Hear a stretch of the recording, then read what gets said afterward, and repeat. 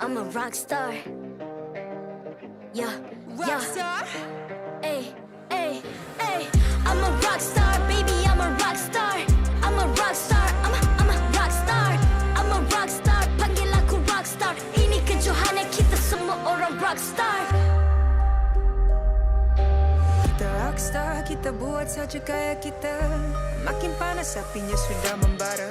Macam mana pun kau menempuh segala. Demi negara kau buat semua bangga. Step into my world, you know I'm always in my zone. You know I got my team, no I'm never alone. Bring out my best, buat yang terbaik. Jadi juara perlahan kita naik. Aku nak push, naik-naik jadi lebih bagus. Jadi hero, ku ada skill. Berapa banyak musuh aku dah kill. Ramai cuba mencapai, cause they envy me.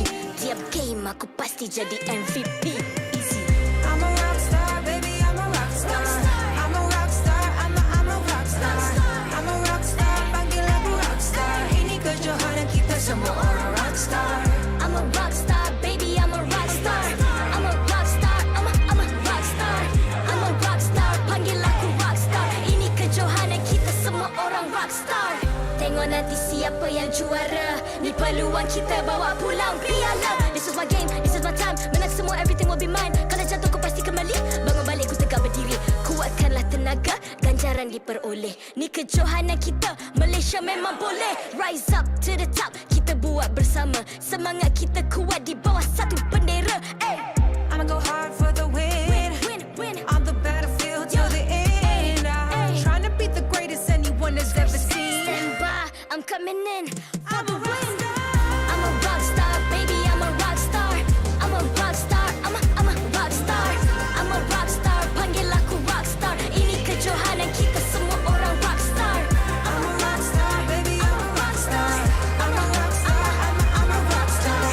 I'm a rockstar, panggil aku rockstar. Ini kejohanan kita semua orang rockstar.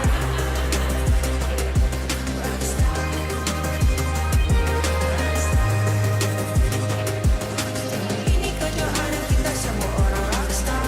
I'm a rockstar, baby, I'm a rockstar. I'm a rockstar, I'm a rockstar. I'm a rockstar, panggil aku rockstar. Ini kejohanan kita semua orang rockstar.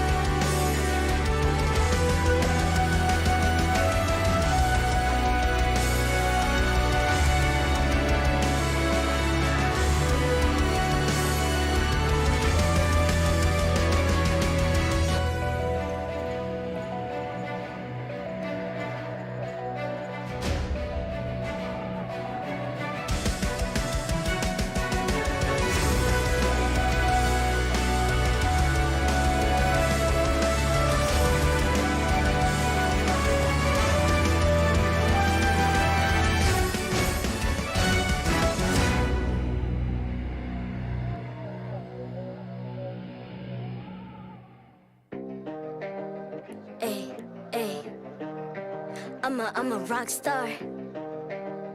Yeah. Rockstar. I'm a rock star, baby, I'm a rock star. I'm a rock star, I'm a rock star. I'm a rock star, panggil aku rock star. Ini kejohanan kita semua orang rock star. Kita rockstar, kita buat saja gaya kita. Makin panas apinya sudah membara. Macam mana pun kau menempuh segala. Demi negara kau buat semua bangga. Step into my world, you know I'm always in my zone. You know I got my team, no I'm never alone. Bring out my best, buat yang terbaik. Jadi juara perlahan kita naik. Aku nak push, naik-naik jadi lebih bagus. Jadi hero, ku ada skill. Berapa banyak mesti jadi MVP. Easy. I'm a rock star, baby, I'm a rock star.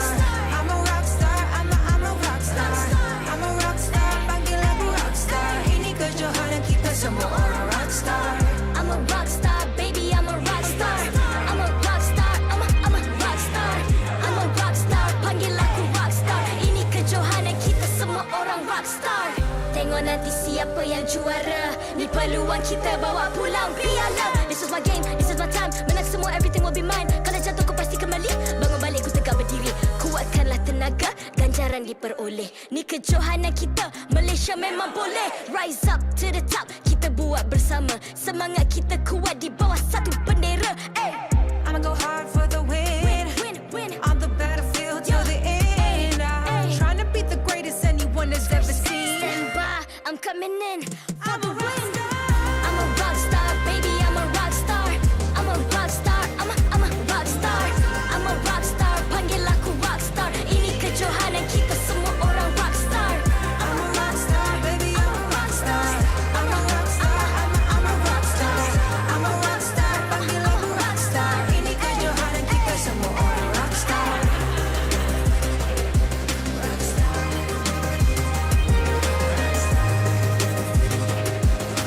Ini kejohanan kita semua orang rock star. I'm a rock star, baby, I'm a rock star. I'm a rock star, I'm a rock star. I'm a rock star, panggil aku rock star. Ini kejohanan kita semua orang rock star.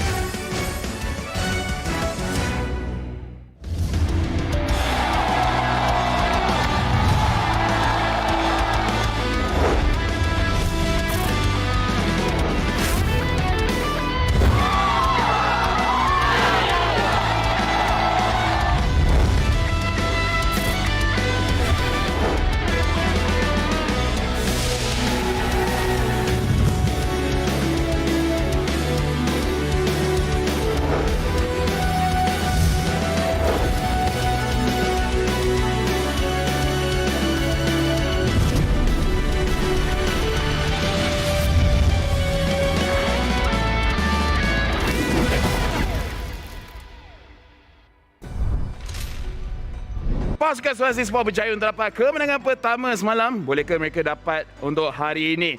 Selamat datang ke MPL Malaysia musim ke-9 yang dikuasai oleh Muntahan, dipersembahkan oleh McDelivery, Samsung selaku official telefon pintar kita, dan raikan bersama dengan Nescafe. Nama saya Lefel, tetapi dekat host segmen dekat sini bukan ada saya seorang saja, tapi kita juga ada Arta dan Sleepy Godzillas. Hello, thank you so much Lafel. Ni first time I share bersama Lafel dan juga Arta. So, sebelum kita gerak, Arta dah banyak kali berbual dengan you. So, kali ni nak tanya Sleepy. Ya. How are you dengan MPL sekarang? Like, you dah selesa like. Dia sebenarnya still nervous. Untuk pertama kali nervous. Sebab first time duduk kat MPL punya stage. Tapi hari ni saya nervous untuk SUHAZ.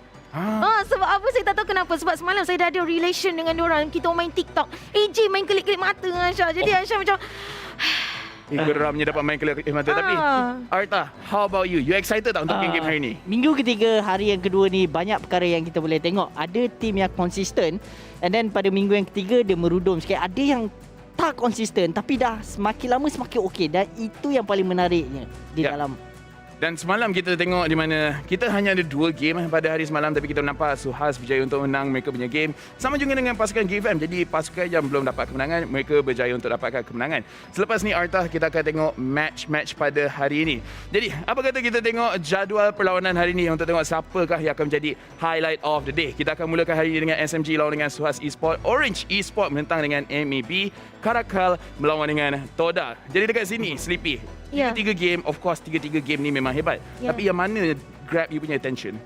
CaRaCaL dan juga TODAK. Yes, antara tiga-tiga ni sebab kita Aisyah dah tengok SUHAZ, Aisyah dah tengok OE, kita pun dah tahu macam mana permainan daripada SMG dan juga MLB. Tapi CaRaCaL dengan TODAK ni sebab Aisyah macam nanti-nantikan adakah kejutan yang akan dibuat oleh TODAK. Sebenarnya Macam nak bagi spoiler sebab ada kejutan hujung-hujung nanti. Tapi Arta, selain daripada tu, I setuju CaRaCaL TODAK memang best. Match yang lain yang you akan perhatikan? SMG dengan SUHAZ Esports. Sebab saya ada berborak dengan manager daripada pasukan SMG. Keunikan yang diorang akan bawa hari ini akan menjadi kejutan kepada penonton dan juga kita sebenarnya. Oh, ada banyak perubahan daripada segi roster kemungkinan. Tetapi macam mana sekalipun kita akan datang, transfer window akan terbuka, and dekat situ kita akan tengok sama ada mereka akan tukar player ataupun tidak. Based on mereka punya performance, mereka akan lakukan those changes. Macam Sleepy, you tak tahu all of the teams, tapi rasanya macam ada tak stres lebih yang kalau hari ni kita menang, roster ni selamat. Kalau hari ni kita tak menang, mungkin roster akan tukar. Oh, saya kalau macam ni, kalau saya duduk dekat tim tu sendiri ataupun saya sebagai coach kan, saya ada debaran lah. Sebab kalau dia macam like an experiment, kita mencuba tukar sana, tiba-tiba tak kena sini. Jadi benda tu mengambil masa yang lama dan itu memakan orang cakap analis yang deep lah. Mendadak. Untuk Arta, bila kita cerita pasal transfer window, audience suka. Tapi as a player, as management, you punya history sebelum ni, macam mana perasaan dia? Kita kena bersaing untuk menetapkan kita antara main player ataupun tidak, dan ini agak bahaya kalau kita performance drop and then kita akan ditukarkan dengan sub player, dan perkara itu yang kita kena titik beratkan, yang skill sebenarnya lebih penting daripada skin sebenarnya. Betul. Skill lebih penting daripada skin. Tapi macam mana pun, selepas ni kita akan kenal kita punya pasukan.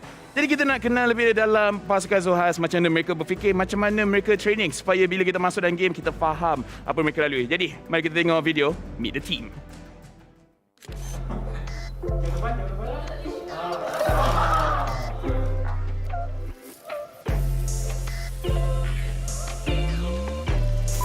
Rambut dah kemas. Handsome juga aku hari ni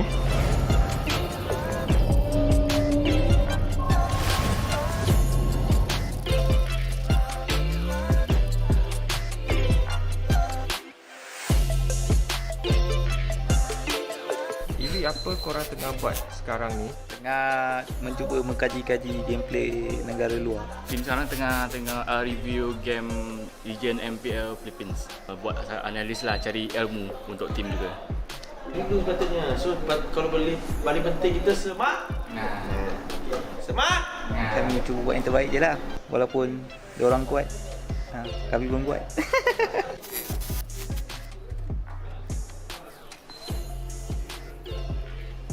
Guys, sekarang ni pukul 8. So setiap hari kalau ada game ke tak ada game, kita akan morning walk. So morning walk ni dekat sana. Inilah rutian harian kami untuk panas badan. Lepas tu kita akan fokus kat game. Okay. Let's go guys. Let's go. So far semua okey. Lagi diorang pun senang walaupun diorang lelaki, tapi bila diorang dengan saya, diorang okey lah dengan cakap macam kita nak kena jaga diorang punya schedule, diorang punya makan apa semua. So far diorang okey dan diorang ikut je.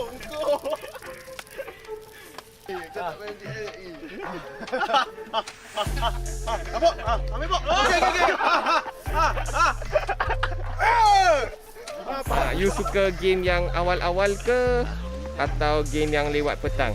Anytime, anywhere, any set time, set place, saya ready. Kita orang semua ready. Just call us. Bring it on!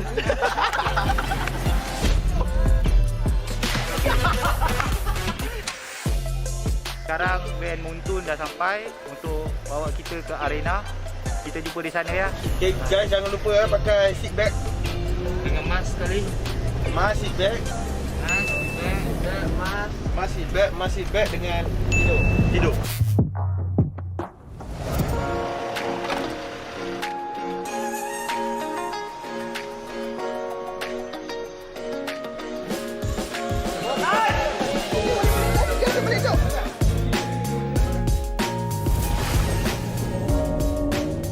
Assalamualaikum, nama saya Muhammad Fadil bin Hishamuddin ataupun saya lebih dikenali Fadil dalam Mobile Legends ni, and saya merupakan manager untuk SUHAZ Esports. Okey, kenapa saya join SUHAZ? Saya mempunyai group bosses yang sangat support dan sangat meminati Mobile Legends. Mereka ada visi dan misi untuk membuat esports scene Mobile Legends ni lebih ke hadapan dengan menggunakan nama SUHAZ Esports. Kita orang kekalkan 5 pemain yang sama sebab kita orang maybe ada chemistry lebih sikit daripada tim lain dan kita orang percayalah sesama sendirilah kita orang boleh buat 5. Okey, kita reset balik. Masa je lepas dia habis season 8, AV bincang dengan family dia nak stop. So dia nak fokus ke family dia lah. So kita pun tak ada nak halang kan. So it's okay lah kan. Lepas tournament emisi baru-baru ni, kita orang dah try out banyak orang. Tapi tak jumpa macam dia. So saya try call dia, dia kata dia nak main lagi. Untuk transfer window yang akan datang, maybe SUHAZ akan ambil player yang flex lah, yang boleh main banyak posisi. So senang lah kita nak tukar-tukar, mengelirukan enemy lah. Untuk pelan jangka masa panjang SUHAZ, for sure sekarang kami nak bermain di MPL Season 9 dan kami memang nak sangat main dekat MSC, Sukan C ataupun M4. So itu bermula daripada sekarang, perjalanan tu adalah daripada sekarang. Dan untuk kami tak pernah pegang lagi trofi MPL tu yang katanya berat tu. So far tak pernah pegang. So season ni ialah milik kami, milik SUHAZ. SUHAZ ni macam saya dah pernah cakap dulu, kita orang dah stick together, dah macam keluarga. Bagi saya susahlah kita nak pecah.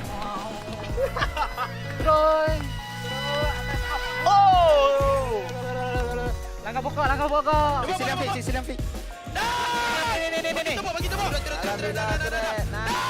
Alhamdulillah. SUHAZ untuk saya, SUHAZ is me. Satu family. Satu family lah. Family je, kita tak boleh nak berpecah. Yes, SUHAZ is my family and segalanya. Okey, semua dah and cut.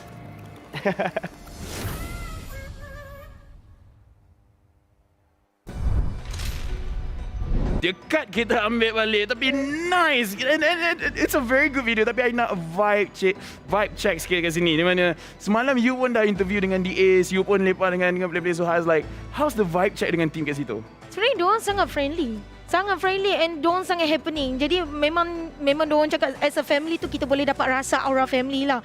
And cara diorang interact with each other memang diorang dah kenal lama. Tapi Asha ada satu soalan dekat Arta sebenarnya. Untuk transfer window macam tadi window transfer ke transfer window tadi. Okay. Arta sebagai seorang bekas pro player kan. Jadi untuk transfer window ni adakah dalam satu tim tu mereka akan komunikasi untuk keluarkan sendiri-sendiri dan nampak macam ada orang lain lebih daripada mereka ataupun diorang sebenarnya bergantung 100% kepada coach untuk tentukan? Dia bergantung kepada chemistry sepasukan dan juga coach. Kalau kita tengok di untuk pasukan SUHAZ sendiri cakap yang diorang berkemungkinan besar akan masukkan flex. Masuk flex tu yang boleh main role dengan begitu banyak. Kita ada role EXP, goal laner ataupun sebagainya.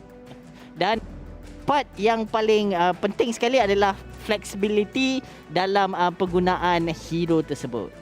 Baik. Ya, dekat sini sebenarnya bila dia cakap yang mereka open untuk ambil player baru, player boleh fleksibel, boleh main roam, boleh main EXP dan sebagainya. Itu adalah satu benda yang menarik disebabkan untuk pasukan SUHAZ dah beberapa season kita nampak line up yang sama saja. Jadi kalau betul mereka akan bawa flex player, pada pendapat saya itu adalah satu benda yang sangat-sangat menarik. Tetapi kalau kita simpelkan soalan dekat sini.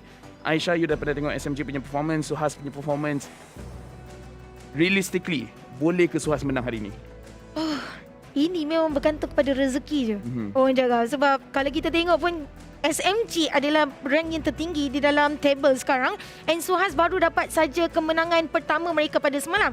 Jadi secara realitinya percentage dia sangat rendah. Tapi insya-Allah lah kalau mereka terus mentality diorang kuat, mungkin diorang boleh berlawan dengan SMG. Tapi SMG kadang-kadang bila kita dekat tempat yang teratas, kadang-kadang kita tak boleh terlampau memandang rendah kepada orang. Tapi kita kena ingat juga di mana SUHAZ, mereka punya performance pernah top of the line. Box pernah jadi the best jungler, DA antara the best roamer. Atta, cuba ingatkan kita balik diorang punya kekuatan untuk season tu, dan apa yang beza untuk season kali ni? Kekuatan dan perbezaan tak banyak sangat berubah apabila masuk kepada MPL season ke-9 ni. Cuma perubahan yang berlaku adalah meta yang sering kali berubah apabila patch-patch yang terbaru. Berkemungkinan besar player tersebut tak boleh nak adapt dengan penggunaan hero yang baru. Apabila masuk dengan strategi yang baru, diorang susah nak adapt. Sebab inilah window transfer sangat-sangat berguna. Masukkan player yang flexibility yang sangat-sangat bagus, dan impact dia akan seiring dengan meta semasa sekarang. Ya, maksudnya untuk setiap kali patch, 2 minggu sekali ada patch baru, kemungkinan ada tukar daripada segi hero ataupun rotation. Jadi kemungkinan hanya dengan masukkan satu player sahaja dah boleh ubah segala-galanya. Jadi very interesting dekat situ. Saya sendiri harap di mana kita akan nampak Box shine lagi sekali sebagai one of the best junglers dekat MPL Malaysia. Tetapi untuk SMG, kita ada dengar-dengar sikit. Arta, boleh bagi hint tak apa kemungkinan perubahan SMG punya line up lawan SUHAZ hari ni? Kemasukan Indonesia player antara bahan yang terbesar, dan boleh ditanya-tanyalah. Untuk Indonesia player ni, kita akan tengok nanti sendiri lah. Dia ada kejutan lagi sebenarnya. Dan apa yang saya nak bagi sedikit info sikit, setiap pemain dia ada cara permainan yang tersendiri. Ada yang suka pakai Yusin Shin, and then jenis farming. Ada yang pakai Yusin Shin, jenis yang nak langgar je pergi pada jungle enemy. Dan setiap player tu ada cara game style yang tersendiri sebenarnya. Ya, sebenarnya sangat menarik disebabkan SMG antara SMG saja saya rasa pasukan yang dah 2 kali hampir tekan-tekan tu dah 2 kali tukar jungler. First is seleksi dengan Subway. So hampir tekan-tekan situ. Yang ketiga tu nanti dulu kot. So dekat sini Aisyah, you punya experience pun, you tengok all of the players tadi kita makan pun nampak diorang move around. Apa like you nampak like diorang relax, ataupun pada pendapat you nampak macam diorang tense sedikit? Bagi Aisyah, mungkin sebab kita tengok player muka masing-masing. Sebab kita, Aisyah saksikan secara live-nya diorang punya reaksi muka masa permainan. Sebenarnya emotional diorang terganggu sedikit. Sebab apa? Diorang bukan saja orang letak harapan kat diorang, lagipun diorang mesti nak kemenangan. Dalam game, siapa yang nak kalah? Ya. Mesti nak menang kan? Dan kalau kita tengok sebenarnya time draft, gila tengok muka player, nampak ada emotional damage. Kenapalah dia ambil hero tu. Tapi macam mana pun kita akan move on. Sebab kita juga nak ceritakan, kita tadi makan. Kita makan kat belakang. Kita nampak muka ke player. Kita makan McDonald's. So kepada semua orang dekat luar sana, kalau you guys nak mendapatkan 6 pieces McNugget for free dan juga skin eksklusif, pastikan anda pergi kepada McDelivery, order lebih dari RM50 and then letak MPL rewards masa check out. Kalau you tak letak, then you guys tak akan dapat. Tadi selamatlah Sleepy Godzilla buat macam tu. Dia dapat 6 nugget, dia bagi saya 1, yang 5 dia ambil. Ya, betul. Sebenarnya saya nak bagilah setengah-setengah kan, tapi Lafil ni tak apalah, dah kenyang kot. Ya, tapi macam mana pun, kita demi integriti untuk kedua-dua pasukan, kita akan terus pergi kepada coin toss, di mana kita akan invite kita punya Head of League Ops, Lina Lai, dan juga Sasa daripada pasukan SMG dan Rexvin daripada pasukan SUHAZ. Jadi sekarang ni kita akan saksikan kontos antara kedua-dua tim. Siapa yang akan ambil first pick dan juga second pick. Hit untuk SMG, Tails untuk SUHAZ. Jadi Melina, let's go. Kita putar. Kita tengok Tails. SUHAZ akan memilih first pick. Ya, dan dekat sini kita boleh nampak kebanyakan pasukan adalah 1-2 macam Game Fam suka second pick, tapi kebanyakannya suka first pick. Arta, sebagai player, apa yang bagus sangat first pick ni? First pick ni kita boleh pancing untuk pasukan lawan untuk buka 2 hero. Dekat situ kita dah tahu game style yang dia akan mainkan itu diorang akan baca sendiri and then diorang akan implementkan dalam draft pick yang lain untuk counter balik apa yang diorang nak lakukan.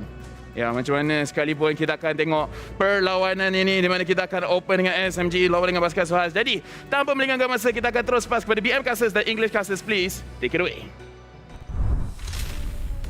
Thanks, guys. In case you are wondering, welcome everybody to the MPL MY Season 9's English broadcast. We're glad to have you guys back for another week of MPL. My name is Getting Q. This is going to be Snufa here at the caster's desk. Masks are tough, glasses are difficult, but at the end of the day, competition is what's going to keep you guys entertained. Remember, this entire stage behind us and this whole event is sponsored by our official gaming chair Secret Lab, our partners in esports, TikTok, Esports Charts, EGG Network, and our co-organizers ESI. Thank you so much for making this happen. Yep, and thank you to all of you watching at home for joining us for yet another intense day of Mobile Legends MPL action. Obviously, once again, we're going to be having 3 matches, 6 teams going head-to-head to determine who is going to get more of those juicy points to move up in the ranks. Of course, before we get to that, you guys can also help move up along our share milestones by clicking on that simple share button at the bottom of this video. Exactly. You guys are going to get reward codes every single time you help us hit that milestone. And all you got to do, like, share the stream as much as you can, and you can basically farm the MPL. Gold laners out there, I'm looking at you. This is your time. This is your moment of glory. And make sure every single time we hit a milestone, you guys are also going to get picked as lucky draw winners at the end of the show. So stick around for more information on that. Yep, those of you who have stuck around with the MPL for a long time know there's always lots of cool stuff to win if you guys are paying close attention. So I hope all of you are indeed listening closely and waiting excitedly for what is going to be coming up today. But before we get to that, we of course gotta introduce you to the players that are gonna be going head to head in our first match of the day. Bringing up to the stage Team SMG and SUHAZ Esports. Team SMG. Starting off with our first competitors of today, the previous champions, Team SMG. And wait a minute, that doesn't seem... Looks like they've got some new players on board here. It's been 3 weeks, 3 different junglers, and now they've got another one to stand in Lexia's place. Yep, there's a lot of players on the side of Team SMG that we may not have seen, such as Harpist, a player from Indonesia, which is known to be very talented in ranked play, but fairly mysterious to those of us here in Malaysia. In addition to that, they've still got Panda, they've got Subway, who knows what could come up. SUHAZ Esports! SUHAZ Esports is going to be the ones challenging them today, and hopefully it's going to be enough. With yesterday's win, the team looks more confident as ever, and like our tagline, Ada Gaya, they got style. Yep, we know SUHAZ Esports because they are one of the loudest teams on stage, and we can see that they're always shouting, always cheerful, and intimidating their opponents with their style and their strength. We've already seen that AJ is returning to his old form, while Eevee still continues to impress with his playmaking, not to mention the ace making things happen for the rest of his team. SUHAZ have proven themselves to be very strong competitors. Will it be enough? All right, hand warm once again and dished out as the players need to make sure that they're getting warmed up for this matchup, and especially for the SUHAZ boys, they could be ending this week with clean 2-0s, not a single loss of series, and I'm excited to see how this plays out. But let's look at the player statistics, starting off with Team SMG. Harpist, a new addition to Team SMG's lineup, an Indonesian player. Indonesian lovers out there, you guys know how to give this man your support. Yep, from what we know, he's supposedly a very talented ranked player, but obviously with his first appearance here on the MPL stage, we're going to be very curious to see whether or not he can fill the shoes of Team SMG, which are currently sitting very comfortably at the top of the table for group number 1. Joining him, of course, are going to be the well-known faces of Smooth, Zion Senpai, Stormy, and Sasa. I mean, we all know about Smooth, Zion Senpai, and Sasa, but look at Stormy's average assistance. 9.9 on that Sicilian. Absolute monster on this hero. Yep, not to mention that, apparently Stormy right now has the highest KDA ratio in the league at 8.4, followed by Smooth. So Team SMG are looking very scary, but SUHAZ Esports have managed to finally claim their first win yesterday. You know, speaking of KDA, AJ is actually at the 6th place when it comes down to average KDA, and he makes a huge effort for the team. Even though right now we see his average KP of 64.9, his average assist 6.8, he generally is able to lock down the mid lane by himself with or without DAs. Yep, AJ is a very dominant mage in the mid lane, but if we look at the other lanes as well, we're going to be seeing some very interesting matchups. Will DAs be able to create just as much room as the performance we've seen from Zion Sempoi so far? And in addition to that, we got Eevee, who's going to need to go up against Smooth in the EXP lane. Oh boy, let's check the head-to-head out here between Team SNG and SUHAZ Esports, the stats overall. You know, speaking of which, we can see overall damage is getting closer and closer as the weeks go by, but overall match win rate has to go to Team SMG. And we know that Team SMG, obviously, they're the top team in their group right now, so they would be the favorites going into this game. But looking at the stats, these teams might be more evenly matched than many of us think, with SUHAZ Esports even coming out slightly on top in terms of the first tower rate. So Team SMG do have to be a little bit careful towards their early game, lest they not be prevented from reaching that scaling that they usually want to do on Sasa. You know, I'm honestly nervous for these new junglers coming into the MPL MY. Usually it's either they're hot off the oven, or they're just going to be a little slow on the pickup of the MPL MY style, which, as we've heard so far from international commentators and also players, it's a slightly different style, one that needs respect, but also a little controversial.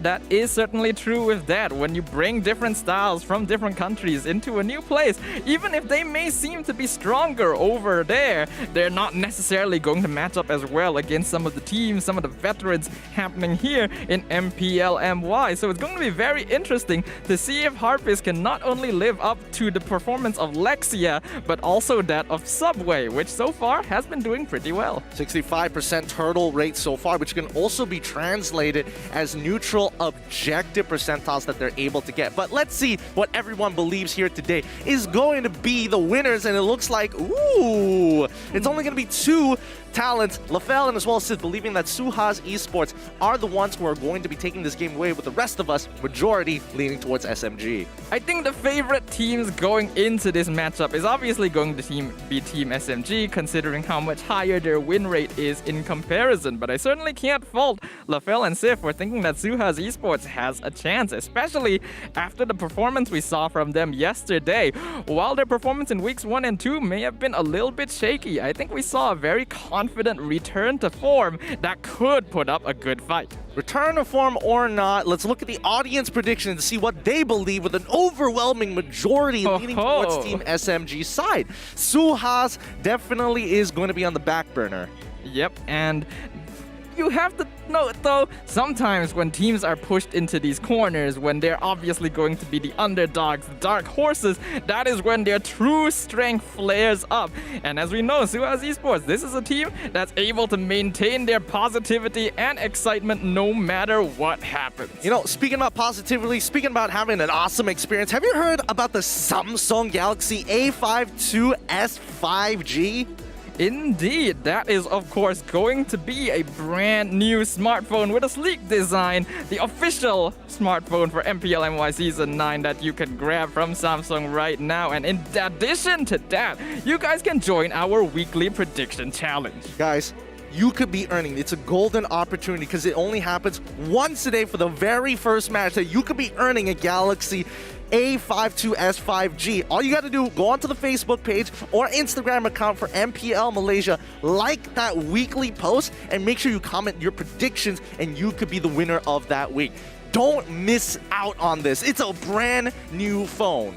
Yep, we hope that you guys are paying attention because as Gideon said, this is only going to be happening for the first game of the day every day. So if you miss out on joining the prediction for Team SMG versus SUHAZ Esports, well, you'll have to try your luck again tomorrow.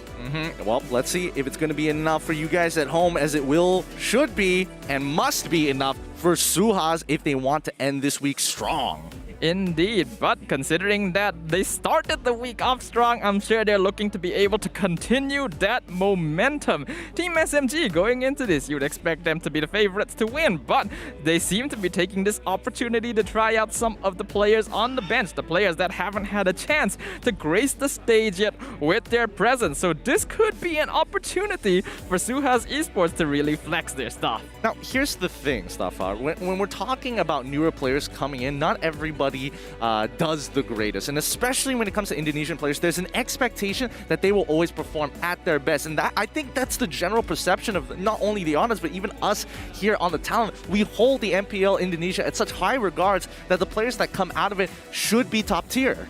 Well, it's true that we definitely hold the MPL overseas in high regards, but you can't forget that we have quite a high standard of gameplay here in MPL MY as well, regardless of whether or not these are Indonesian players, Philippine players, or Malaysian players. We're going to be holding them to a high standard regardless. You do not deserve a place on the MPL stage if you cannot prove that you are indeed worthy of it. I mean, it makes sense. I mean, after watching M3 and casting those games, Malaysia earning, 4th and 5th place, Indonesia, I don't remember where. Shout out to my boy Mirko out there. Love you guys over at the MPL Indonesia. But more importantly there is going to be, I don't know if there's going to be miscommunications, and I think that's what I'm most worried about when we are seeing import players come into the MPL MY and have to adjust their very formal side. Like how Sasa initially came in, it's like, yeah, he's doing great as an individual player, but does he gel well with the team?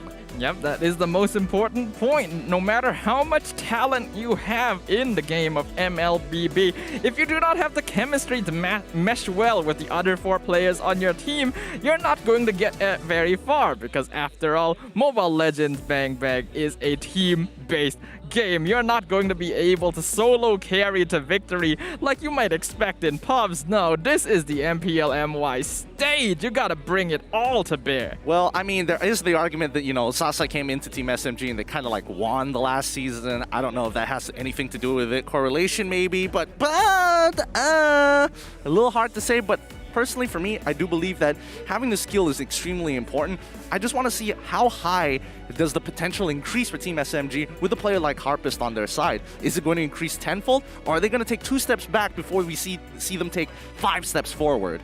Well, I think that's going to be the question that's freshest on everyone's minds. Wait, hold on. Did one of the players have focus written down with a smiley face on his forearm?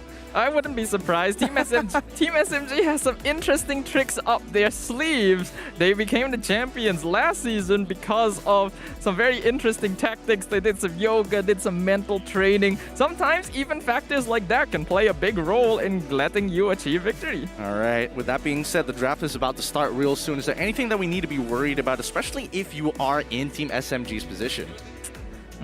Well, firstly, the most interesting matchup is going to be the early game aggression coming out from both Zion Senpai as well as the Ace. These are 2 very accomplished roamer players which are known to be very annoying, very aggressive, and want to try and stop the enemy jungler from farming. What Team SMG will need to be most careful of is, since they have a new jungler coming into the stage today, whether or not you will be vulnerable to the advances coming out from the Ace. I'm expecting Hayabusa to be really up there when it comes down to the picks overall, but since we're talking about, roamers in general, Matilda and Selena, do you think it is a worthy ban this time round? When you're up against Zion Senpai, letting Selena through is not just a statement, it's a challenge. You have to deal with that. If you let it through, you are basically telling them, pick this, we have a way to counter it. And if you don't, Zion Senpai is going to run away with the early game. I mean, we do say that Zion Senpai does make that effort, but he is in that roamer position, so he's not going to be that dedicated mage that we like to, love to see from him, especially. But Cho is also in his hero pool, and something that the Ace is pretty good at as well. Yep, but if we end up with a Cho on the side of Team SMG, we've already seen that SUHAZ Esports can bring out the Diggy. very good at dealing with the crowd control. So, SUHAZ Esports, I think it's good that they've started expanding their hero pool a little bit, adjusting their drafts based on what the enemy can bring to the table. And if they can continue doing so here against Team SMG, I think they will be able to put up a very strong showing. I'm interested to see what SUHAZ Esports is, what their opening draft is going to look like, because so far, based on what we've seen, even yesterday's wins in that best of 3 that went all 3 games, it really came down to just understanding hey, these openings are all about flexing options. Chill can be thrown into the side lanes. You have Paquito being held on. Is he going to go in EXP? Is he going to go into the jungle? Yeah, that is true. That's the mind games that goes on when you are drafting. You have to consider what kind of options your opponent could bring, while at the same time keeping your draft as open as possible so that you can adapt to any changes that might come up. Because nowadays, being able to solidify a good draft is very, very important. A good draft is basically the difference between victory and defeat nowadays, I feel, because it just makes it so much easier to start that snowball going if you're able to win the lane. Snowballing. That's something we haven't seen SUHAZ Esports do very often. And even when it is a snowball, it's not like an aggressive snowball. It's like a slow roll. It's painful, ever so painful. You feel like you run out of options and you're just grasping at straws. Well, I think if any team is able to deal with that, though, it's going to be Team SMG. They've already been showing how strong their players are individually, and their chemistry has persisted from the end of last season as well. This is a very strong team, defending champions after all, and I think a lot of people are expecting that they have a good chance of being able to reclaim the title yet again. But every other team in the league isn't about to let that happen too easily. All right, I'm just reading Zyme Senpai saying comms, something else, and discipline, I think. I didn't catch all of it. I'm trying to figure out what each person has on their hands, just to have a general idea of what they're going to be focusing on throughout the game. I think the easier way would just be to ask them later after the game, because trying to see what's written on their hands here through the camera, upside down, or whatever is going on, isn't exactly part of our job description as casters. I mean, true, but I'm generally interested. I've got to know eventually. I saw a couple of smiley faces on one, and then the others just had one word. So does that mean that these players are have less things to focus on, or is it just one of those training wheel sort of situation? Focus on one thing first, and then we start adding it on later in the weeks. I mean, who knows? It could just be a shopping list for all we know. But regardless, it is time to enter our first draft of the day. We're going to be seeing SUHAZ Esports drafting on the blue side, Team SMG drafting on the red side. The first 2 bans have already come out from both teams. All right, I'm interested to see how this plays out, because once again, is it going to be blue side dominated as we've seen so very often in the past couple of weeks, or have they broken the code? Have they figured out the way to kind of get past the blue side? Valentina and as well as Fanny is already banned, expected, as priority is being held by SMG. SUHAZ focusing down on 2 of the top tier supports, Matilda, Selena, on top of getting rid of Yves. Alright, so the Eve is going to be targeted towards Stormy specifically. If they really want to lock him down, they could also try and pick up the Sicilian for themselves early on. But I don't think that's a hero that would really enable AJ to do as well as he would like to. We've already seen that SUHAZ Esports like to prioritize the heroes like the Lilia early on. Team SMG as well, giving respect right back, banning out the Diggy. I think a Cho could be very likely here. I think it could be likely too, and I feel like SMG kind of knows that SUHAZ want to go for something like the Lilia early on for AJ, unless they've got another flex pick option. Like you mentioned, the Cho is a good starter. Oh, but that also means that the Lancelot has been let through the bans. Will SUHAZ grab it straight away? Yup, it's gonna be the box Lancelot on the Land of Dawn. It looks like SMG should be ready for this, right? They lock in the Cho for themselves. Do they want the Paquito on top of it all? No, instead they go for the Lilia as well, denying options for AJ. Alright, I think this is pretty smart from Team SMG. They know that Cho and Lilia are 2 heroes that SUHAZ Esports like to play, like to flex quite a bit, and usually are picked up very early on in the draft. By allowing the Lancelot through, they give themselves the option to be able to lock those 2 heroes in for themselves. All right. So it seems like there is a very strong game plan and a lot of preparation coming into this for Team SMG. SUHAZ, on the other hand, let's see what else they've got in store. They've got the Lancelot early on. We haven't seen these starts very often, especially for opening drafts on game number 1s.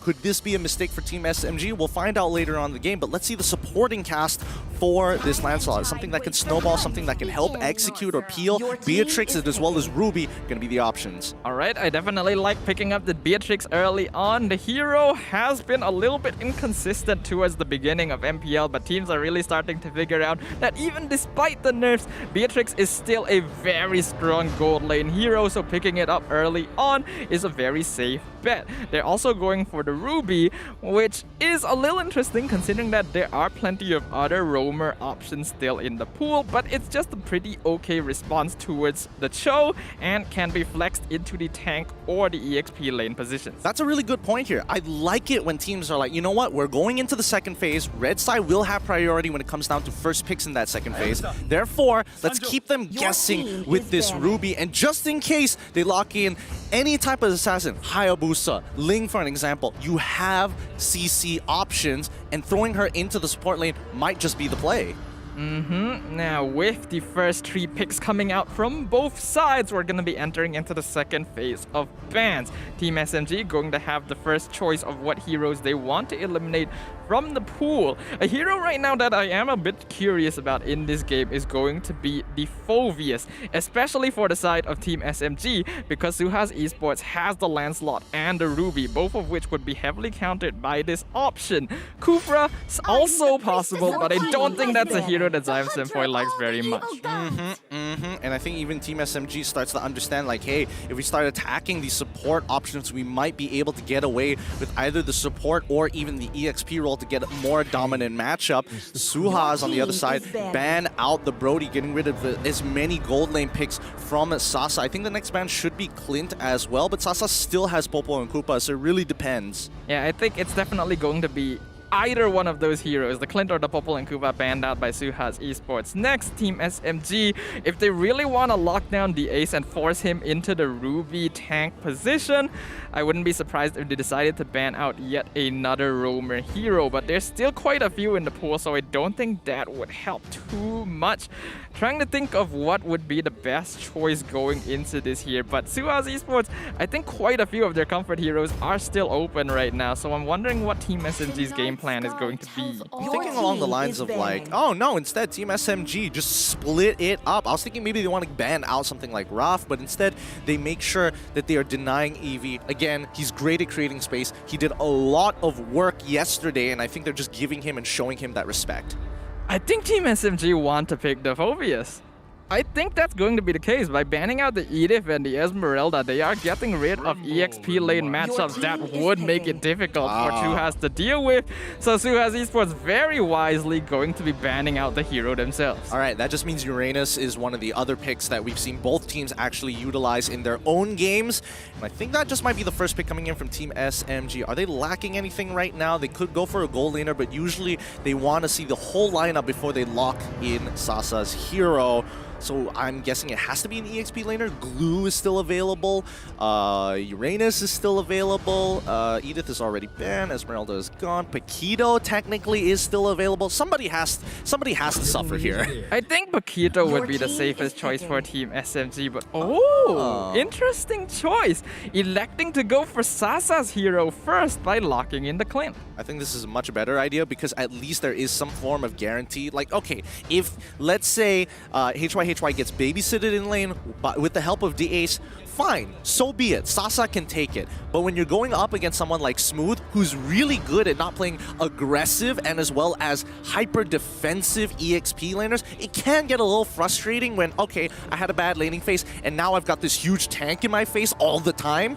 You gotta choose which poison you wanna swallow. I think this is pretty smart by Team SMG. Locking in Sasa's hero at this point is because they've confirmed what the gold lane matchup is going to be, while they're still not too certain about the EXP lane because the Ruby can be flexed. So by doing this, they give themselves more information as to what they're dealing with. Okay, so Farsa Yuzong going to be the options for SUHAZ Esports. Rather interesting. No Kadita pick. Which I definitely thought was something that AJ might have been able to steal away, or at the very least look to one-shot this Lilia before she can activate the Black Shoes. But fair enough, you've got the Yuzong to chase down the backline if need be, and you know, having Farsa as a way to force out the Black Shoes early on is a pretty good option. If it's just for direct counter, Kufra right now for Team SMG would be pretty good because it counters the Ruby, can jump onto the Farsa from behind. But again, not a hero that Zyme Senpai is very comfortable with. I'm sure he much prefers going for the Cho instead. So that means that Team SMG are going to lock in the safe pick and finish off their draft with the Uranus. Okay, which do you feel is the better draft here? I feel this is very typical coming out from the Team SMG side. A little bit more interesting for SUHAZ, mainly because of the Lancelot. Not too surprised about the Ruby on the Ace. So SUHAZ Esports are going to have the better late game scaling just on account of having the Beatrix. Team SMG though are going to come really quickly online towards the mid game. However, we have to note, this is a pretty classic SUHAZ composition, being able to break up the enemy team fights with lots of CC, with heroes that can dive into the backline and just cause chaos on the battlefield. So if anyone's gonna come out on top here, both these teams have the opportunity to do so. They have comfortable lineups, and looking at both of the compositions again, SUHAZ Esports, they have the Lancelot to cause chaos, the Farsa to siege from behind, and the Black Dragon to enter enemy lines, whereas Team SMG going for a more traditional team composition. Good early game, good mid game scaling, but their late game is gonna be a little bit difficult. We enter the land of Dawn for the first time today. All right, who is it going to be? Show your support. On the blue side, it's going to be SUHAZ Esports, and the red side, Team SMG. Zyme Senpai already, straight away into the enemy's faces, and the Ace just knows that Zyme Senpai wants to invade and start disrupting the purple buff. Yep, the Ace recognizes that Zyme Senpai is just as aggressive as he is, so he's now electing to play defensively rather than attempting to trade jungle damage and go for Harpist instead. This allows Box to have a safer early game, but also means that they're taking the risk of giving the Hayabusa more space to farm. I think it's also a good option knowing that Farsa will not be able to out-push someone like Lilia, especially in the early levels, and the Ace can't really help with that because that just means that Zyme Senpai is naturally going to be in lane as well, so it's better off isolating the targets one by one. Meanwhile, down here, Eevee is obviously going to have the advantage in the early game towards the EXP lane. However, this is a classic smooth hero, the Uranus, very good at just bolstering the lane and not allowing the enemy to leave, which is going to be quite efficient considering that Yuzong wants to start roaming around and creating space once he hits that level 4. Yeah, but he's never going to have priority, and as long as Smooth keeps that in mind, this might be a difficult lane matchup for Eevee for sure. Now Box, once again, getting a little bit aggressive, hitting his level 4, instantly trying to push Stormy out of lane, who hasn't hit his level 4. With 15 seconds on the clock until Turtle comes up, you can see Smooth immediately taking control over this lane and looking to proxy the next. Yep, that's exactly going to be the smart play for the Uranus. After all, you want to maintain map control towards that bottom side to ensure that your team has a more comfortable time once it comes to taking the neutral objective. Box already taking a lot of damage. Yep, Stormy, he has to use the black shoes early on, but enough damage is done, and SUHAZ have lost too much life to contest for this Turtle. They're going to regenerate, and hopefully it's going to be enough, but Zyme Senpai immediately opening up the map, keeping vision of where the team is. He might be giving first blood here. Oh, he manages to flicker just in time. Turtle is already gone as Eevee interrupts it as soon as possible, but Smooth matches him one more time. With just the sheer numbers advantage, Team SMG had the Turtle in the bag. Yep, beautifully played by Zyme Senpai, recognizing that he by himself would be able to disable 2 members of SUHAZ Esports, including the all-important Lancelot, which is holding the Retribution. Because of that, it allows Harpist to take the Turtle without much contention, despite Eevee and AJ's attempts to try and stop him. Now let's keep a close eye on Harpist here, because a lot of his movements are going to be predetermined by the team. Is he playing for the team? Is it going to be individual play? That's what we're trying to find out here by the end of this best of 3. As he rotates towards the mid lane, we can see again Zyme Senpai and Stormy just keeping the Ace and Farsa in lane. SUHAZ just have to hold out. What I can see from Harpist so far is that he's not really playing as aggressively as a lot of the newer junglers here in MPL Season 9. He seems to have spent most of the time here farming, and unlike SUHAZ Esports, where Box is playing very closely with the Ace, Zyme Senpai is actually playing quite far away from Harpist, creating space on the opposite side of the map instead of trying to set up kills. Yep, and that's understandable. Hayabusa can't well, actually can't really do much once he hits level 4. Like, yes, the ult is strong, and if he gets a lot of stacks, it deals damage, but he still needs at least 1 or 2 items before you really see it spike. So he has to get ahead, and with that level lead, he might be able to do so. He should be hitting level 7 a lot faster than Box. Indeed, but Box isn't going to be too far behind. Meanwhile, in the bottom lane, Smooth doing his job very efficiently. Zyme Senpai here gets the kick, Way of the Dragon onto the ace, but right under the feathered airstrike. First blood going over to SUHAZ Esports. They pick up Harpist. They find Zyme Senpai as well. Box still in the thick of it, gets picked off by Sasa, and now AJ going to be the next target. Unfortunately, Nibiru's passion does not land. Sasa gonna flicker away from HY. He flickers to try and catch up. A beautiful trapping recoil by Sasa, but he's using Wesker. He doesn't have the range. Oh, that's such a feels bad. Well, this is the moment where HY needed to be able to flicker over immediately, even if he gets locked down by the trapping recoil, just so he can tactically roll. And because of the fact that he doesn't have the right weapons, he couldn't get a free kill onto Sasa with no abilities and, more importantly, no flicker. First blood bounty achieved by SUHAZ Esports. Now, that was actually a little weird from HY. He was a bit delayed with that flicker. If he had gone for it a little bit sooner, he could have definitely picked up the kill on Sasa, even if he got hit. But in the meantime, he's gonna make up for that mistake by getting a kill in the top lane. Yep, and you can see Eevee creating that space. Harpist now caught out. He might have to use his ult. No, he already used his ult. He's in trouble. He's gonna get solo killed as Eevee catches him from the tri-brush. Well played to Eevee there. Smooth not gonna be able to do much. His job is to hold the lane. He's not gonna be able to provide the backup needed to protect their jungler. And now SUHAZ Esports are sitting pretty comfortably. A 3-kill lead already. They've already got the lead so far, and they have the momentum from yesterday. It looks like Team SMG kind of dropping the ball here. A bad interaction and a solo kill on their jungler by the EXP lane. That's not exactly the start we're expecting from Team SMG.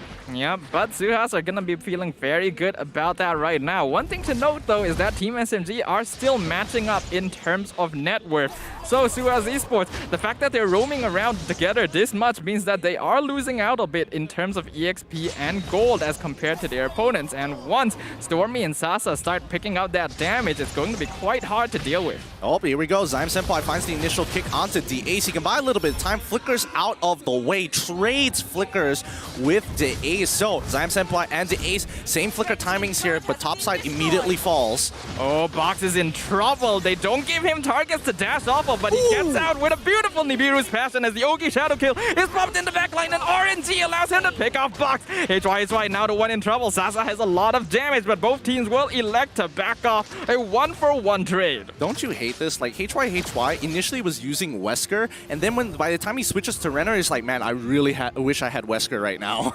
Yep, it's just very unfortunate. That's why you gotta pick your guns properly when you are playing on the Beatrix. A 1-for-1 trade, but SUHAZ Esports losing out a little bit because they ended up losing their jungler for the enemy team's mid laner, and we're now starting to see both teams do quite a bit of damage. Yep, Zyme Senpai gets the initial kick onto Eevee, but it doesn't really matter. No follow-up because AJ is just a huge deterrent for them. Knowing that Smooth is nearby, being so close to the tower just isn't very an advantageous position for Team SMG. But as you can see, Smooth continuously being annoying.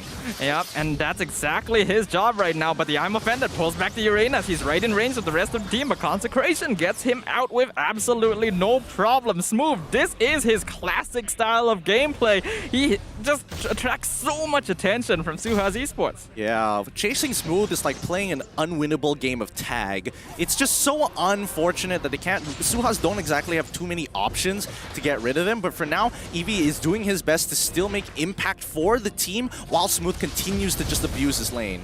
Yeah, but because Eevee has to spend so much time to prevent his tower from getting pushed in, he's not able to use his ultimate off cooldown regularly to set up for the rest of SUHAZ. And due to the fact that Smooth, again, buying time in the bottom lane, Team SMG gets another turtle for free. Oh, this is so frustrating because mainly because a lot of these turtle spawns are towards the EXP side. If it was on the gold lane side, I think it'd be a very different story. But for now, HY and as well as the rest of his team will have to regroup and look for another another objective. They've already broken topside. Bot's looking mighty fine. I think SUHAZ does need to put some pressure onto the bottom lane right now. They cannot just leave Eevee to deal with Smooth the entire game, because that's exactly what Smooth wants to achieve here. They don't want to let the Yuzong play through. Even now, with Eevee trying to push up, Smooth has already cut off the lane, and he's the one now rotating up to provide a hand to the rest of his team, even cutting the mid lane too.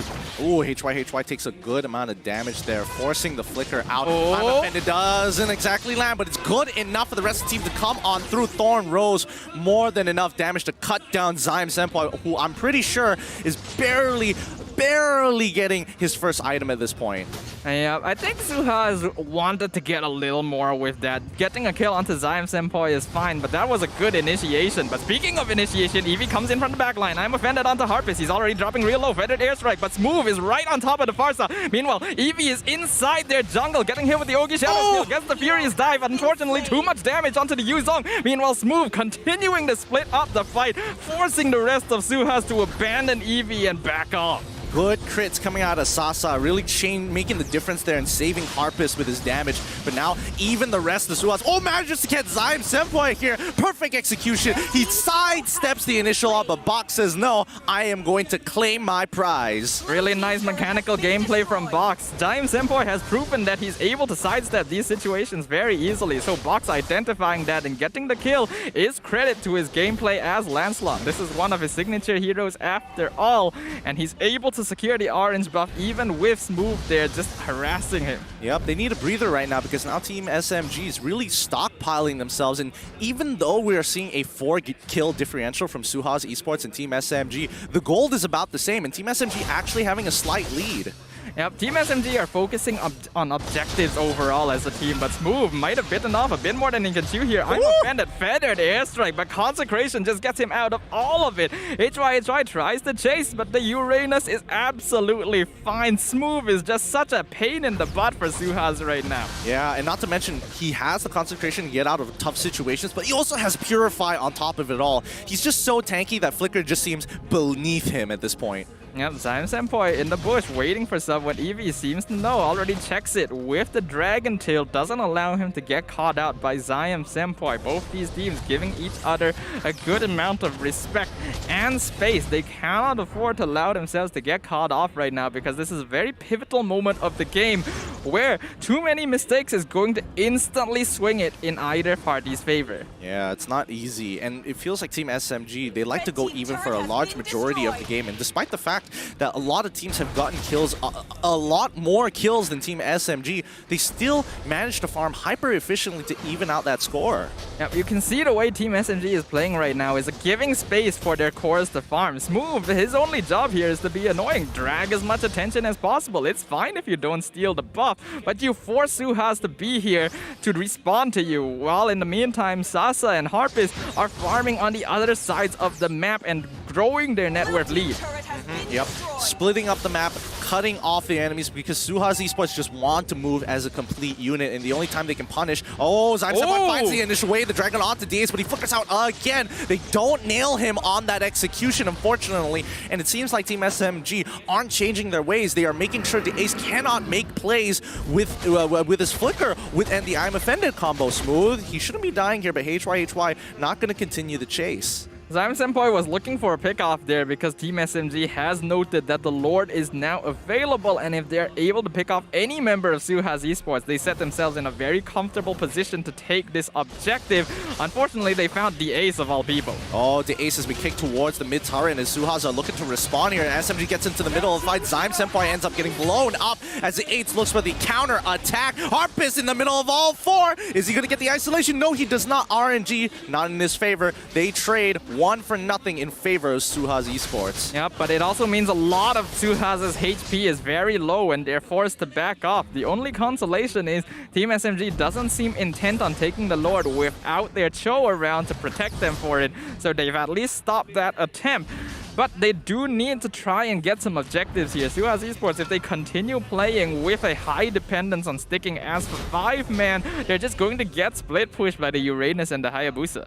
Macro-wise, both teams are making very good decisions. When it comes down to execution, it seems like SUHAZ Esports is getting and edging them out ever so little. Yep, EV now trying to be annoying, similar to Smooth. He does have the Black Dragon form to get out, but he's way less tanky in comparison. I'm offended. On to Smooth, starts the fight. Fetid Airstrike already dropped down. They want to jump on top of the Uranus, but Furious Dive does not land, so not going to be a full engagement from either team. Yep, but they did get some very good ultimates, which is going to allow Team SMG to get on this Lord without having to worry about too much. Feathered Airstrike is down for a while, but most importantly, Black Dragon form is a non-issue. The ace, he's looking for it. I'm pretty sure I'm offended is off cooldown, but he misses. Zion Senpoi sidesteps it. Meanwhile, Stormy gonna be the target of Fox. He uses the black shoes to get away. The ace now in trouble. Not quite able to finish off Zion Senpai. The Lord ensures that. And now the rest of the team is in trouble. Smooth jumps on top of AJ, pops the Feathered Airstrike, but he's not going to be able to continue. Uranus is right on top of him. Box, meanwhile in the background, SMG knows he's there, dashes away from Smooth, uses the ultimate, should be able to escape with no problem, but the Uranus is right on his tail, not allowing him to get the space he wants to leave. Oh, this is perfect. This is so perfect for Team SMG. Great macro plays, but Sasa now in trouble, forced the flicker out of there. Box uses the perfect execution, gets caught in the middle of Stormy and as well as Smooth. He goes down instantaneously with Shadow Energy, as Smooth is going to continue pushing HY and AJ back continuously. With the jungle down, Team SMG, after having to make 2 plays to waste SUHAZ Esports' resources, finally get the Lord for free. Team SMG are doing an excellent job of splitting up these fights. SUHAZ Esports, their game plan is based around them playing as a 5-man. As long as Team SMG can continue doing this, and a lot of that is attributed to Smooth. The way he plays Uranus is so efficient. SUHAZ Esports literally cannot do anything. They're getting zoned out from these objectives, even if they're not losing too many members in terms of kills. Tough calls to be made coming in from SUHAZ Esports as now Team SMG have taken a strong mid to late game lead here. 4K in the bank and they still have a Luminous Lord to play with. These tier 2s should fall, but more importantly, can Team SMG net themselves an inhibitor turret? That's going to be tricky. I'm pretty sure SUHAZ has the resources required to be able to defend against the Lord, but since SMG has so many ways of being able to split push, it can be pretty difficult for them.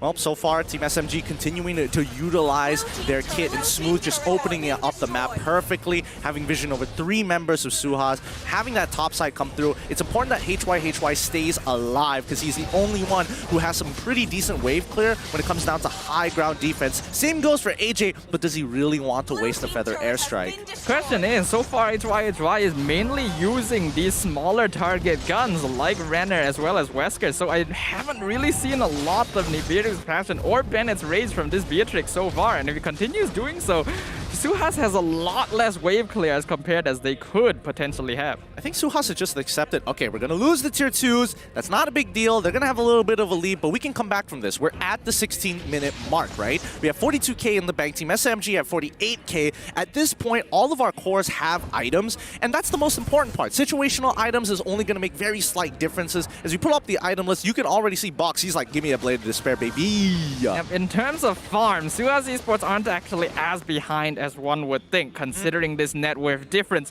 So in terms of winning out these fights, it's going to be highly dependent on whether or not SUHAZ Esports can execute it properly, because right now, Team SMG are the ones disrupting their rhythm with the Uranus gameplay. Yep, and I think Uranus at this point is essentially untouchable for now, unless you have 3 members of SUHAZ Esports, and even then, Smooth has 2 outs. 2 outs when it comes down to CC with the Purify and the Consecration. He's pretty safe in terms of percentiles of getting caught, so we'll see. We'll see whether he finally slips up in the later stages of the game. Well, at this point, it's the most effective way for SUHAZ Esports to play around this is to just completely ignore Smooth. Sure, he's hard to kill, but he also doesn't do enough damage to actually be a threat to most of their team. If they're able to dive into the backline and take out their cores first, they can leave Smooth for last, and that is going to be the way they win a team fight. The problem now is, even if Smooth is distracting them, there's also Zyme Senpoi doing a very good job of defending the backline and the black shoes on Stormy that allows him to get out of sticky situations. Yep, the split push potential coming in from Team SMG is effective as Eevee comes in with a Black Dragon form to create some space, but Team SMG just completely disengaged. They know they don't have to be part of this. Lord now evolving as Smooth, now pressing his advantage forward, allowing Zyme Senpai to look for openings. They don't find the openings, but most importantly, they've taken away a big resource from SUHAZ Esports. No no Black Dragon form, they can't really engage no more. Let's sit on top of this Lord. Team SMG is just doing so well right now in terms of team positioning. There's no way for SUHAZ Esports to engage on them. Even with the Black Dragon form, they're spacing out so well that Eevee literally cannot find a place to enter and disrupt the backline just because of how well they're opening the front. Now, speaking of openings, they find one here. Feathered Airstrike gets canceled straight away. We don't have anything to save them as SMG, one by one, will start chasing them down. They don't find any kills, but they do pop some immortalities away from SUHAZ Esports. They've got the Lord. They've broken an immortality. Every single time we see Team SMG win out in an engagement, they are getting more bang for buck.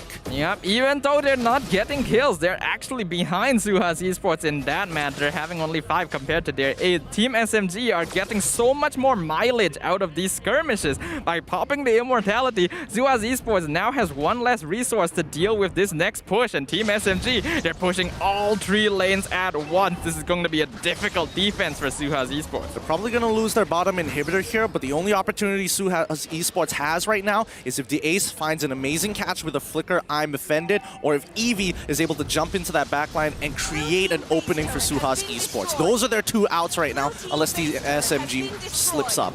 They've already lost 2 inhibitors, mid inhibitor, the only one left standing, and now the Lord pushes into the base. He finally falls, but they have to deal with 2 more minion waves. Team SMG right inside their base as well, but I don't think they're gonna invade for this. Oh, hold on, the flicker hook, they finally pick off Smooth. Unstoppable streak out the HY. Ogi Shadow Kill has already been used. Harpy now needs to get away. Feathered Airstrike not going to delay their advance long enough, but Eevee, he wants to chase him down. He finally has the opening he's looking for, but they get the flicker away.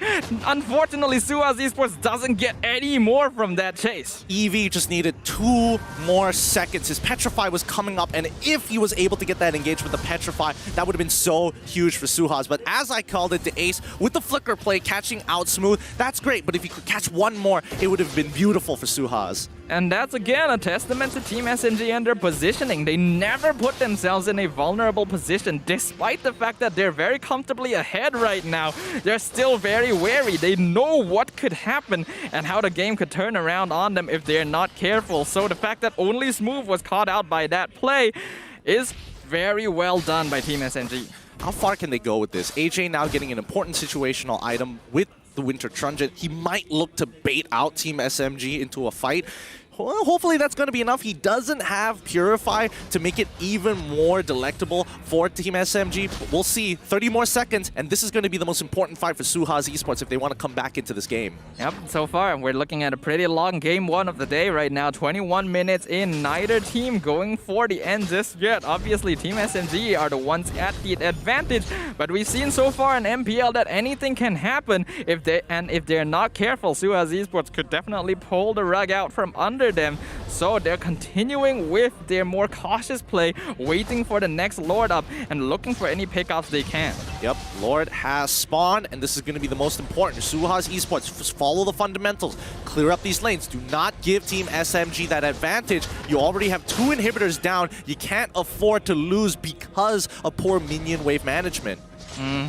But because of the fact that they have to deal with these minion waves, it means that Team SMG could start working on the Lord. We can see Sasa already in position. Not too certain if he's going for it, but I'm offended onto with all the ultimates on top of him. He's still fine. Petrify onto the Uranus, but he still gets out with the Consecration. Zion Senpai gets the stun onto the Ace. Black Dragon form has already been popped out. Eevee sees that the Lord is being taken, but there's nothing they can do. Multiple ultimates popped, and Smooth is still fine, still has immortality. They have to delay the Zyme Senpai. He's looking for HYHY, but HYHY playing with fire. It's going to be the Oki Shadow Kill coming out on 2 low targets. The Ace is low, but it doesn't matter because at the end of the day, focus on your objectives. Lord is going to be priority, and SUHAZ Esports have failed on their engagement. This should be pretty free for them.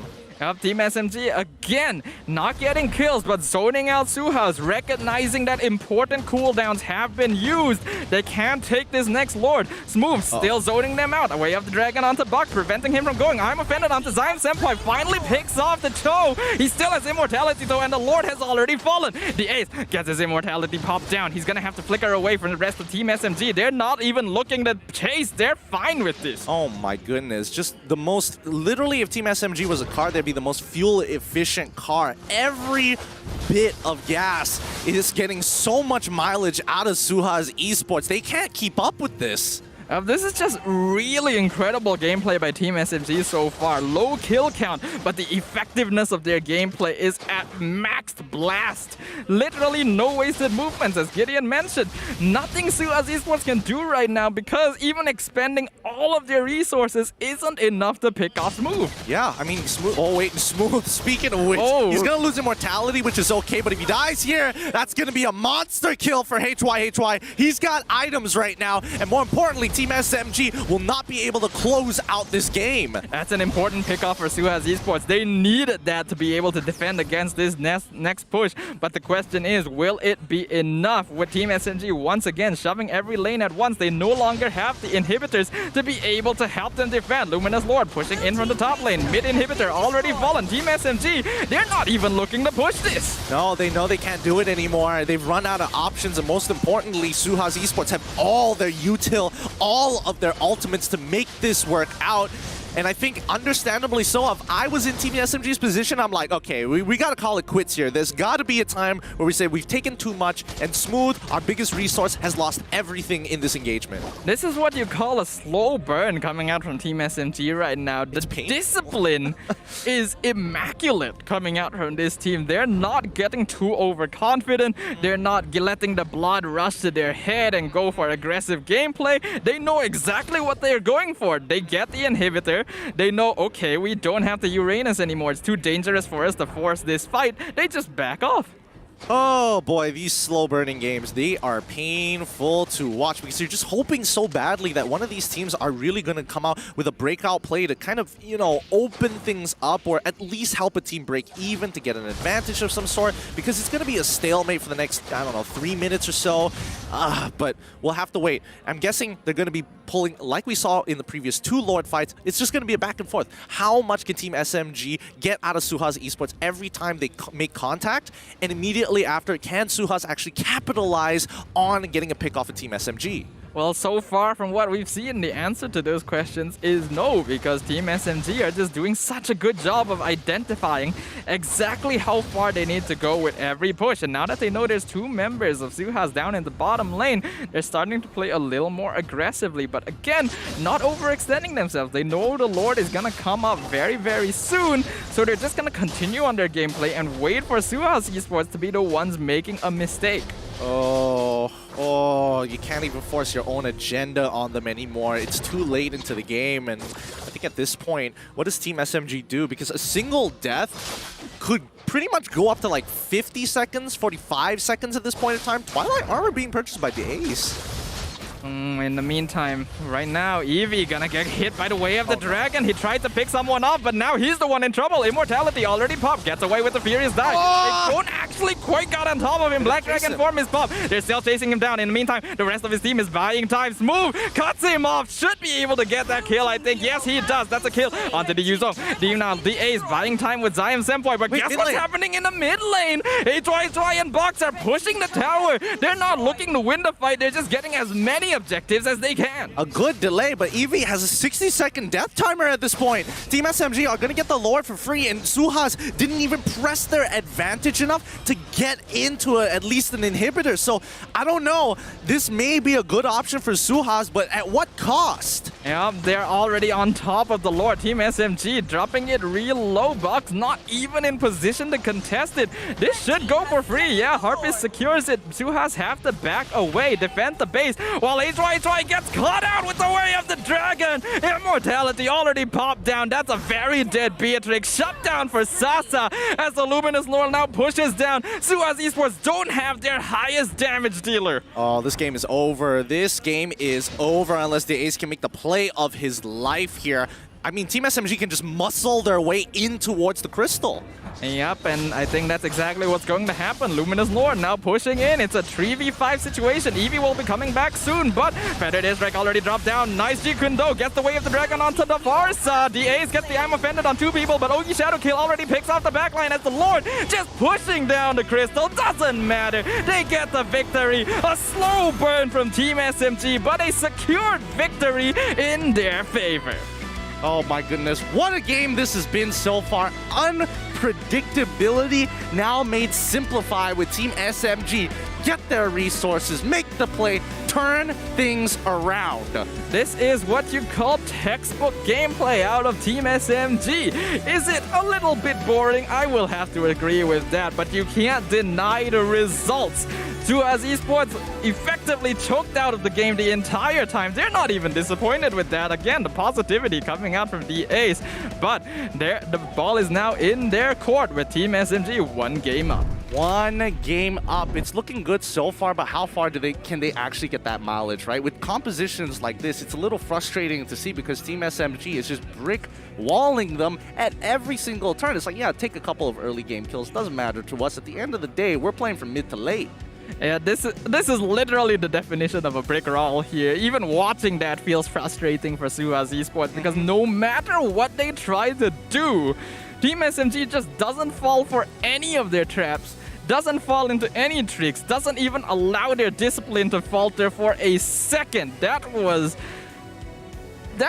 like playing against the highest level AI you could ever see. Yeah, I don't know. It's just, at this point, they're a bunch of sentient AIs. That's all I can say. They're just programmed to absolutely cut them off in every macro play. And so far, it's looking good, especially with the execution that we're seeing so far.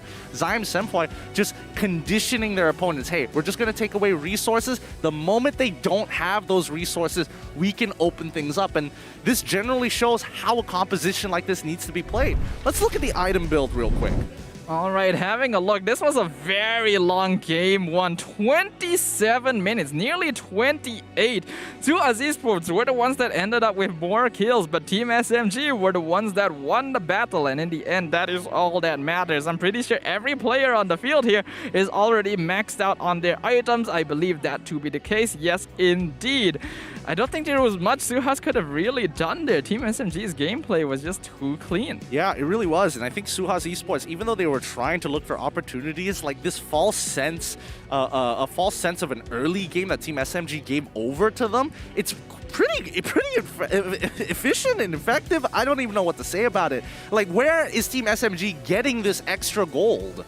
I think it's part of the fact that Smooth was doing such a good job of, as you say, brick walling SUHAZ, since the Uranus was already taking the attention of 3 to 4 members. Basically the entire game, the rest of Team SMG can just farm for absolutely free, and farm they did because Harpist ended up the game with a 21k net worth total. Man, he is a rich boy, very, very rich boy. And most importantly, he didn't go negative with his KDA. He was still able to kind of create that space. And most people are going to be like, you got solo killed. No, he's playing the macro game, which is looking at the bigger picture rather than an individual performance. It's hard to really comment on Harpist as a player after this game one. It's his debut on the MPL stage.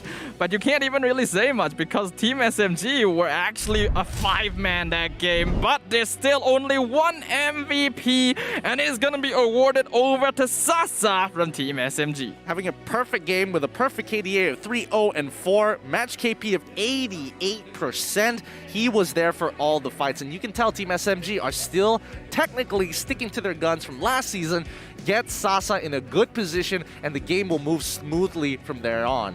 We can't deny that Sasa did a very good job this game, but part of me does feel that the MVP should have gone over the Smooth just because of how much pressure he applied. You couldn't see the rest of Team SMG do anything because they didn't have to. Yeah, that's honestly the beauty of it all. Like, I don't think people really can get the full grasp. They'll probably have to watch the game again and look at these moments. Just look at the minimap and the movements from Team SMG. They are an absolute unit. And now looking at the highlights, keep your eyes on these plays because this bad interaction from Team SMG, they're like, okay, that happened. That's kind of bad. Harpist ends up dying. For a lot of other teams in the MPL, that usually costs them the game.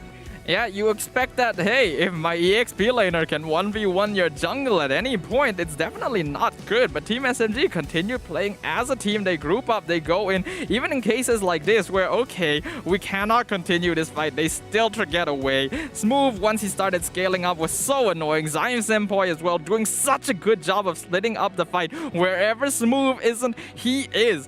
And that means that SUHAZ Esports can never find an opening to dive onto the back line. Stormy wasn't having the hottest of games today, but once he started getting his items, he got a little bit warmed up, a little bit more comfortable. You can definitely see that he works like Zion Senpai and Smooth. He just stops them from getting in close to the back line, and Sasa just gets free shots time and time again. And towards the end of the game, you can see Team SMG weren't panicking at all. They knew exactly what their game plan was. Slowly inch further and further into the enemy base using every lord that they can get. And then once they get comfortable enough, they go for the crystal. They never went a bit too far. They never went for over-aggression. They just used the lord. Okay, we got this objective. I don't think we can get any more. We wait for the next one. And they just kept doing that over and over until the game ended. Yep, I mean, that's just a war of attrition is what people like to call it. It's essentially being able to get a little bit more value when each engagement does occur, and Team SMG utilized everything the game has to offer to maximize that little bit of an inch. It's just so... I don't even know how to describe this game. It's so frustrating to have to play against this kind of strategy because you can imagine SUHAZ, the whole game they're just thinking, just fight us. Please, we want to fight. We're begging you. SMG is just saying, how about no?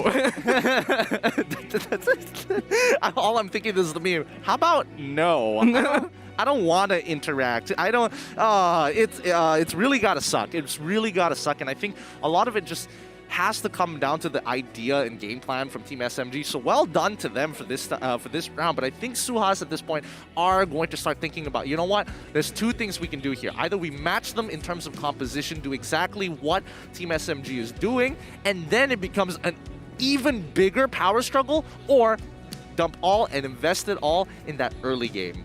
I think the safer bet for SUHAZ Esports here would be to home in on that early game. But before we continue, thank you very much everyone watching, because we have just hit our 500 share milestone.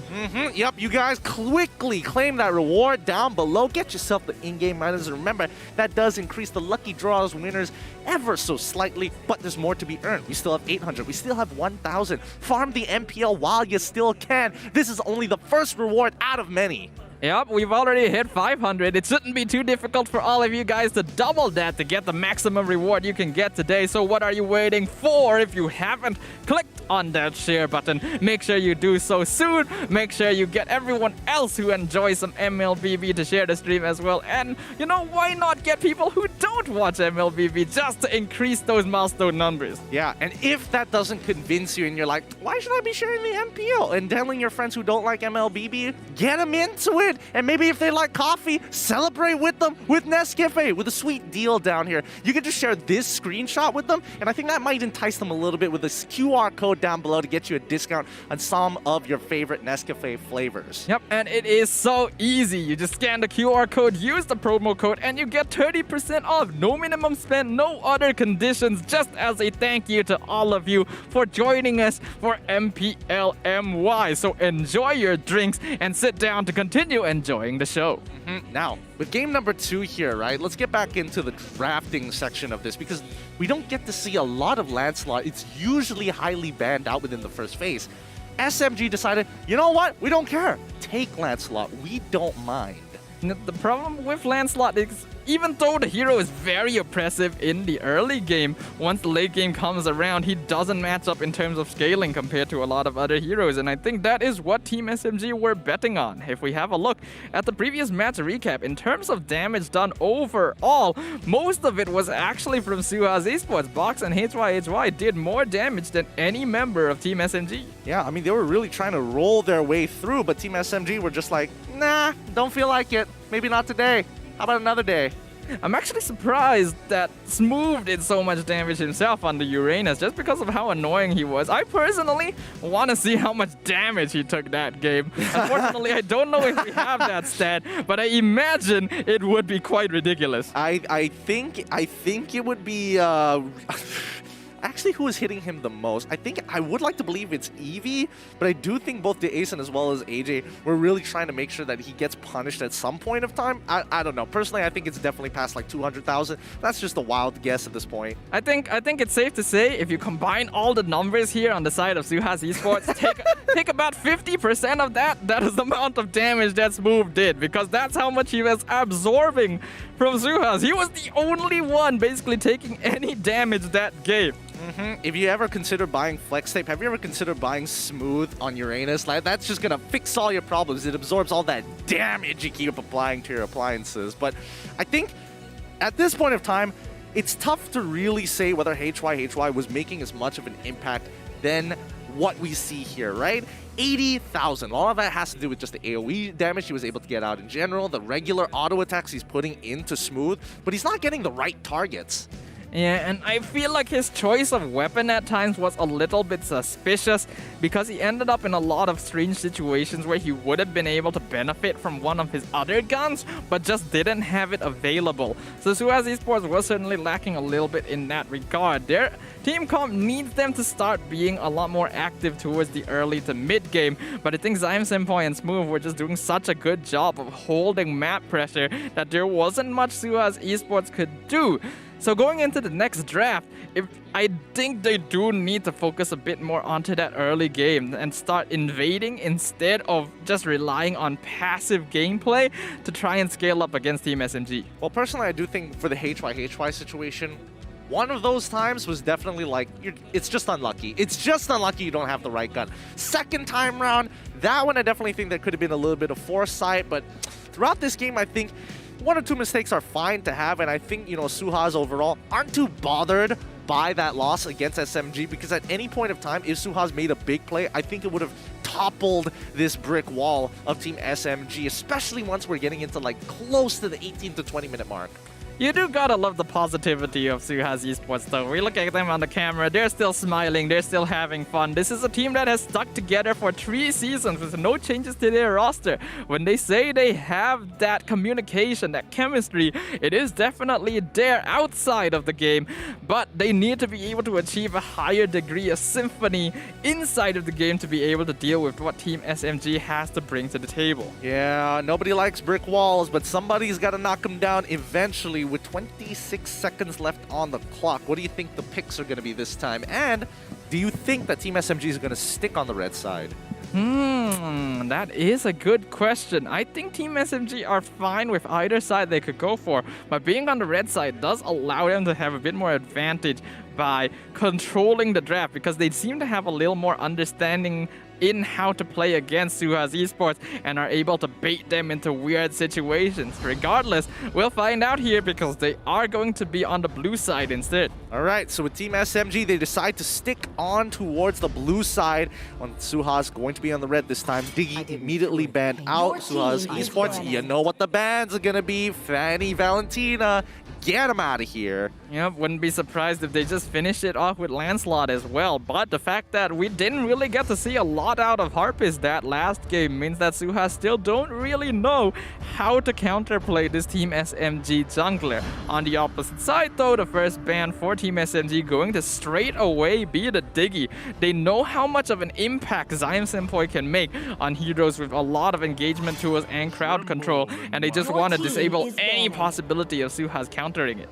They also get rid of the Phoveus, which I think is, as Team SMG is one of the very few teams who actually actively ban out the Phoveus, no matter the team when they are on the blue side, which I find quite surprising. It does tell me that Team SMG puts Phoveus pretty high up on that tier list.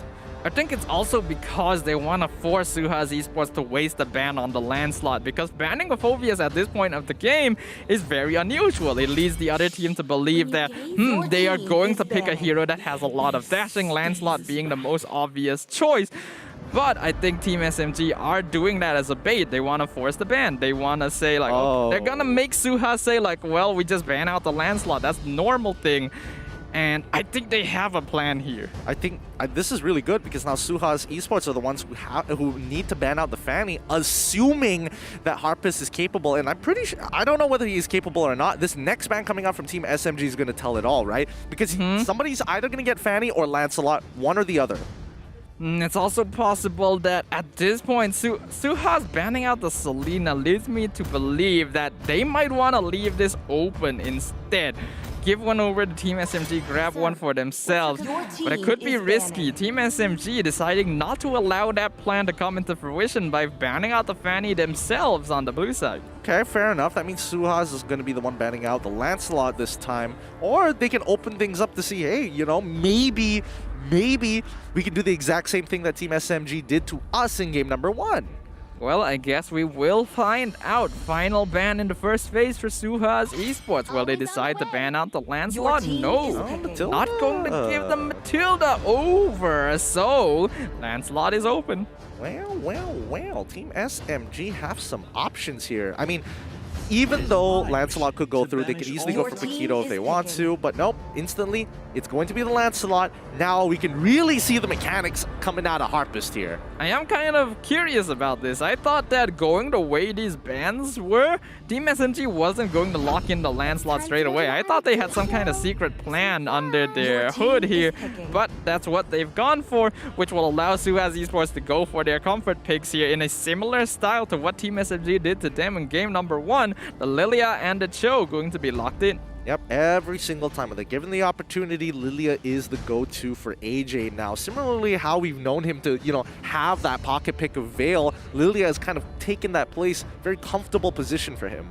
Now the question is, what will Team SMG go for? They're gonna go for the safe pick of the Kagura here, but I wonder if they'll go for their tank early on, or will they reveal more of their side lanes? We know that Team SMG likes to prioritize getting favorable drafts in the side lane, so I think this is going to be Zion Senpai's pick up next. Okay. No, instead they're going to go for the Beatrix. Yeah, I was thinking about whether or not they want to get Beatrix this time, mainly because they can focus their last couple of bans towards the gold lane. And I think that'll be really interesting, and most importantly, give Sasa the time of his life.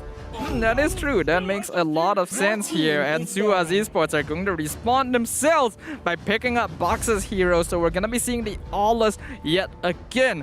Part of me is a little bit concerned about this choice because that means that SUHAZ Esports are playing very heavily towards the late game. And the Team SMG can be annoying towards the early parts of the game, especially since they have a Lancelot. It's going to make it very difficult for Box to farm the jungle. I suppose, but I would like to see Team SMG show a different side of them to show that they have that kind of variety that we're expecting from a team that has previously won an MPL, right? We can play the slow burner, but we can also play like an avalanche. Well, I guess we'll find out. The second phase of bans has already begun. SUHAZ Esports going to be starting off by banning the Yuzong, which does make sense. They don't want to give the enemy team a hero that can really hasten the tempo of the game with the Black Dragon form because they want to stay back and farm for most of the game. Yep, they also ban out the glue as well. So the fact that, you know, getting rid of the Yuzong, SMG don't want them to slow down the game. I wouldn't be too surprised if they get rid of Esmeralda here for the side of Team SMG. SUHAZ, on the other hand, what other options do they have? Oh, no. I think Team SMG is going to ban out Popo and Koopa here, right? That is a good question here. Honestly, I'm not too certain. The Popo and Koopa would make sense because, again, if you have a Beatrix, you want to make sure that they're able to get a comfortable gold lane matchup, especially if it's going to go over to Sasa. If he can get that farm, he's going to be very comfortable. He's going to be the win condition for the rest of his team. But will they do so? Instead, SUHAZ Esports, they recognize, well, we cannot deal with this. We're going to ban the Uranus. Yep, very good idea here. And Team SMG now with a big decision. Do they get rid of the Esmeralda or do they focus on making sure the gold lane is going to have a good time? I feel like Team SMG is going to lean more towards Ruff this time around when it comes down to the supports. I'm not so sure about SUHAZ Esports. They could pick up the Ruff just to deny Zion Senpai. And then I guess Zion Senpai goes on something like Ruby. Arguably, I don't know. I don't know whether Franco is part of his hero pool as well for Zion. I think a choice for SUHAZ Esports here would actually be to give the Ace Jawhead again, Because Really? considering that they're playing the Aweless jungle, they want to play defensively. I don't think they're gonna put the Ace on an aggressive tank this time. They just want to make sure that SMG can't invade them. And Jawhead is actually pretty good at disabling enemy invades here with the ejector play. Obviously, there's other choices. Kufra's still a good option for the Ace as well, but I wouldn't be surprised if that kind of pick came out. Yeah, now SUHAZ need to make a decision. Are they going to put Show into the support section, or are they going to put him in the EXP lane? One of these options are slightly better, but it does give a lot of information for Team SMG because it kind of tells you, hey, are you going to pick a support that's going to babysit the gold lane? If so, how are you going to do it? And I think even for SUHAZ, they can hold off on that decision and just pick up their gold lane right now. I think a Brody wouldn't be too bad. Clint as well would be good options because they need a gold laner that can hold early on against the Beatrix. But SUHAZ Esports, okay, going with the Raph. Yeah, I guess they don't want to give Raph over to Team SMG straight away, and that's fine. Both options are good, and I think picking up the Raph just to make sure they can not only slow down the game, but control the lanes mid, especially the gold lane as well at the same time. Perfect pick here. Team SMG, on the other hand, they're going to be locking in Esmeralda. That is to be expected. And, well, Franco! Oh. does play Franco. Okay, that's gonna be very interesting to watch. Team SMG, their response to this is just, okay, we don't even need to invade. We're just gonna put as much pressure as possible for you to protect Box while he's farming. Meanwhile, the rest of our team are just gonna scale up in the side lanes. Oh, this is gonna be real interesting here. So how is the Ace going to handle this, right? Because he can decide one of two things. Wait, does mid lane have priority? No, it shouldn't have priority. It's a tough... it depends on how mid lane goes. Because AJ can clear the way faster, but if Stormy knows the matchup, Kagura can bully Lilia at level 1 out of lane. Well, I guess we will find out. Is this new composition from SUHAZ Esports going to be enough to deal with the brick walling that Team SMG are capable of, even though they don't have the Uranus to deal with anymore? Smooth still gonna be reprising his role, playing the Esmeralda, and if he gets scaling, he's gonna do the exact same thing he did in game number 1. Having a look once again at both sides. Team SMG gotta be annoying in the early game, hook the buffs, have the Lancelot invade, meanwhile making space for Beatrix and Kagura. Whereas SUHAZ Esports are going to be putting all of their eggs into the basket of Aweless, being able to protect him until the late game while holding the side lanes as best as possible. Welcome back to the land of Dawn for game number 2 between two top-tier competitors. It's Team SMG on the blue side, one up against SUHAZ Esports on the red. All right, I'm wondering what SUHAZ Esports are going to do here in the early game to deal with this Franco, because there's no doubt that Zion Senpai is going to try and annoy him as much as possible. D-Ace has already done a very good job of that, forcing Harpist to go home before even taking his first buff. Lovely. I'm assuming Box got reset, unfortunately. He takes the small part. Wait, Stormy, he's in trouble. He has to get on out of there, but he doesn't use his Flicker, which is his most valuable asset. So it does mean that both junglers get disrupted at level 1, but the most important thing is that Box hits level 2 first off of the Lethal Wanderer, and now he's gonna get aggressive. I don't need buffs, man. I can take the hook, doesn't matter to me. I'm gonna walk up and I'm gonna steal your jungle. This is so interesting. I'm liking that SUHAZ Esports are basically raising the momentum of this game. The side lanes are doing pretty good. We already saw that HYHY has chased Sasa back once, and even though Box is taking the jungle a little bit slowly, the Ace has done the same for Harpist in return. Oh, Zion Senpai misses the purple buff as well as Box. That's a little unfortunate here. The early game not exactly going the way Team SMG wants it. And even Stormy, he's going to take some damage here because now AJ, he's got the help of the Ace, and most importantly, he's already past level 2. So now he can really challenge Stormy in lane. I like the way the Ace is matching Zion Senpai's rotations right now. He knows that he's going to be stronger here in these early levels because Franco wants to play a little bit more defensively until he has that ultimate. Meanwhile, in the bottom side, Harp is going to be getting the farm. They're already setting up for the turtle, but Eevee will be able to scout it out. Yep, they're making their way down here. Eevee basically can't win this lane against Smooth, but that doesn't really matter at the end of the day because SUHAZ Esports are playing towards this bottom side, trying to isolate Brody. Ooh, Harp is almost actually catching out the Ace here as he's now having to force AJ to use the Black Shoes. Yin Yang overturn is out. They need to run, but it looks like AJ has been caught and the pause has been called. Is that really the best time to pause right there? I'm pretty sure someone is about to die. I don't know who for sure. I believe it's AJ. He just got hit by the falling star moon. I hope he's going to be able to respond to that in time. Oh no. Once the pause completes.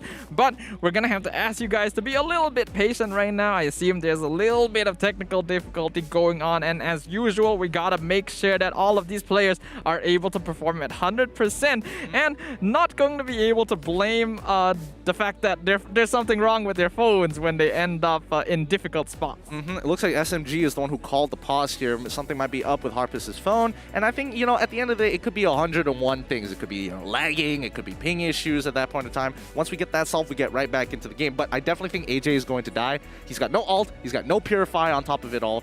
He's guaranteed to be given first blood. Yeah, I'm pretty sure he's dead right there, which is very sad. Imagine imagine having the game be paused right when you're seeing your life flash before your eyes, and now you're having to watch it in slow motion. Every Dragon Ball Z villain ever. Oh boy. Well, for now, I guess we can talk a little bit more about how the compositions want to work here, right? Because I think at the end of the day, it's going to be Team SMG who needs to be the aggressors against SUHAZ. But the fact that the laning phase didn't exactly go the way they wanted to, their next opportunity will be level 4.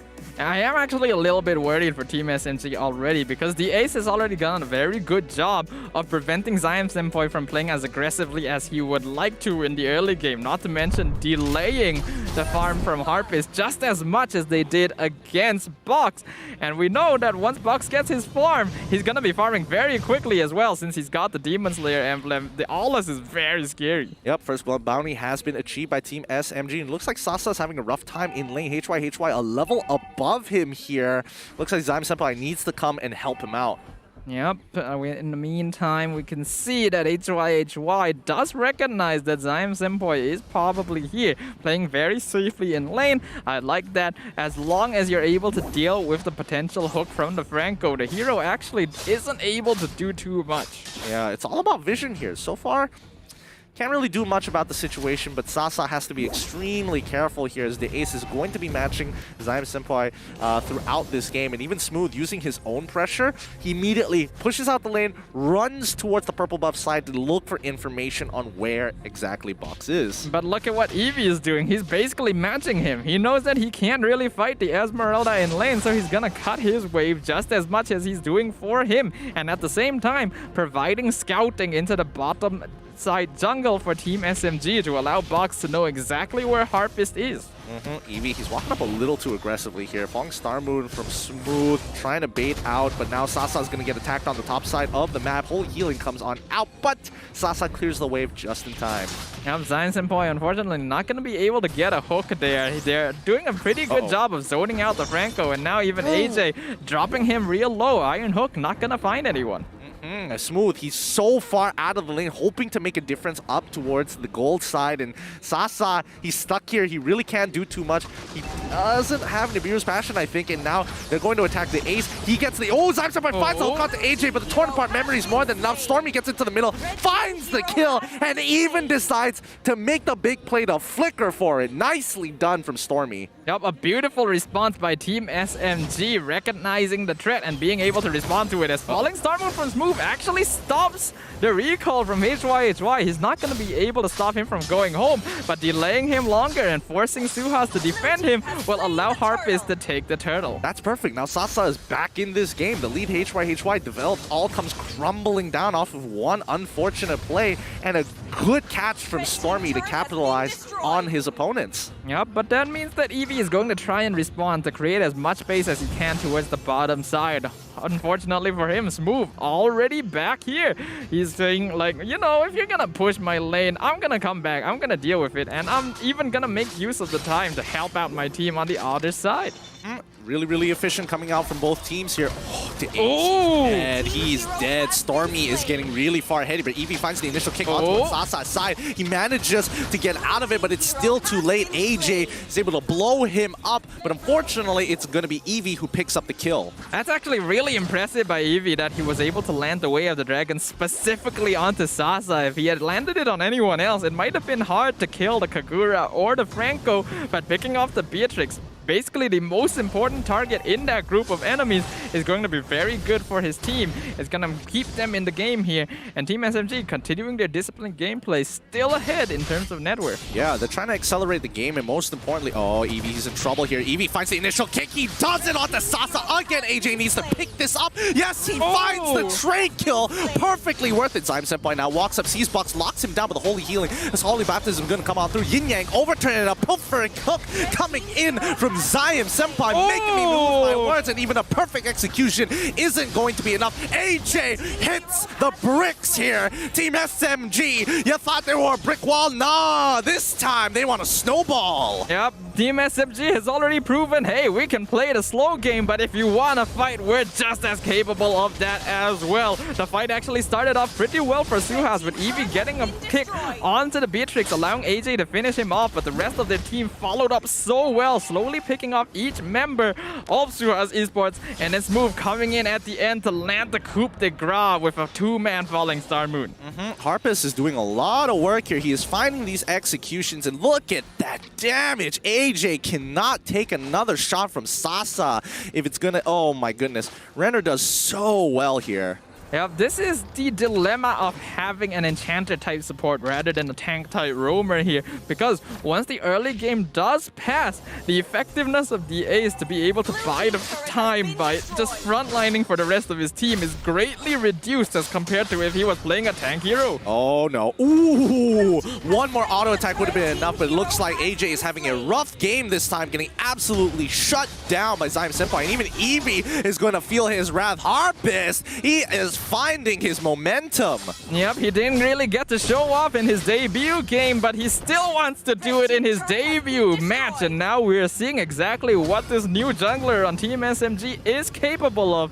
But speaking of junglers, Box is still getting his farm on the opposite side. He recognizes that his team is behind right now, so it's all up to him to be able to scale up and carry the late game. Let's keep in mind what both compositions want to do. Team SMG want to snowball, SUHAZ Esports wants to play for the late game. Very contrasting ideas, but so far, after a rough start for Team SMG, they really have found some really golden opportunities to punish SUHAZ Esports for turning up the momentum. They're playing for this gold lane. They've been punished 3 out of 3 times every single time they rotate to HY. Yep, it's just really well played by Team SMG, and now Harpist as well, even timing the Torn Rose to ensure that he's not at risk of getting hit by the way of the dragon. The mechanical skill of the Team SMG jungler now definitely not in question anymore, and it's very difficult for SUHAZ to stop them from just invading and playing aggressively, because again, this Rafaela doesn't buy them as much space as a tank would. Yeah, Smooth so far immediately utilizing his Purify. Even when he's not playing Uranus, you still feel it in him. It's so annoying. Smooth has been so effective this series at just buying time, wasting resources on the enemy team. You'd think that was a guaranteed kill.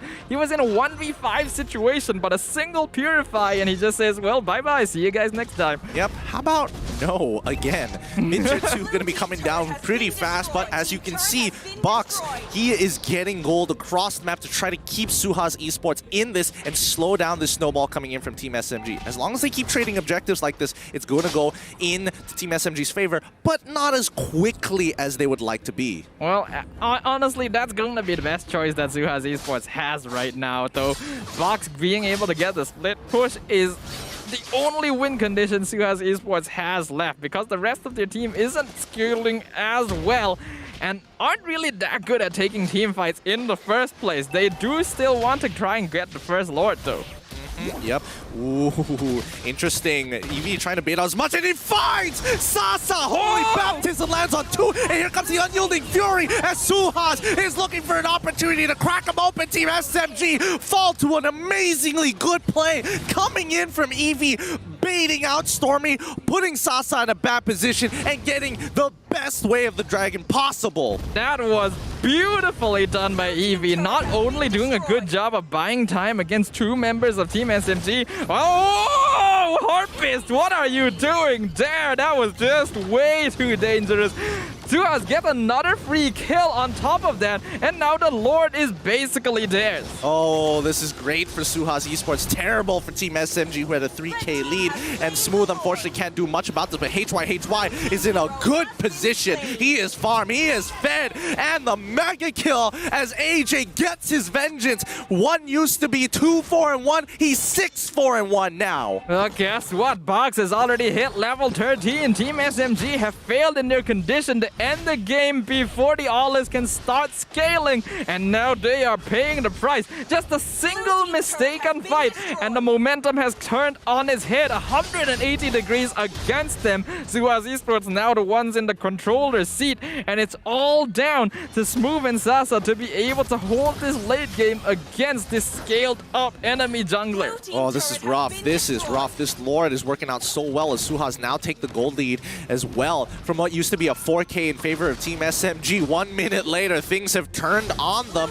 Harpist looking for an opportunity to get onto DA so far, but he wants to kill HY, but I think almost getting him, almost killing Harpist in the process with the torn apart memories. Yep, Eevee, meanwhile, still being annoying. He's doing such a good job here, and now SUHAZ are shoving in every lane at once. They should be able to get this top inhibitor. No, Team SMG actually managed to defend that in time, but they're now the ones forced into their base. The net worth lead now in favor of SUHAZ Esports, but it is only 1K. If Team SMG can find some pickoffs themselves, they can just as quickly turn this around.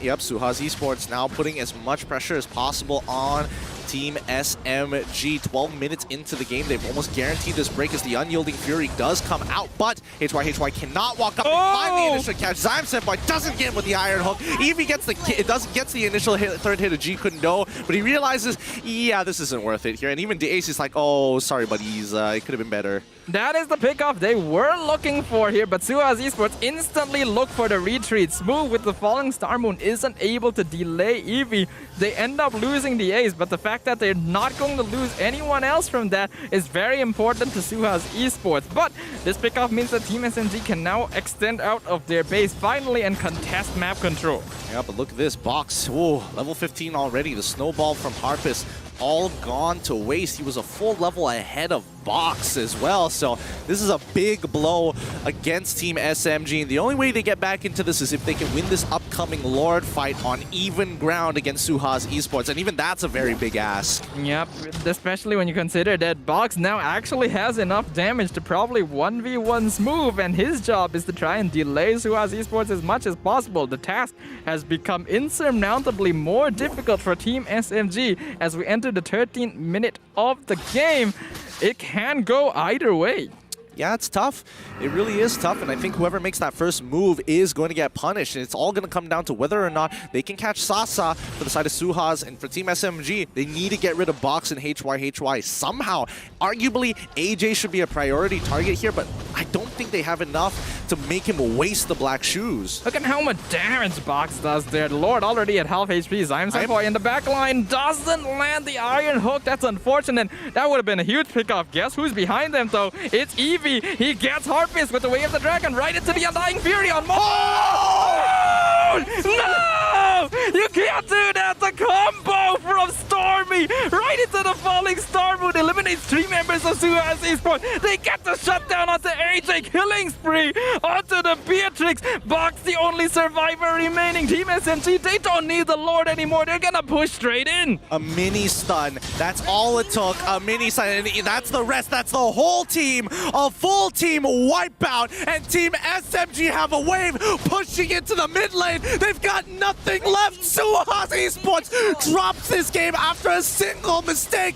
There we have it. Team SMG win 2-0 against SUHAZ. GG. Well played. That is the most devastating final play I have ever seen.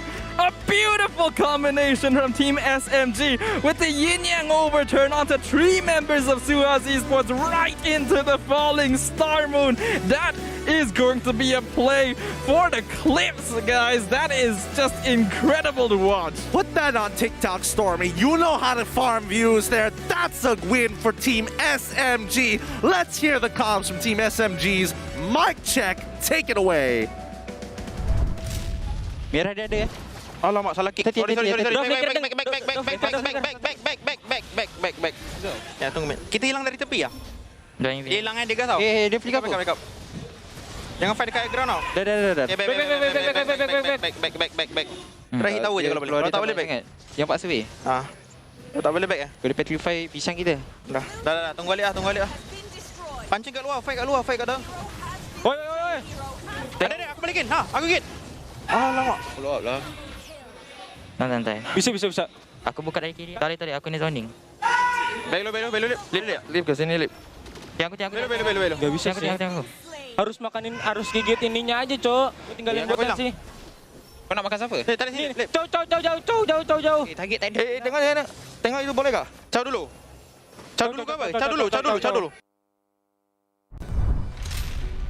Ya, kembali lagi bersama saya Sleepy Godzilla dan tahniah lagi sekali kepada SMG kerana memenangi match yang pertama bersama SUHAZ 2-0. So bersama saya Smooth. Ya. Ya, jadi Smooth. Soalan pertama untuk Smooth. Apakah perasaan Smooth dapat kalahkan SUHAZ 2 kali? Biasa je. Biasa je? Biasa je. Oh, tak ada rasa macam hebatnya tim ni. Itu orang cakap confident yang penting. Biasa je. Bermakna memang SMG ni dia ada semangat dan kekuatan yang tersendiri lah kan. Okey, yang kedua. Boleh share kenapa SMG tukar-tukar jungler? Apa strategi ke? Apa ke? Terangkan sikit. Kita tukar-tukar jungler sebab nak bagi jungler-jungler lain experience main dekat atas stage. So, kalau kita buat macam ni dekat match yang akan datang, diorang akan tahulah macam mana nak handle benda-benda orang jerit-jerit ke kan, macam tu kan. Diorang tahulah. Oh, jadi maknanya untuk readykan mental mereka lah. Okey, memandangkan you guys ada 3 jungler, macam mana korang bahagikan masa untuk training dengan 3 jungler? Biasanya Harpis akan main lebih sikit sebab dia baru sampai Malaysia. Malaysia dengan Subway akan main satu game dulu. Oh, macam tu. Jadi kita tahu lebih lanjut tentang rutin SMG kan. Jadi, situasi bergaul dengan Harpers dan Liza dari Indonesia, senang? Susah? Macam mana dengan dari segi communication? Senang je sebab kita main ML pun tahu bahasa Indo kan. Oh, jadi kebanyakan bercakap dalam ada Indo slang sikit, campur Malaysia. Jadi untuk Hafiz dengan Liza pun boleh adapt dengan situasi yang di Malaysia sekarang? Boleh. Saya tengok dia orang okey je sekarang. Oh, jadi boleh cakap bahasa Malaysia jugalah. Alright guys, apa perkataan kepada peminat-peminat SMG? Kepada semua fans SMG, terima kasih kerana menyokong kita orang dan teruskan menyokong kita orang pada match yang akan datang. Ya, teruskan menyokong SMG di mana SMG baru saja menunjukkan kekuatan mereka. Tapi sekarang ni kita akan balik kepada Lavel ke post match kita. Let's go. Terima kasih banyak CP Godzillas dan juga Smooth tadi. Yes, anda masih lagi bersama dengan saya Lavel dan Arta, di mana perlawanan tadi lagi sekali nampak macam SUHAZ nak menang. Lepas tu SMG dapat comeback. Ya, perkara yang sama kita boleh tengok berulang kali. Tetapi macam biasalah, kita dah tengok eksperimen daripada pasukan SMG. Setiap minggu tukar jungler, tapi hint yang terakhir tadi yang Smooth bagikan tu betul-betul bagi impact. Harpis berkemungkinan main lebih lama berbanding dengan Lexia dan juga Subway. Ya, mungkin dekat sini just nak dapatkan mereka punya chemistry. Mungkin Subway dengan Lexia masuk sekali, okey. Dapat berapa match, dah faham mereka punya rotation. Harpis mungkin ambil masa yang lebih banyak lagi. Tapi, interesting interview, kita masih nak tengok apa jadi dekat dalam game tadi. Jadi selepas ni bila kita tengok daripada segi itemization, macam-macam yang kita boleh nampak. Tapi daripada highlight, itu yang saya betul-betul nak tahu. Kita akan tengok itemization dekat sini, Arta. Ya, di mana itemization kita boleh tengok untuk pasukan SMG dan juga pasukan SUHAZ ada momentum untuk pasukan SUHAZ melakukan comeback, tetapi apabila rotation yang mereka nak flank daripada belakang tidak berjaya, itulah pasukan SMG mendapatkan rentak mereka semula dan menghabiskan game dengan sangat mudah. Tetapi dekat sini Harpis lah kita tengok di mana win Talker sebanyak 2 kali, mungkin memberikan bonus damage terhadap Dia fast hand, dia terbeli 2 kali. terbeli 2 kali. Okey, itu yang menjadikan kelebihan yang ada. Banyak sangat. Walaupun efek dia hanya satu item saja yang berfungsi, tetapi bonus yang diberikan berdasarkan attack speed dan juga damage, mungkin ini antara faktor utama yang kita boleh highlightkan, di mana Harpies juga membuat Malefic Raw yang memberikan Tapi yang soalan saya dekat sini, kita tengok team fight yang terakhir, damage yang sangat besar sebenarnya daripada pasukan SMG. Siapa yang keluarkan damage besar tu, Harta? Ya, damage yang besar saya boleh nampak daripada Kagura tadi, yang Stormy melakukan impact yang sangat-sangat besar. Dia guna Yin Yang Overturn, dia campurkan sekali dengan flicker dia. Efek dia AOE, walaupun dia dah macam mungkin payung ni tak kena, tetapi dia ada impact yang lain apabila dia melakukan flicker. Dengan itemization dia, kalau Holy Crystal ni kita dah tahu lah, berdasarkan level yang tinggi, Holy Crystal ni akan melakukan satu damage mage yang begitu mantap sekali, disertakan dengan 1-2 kombinasi item yang kita sering kali tahu. Lightning Tranquion dengan Cloud of Destiny, dia macam adik-beradik. 2 item ni dah lengkap untuk memberikan damage yang begitu besar, dicampurkan dengan level yang tinggi sesuai Holy Crystal yang ada oleh Stormy ini. Ya, kalau kita tengok Clock of Destiny dan juga Lightning Transition adalah adik-beradik, jadi Holy Crystal dan Divine Glyph adalah mak ayah dia.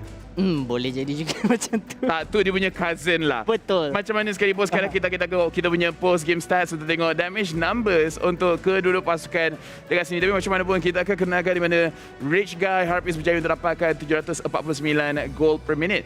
The carry sebenarnya AJ berjaya untuk keluarkan 53,000 damage. Sandbag EV menerima 80,000 damage.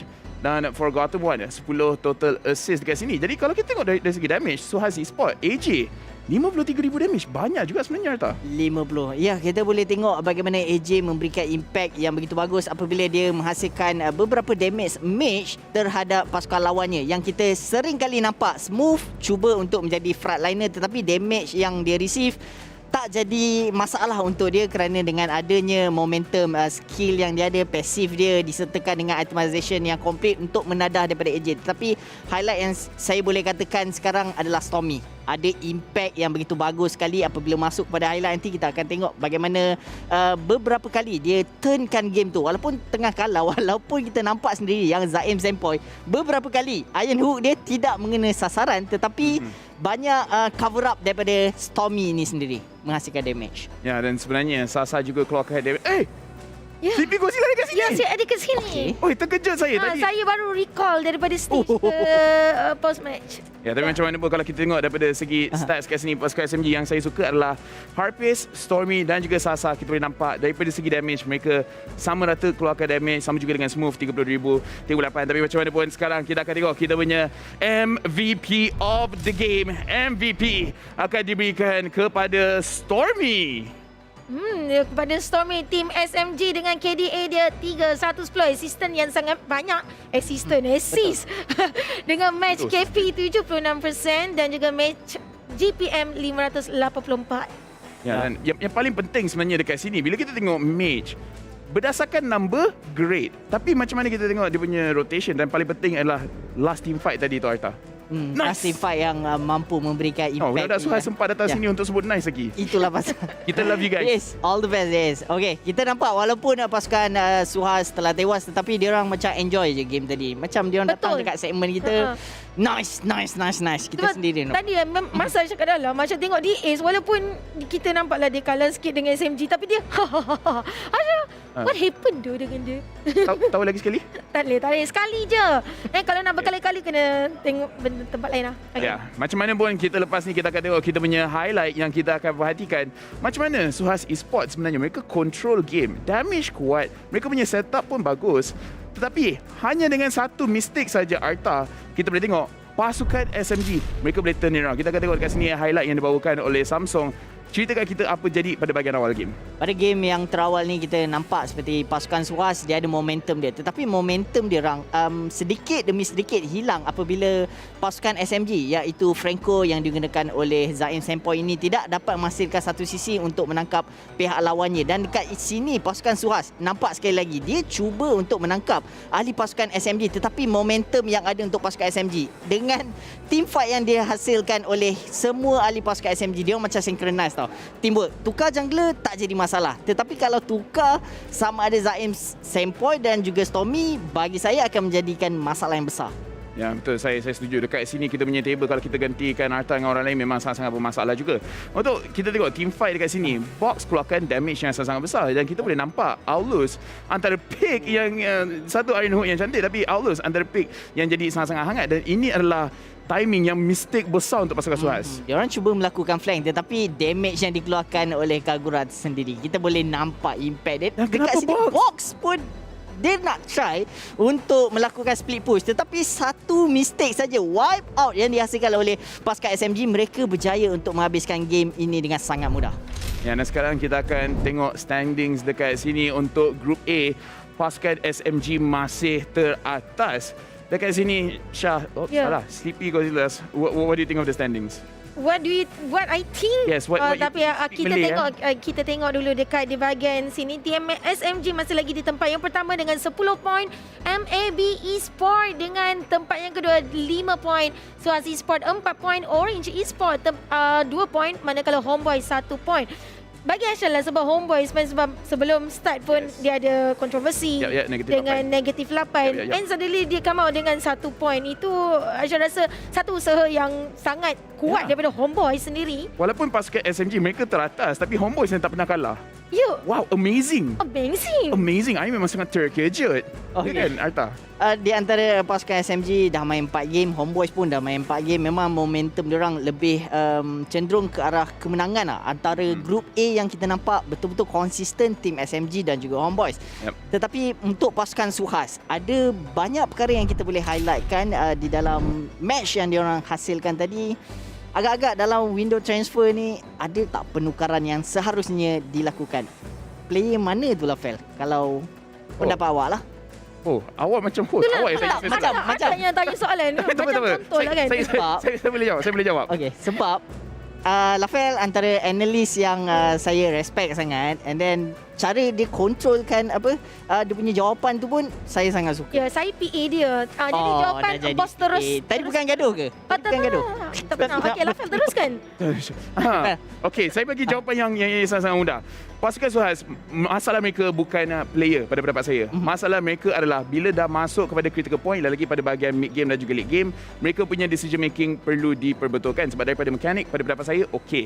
Kalau mereka nak improve mereka punya team fight dan improve bila team fight tu nak terjadi. Ya, player bagi Lafel kata tak jadi masalah, tetapi kalau kita tengok dalam match yang sebelum ni, dengan drafting yang dihasilkan oleh pasukan SUHAZ sendiri meletakkan fighter, tapi kali ini dia orang fokuskan kepada marksman. Ada perubahan yang terhasil, tetapi dari segi momentum game tu tak dapat bawa momentum kemenangan yang semalam. Itu yang menjadi persoalan bagi saya. Tapi saya sokong, saya setuju dengan segala apa yang Lafel dan Arta cakap, sebab saya nak make sure saya ada kat sini jugalah. Tapi itulah tu, sebab SUHAZ pun Aisyah sebenarnya ada sedikit harapan kepada SUHAZ, sebab tengok permainan diorang tadi pun sebenarnya diorang boleh push and awak bias lah bukan. Sebenarnya Aisyah support semua benda. Kita dalam e-sport kita tak ada bias. Saya mana yang menang saya sokong. Okey, tapi itulah tu. Sebenarnya itulah terkejut juga SUHAZ boleh berjaya sampai ke peringkat dekat setengah jam permainan kan. Boleh bertahan, dan ya, saya kagum dengan SUHAZ walaupun mereka kalah. Macam mana sekalipun kita boleh tengok di mana SUHAZ mereka makin lama makin bagus. Cuma akan datang satu tahap tak cukup untuk setakat bagus tu. Mereka kena jadi lebih lagi. Macam mana sekalipun you guys baru saja tengok perlawanan tadi, kita akan fokus kepada perlawanan yang akan datang, di mana kita akan tengok di antara Orange Esports menentang MAB, di mana Orange Esports juga makin lama makin improve, dan mungkin antara pasukan yang perlu ada roster change, MAB yang ramai orang ingatkan biasa je, perform quite okay, Arta. Bring it on. Tak sengaja nak terasa nak keluarkan. Tapi dia kena garau lebih sikit macam bring it on. Tak boleh pecah nak tekan dia. Okey, kita dah pernah tengok pasukan Orange Esports menentang dengan pasukan MLBB. Ya, betul. Tapi ini diorang repeat balik. Diorang kena menunjukkan prestasi yang berbeza. Kalau sebelum ni kita boleh tengok macam mana Orange Esports dia struggle untuk dia konsisten. Tetapi untuk kali ni dia dah boleh baca MLBB. Dia harus melakukan satu inovasi yang baru bagi pendapat saya.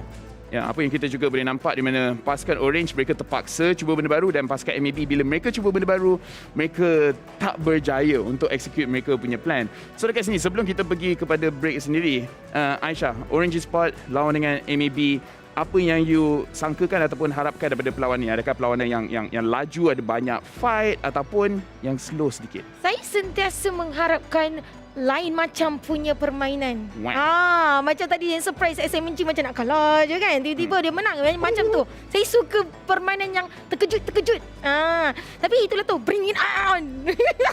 Well, rasanya kita boleh tahu yang dia akan sokong pasukan yang mana satu. Tapi either way, kita selepas ni akan tengok perlawanan antara Orange Esports menentang dengan pasukan MAB. Di mana sebelum ni, pasukan MAB mereka berjaya untuk menang. Tapi for now, kepada semua audience dekat luar, kita nak bagi sesuatu pada you guys. Tapi you guys kena jawab dengan betul. Di mana soalan dekat sini adalah pasukan manakah yang mempunyai kadar first blood tertinggi?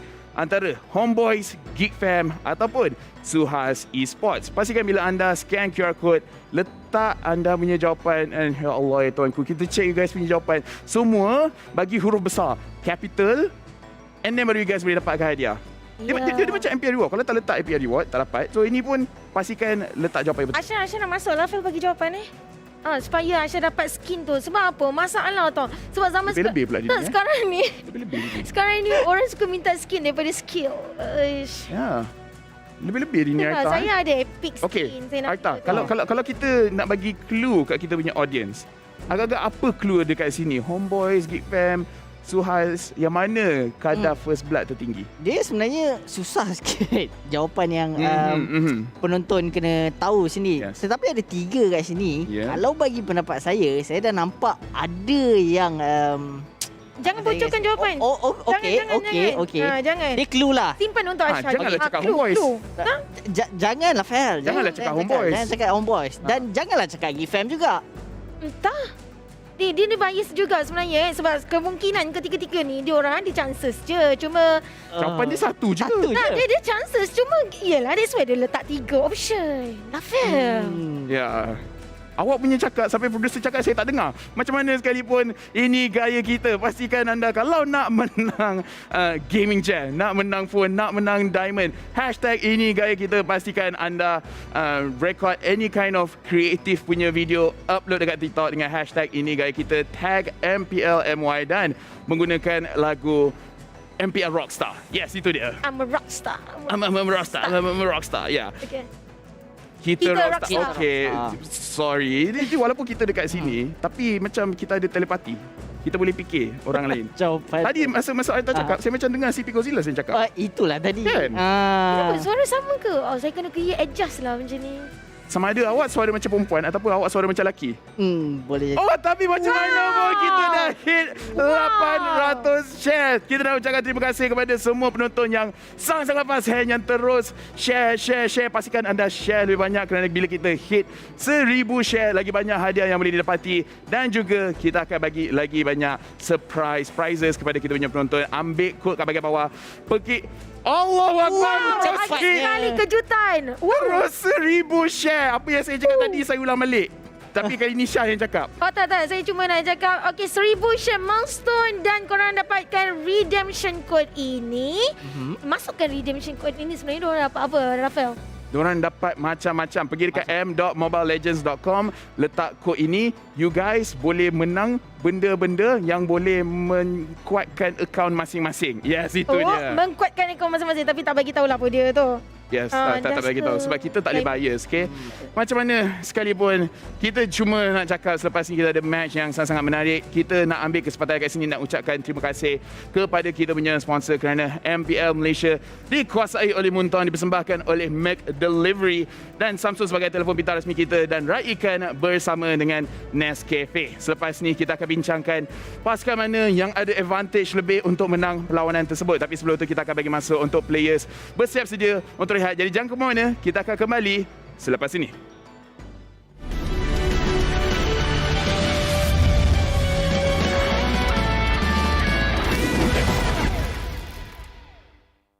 What What's up, everyone? Welcome back to another episode of Hero Spotlight, featuring the second hero of the Forsaken Light series, Melissa. With the help of her beloved dolls, Melissa can easily melt her foes from an unreachable spot. Hero skills. First skill, falling. Melissa dashes in the target direction and gains extra attack speed for a while. She'll also pull Muddles and Cuddles toward her when the two are on the field. Falling is Melissa's mobility tool that allows her to maneuver around the map and adjust the position of her dolls. The extra attack speed, on the other hand, grants her decent burst potential. Killing spree. Second skill, go, Muddles! Melissa throws Muddles in the target direction, which will stop upon hitting an enemy hero or reaching the maximum distance and bind itself to all nearby enemy heroes. For the duration, Melissa will summon Giggles on each of her basic attacks to shoot an extra cursed needle at Muddles, and can also use the attack minion button to attack Muddles directly. All the damage taken by Muddles within the duration will be transferred to the bound victims. Each needle thrown by Giggles will also reduce part of the cooldown of Melissa's first skill. Go, Muddles! Is Melissa's primary damage source. Ultimate. Cuddles, protect me! Melissa orders Cuddles to release the field of protection, damaging and pushing away nearby enemies while blocking them from entering the field for a while. The field will disappear early if Melissa moves too far away. Cuddles, protect me! Is Melissa's main defense measure against melee heroes. Passive. Doll Buster. Melissa deals extra damage to summoned units, including Muddles and all units summoned by the enemy. Pro tips. Pro tip number 1. Move Muddles flexibly with falling to avoid losing the enemies bound by Go, Muddles! Didn't your mother ever tell you? Never get too close to Needle. Pro tip number 2. Cast Cuddles Protect Me to knock back approaching enemies, and then falling to move the field and block or restrict the enemy's movement. Skill combos. Laning phase. During the laning phase, cast Falling to quickly approach the enemy. Bind them to Muddles using Go Muddles, and then poke them with basic attacks. Cast Cuddles Protect Me when they're getting too close. Team fights. During team fights, look for the right opportunity to engage using Falling, cast Go Muddles to bind Muddles to multiple enemies, then spam basic attacks. Cast Cuddles Protect Me to block approaching enemies, and use Falling when it's up again to adjust your position and increase your attack speed for higher burst damage. Tactics. Mid-game. With her excellent mobility and solid ultimate mechanism, Melissa plays a big role in small-scale teamfights in the mid-game. Late game. After getting her hands on a few pieces of core equipment, Melissa can deal significant burst damage after successful Go Muddles hits, while the field created by Cuddles Protect Me allows her to take on enemies from a safe spot. For equipment, we recommend this crit chance and attack speed build to maximize Melissa's burst potential. For emblem, choose Weakness Finder of the Marksman emblem to make the best use of her extra attack speed. Among the battle spells, Inspire is a great choice to further boost Melissa's burst damage. Finally, one friendly reminder for all Saber, Hayabusa, and Layla players. Always keep an eye out for Melissa's position and do not try to barge into her field of protection. You just can't. Well, that's all for our new hero, Melissa, the Cursed Needle. And until next time, we'll be seeing you in the Land of Dawn.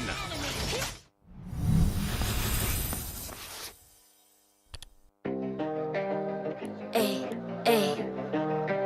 I'm a rock star. Yeah, rock star.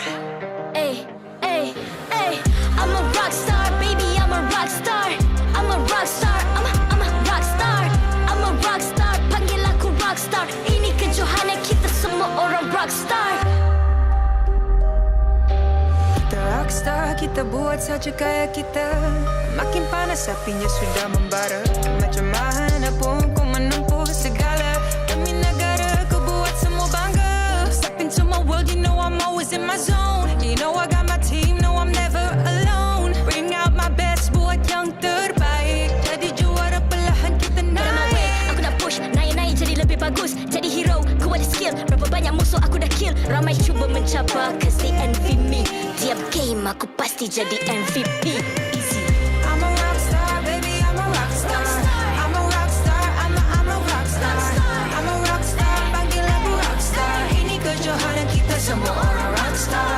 I'm a rock star, baby, I'm a rock star. I'm a rock star, I'm a rock star. I'm a rock star, panggil aku rock star. Ini kejohanan kita semua orang rock star. Tengok nanti siapa yang juara. Ni peluang kita bawa pulang piala. This is my game, this is my time. Menang semua, everything will be mine. Kalau jatuh kau pasti kembali. Bangun balik ku tegak berdiri. Kuatkanlah tenaga, ganjaran diperoleh. Ni kejohanan kita, Malaysia memang boleh. Rise up to the top, kita buat bersama. Semangat kita kuat di bawah satu bendera. Ay. I'ma go hard for the win. Win. On the battlefield till the end. I'm trying to beat the greatest anyone has ever seen. Stand by, I'm coming in for I'm the a rock win. star. I'm a rock star, baby, I'm a rock star. I'm a rock star, I'm a rock star. I'm a rock star, panggil aku rock star. Ini kejohanan kita semua orang rock star. I'm a rock star, baby, I'm a rock star. I'm a rock star, I'm a rock star. I'm a rock star, panggil aku rock star. Ini kejohanan kita semua orang rock star.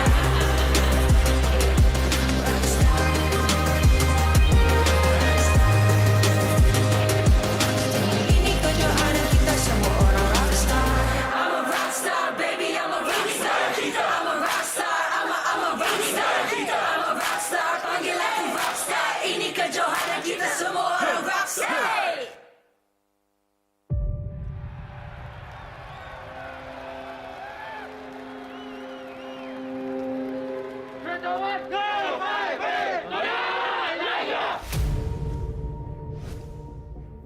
So, diorang dapat pelbagaikan lagi gameplay diorang dan Angka yakin dua-dua tim ni boleh pergi sangat jauh dekat MPL.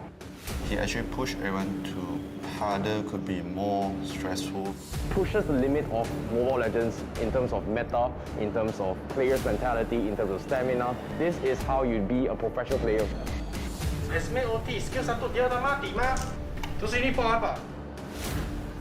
Malaysian meta is very taste the dopamine sort of meta. You perlu telan rasa pahit tu supaya you boleh rasa kemanisan yang akan datang. Our meta is more focusing on helping or contributing dekat marksman supaya dia boleh orang kata istilah fat untuk win the game. Pergi mana-mana region, any part of the world, kita orang boleh perform.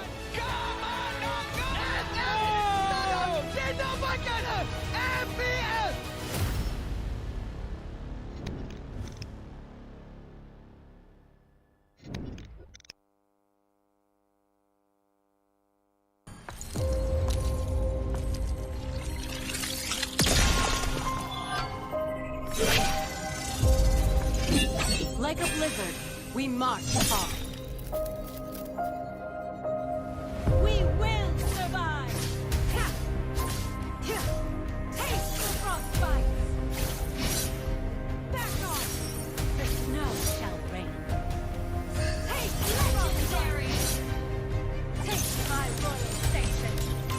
Take my royal turret is under attack! Imperial justice! Imperial justice! Leave it to me! Take me!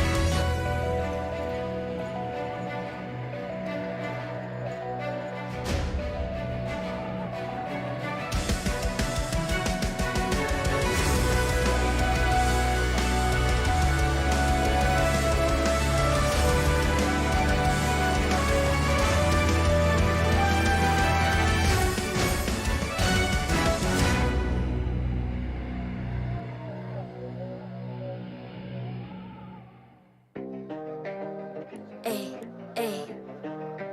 I'm a rock star. Yeah, Rockstar? Ay, ay, ay. I'm a rock star, baby. I'm a rock star. I'm a rock star. I'm a rock star. I'm a rock star. Panggil aku rock star. Ini kejohanan kita semua orang rock star. Kita rockstar, kita buat saja gaya kita. Makin panas apinya sudah membara.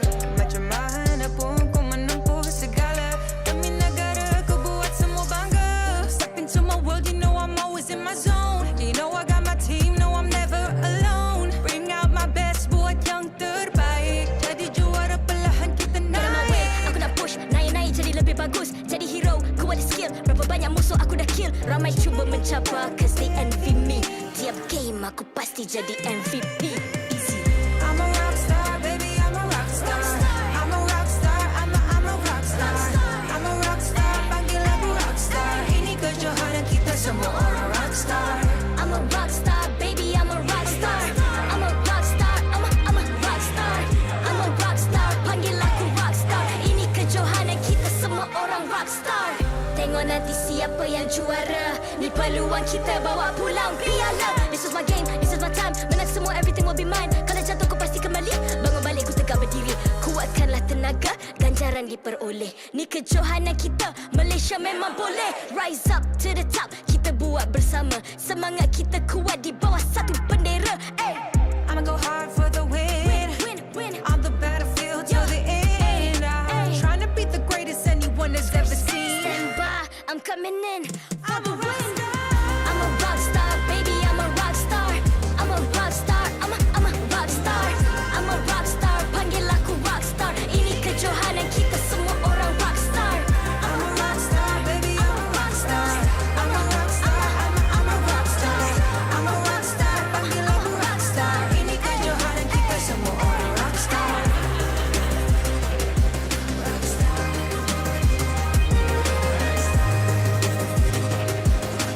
Ini kejohanan kita semua orang rockstar. I'm a rockstar, baby, I'm a rockstar. I'm a rockstar, I'm a rockstar. I'm a rockstar, panggil aku rockstar. Ini kejohanan kita semua orang rockstar.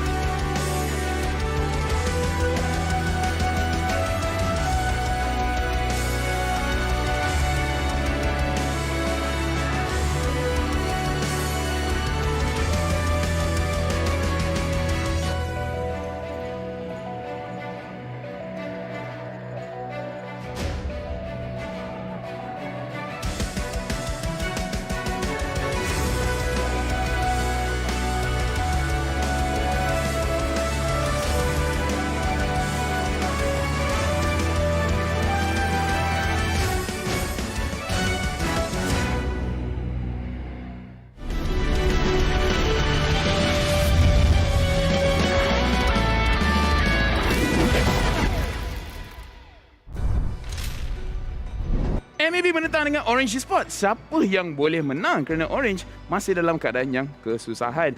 Macam mana pun, nama saya Level dan selamat datang ke MPL Malaysia musim ke-9 yang dikuasai oleh Munton, dipersembahkan oleh McDelivery, Samsung selaku official telefon pintar rasmi kita, dan kita akan raikan bersama dengan Nescafe. Dan kalau kita nak raikan sesuatu, kita perlu kawan-kawan. Jadi kat sini saya akan kenalkan Arta dan juga Sleepy Godzilla. Di mana Arta, Orange Esports lawan dengan MLBB. Diorang pernah lawan sebelum ini. Apa expectation Arta untuk kali ini punya perjumpaan?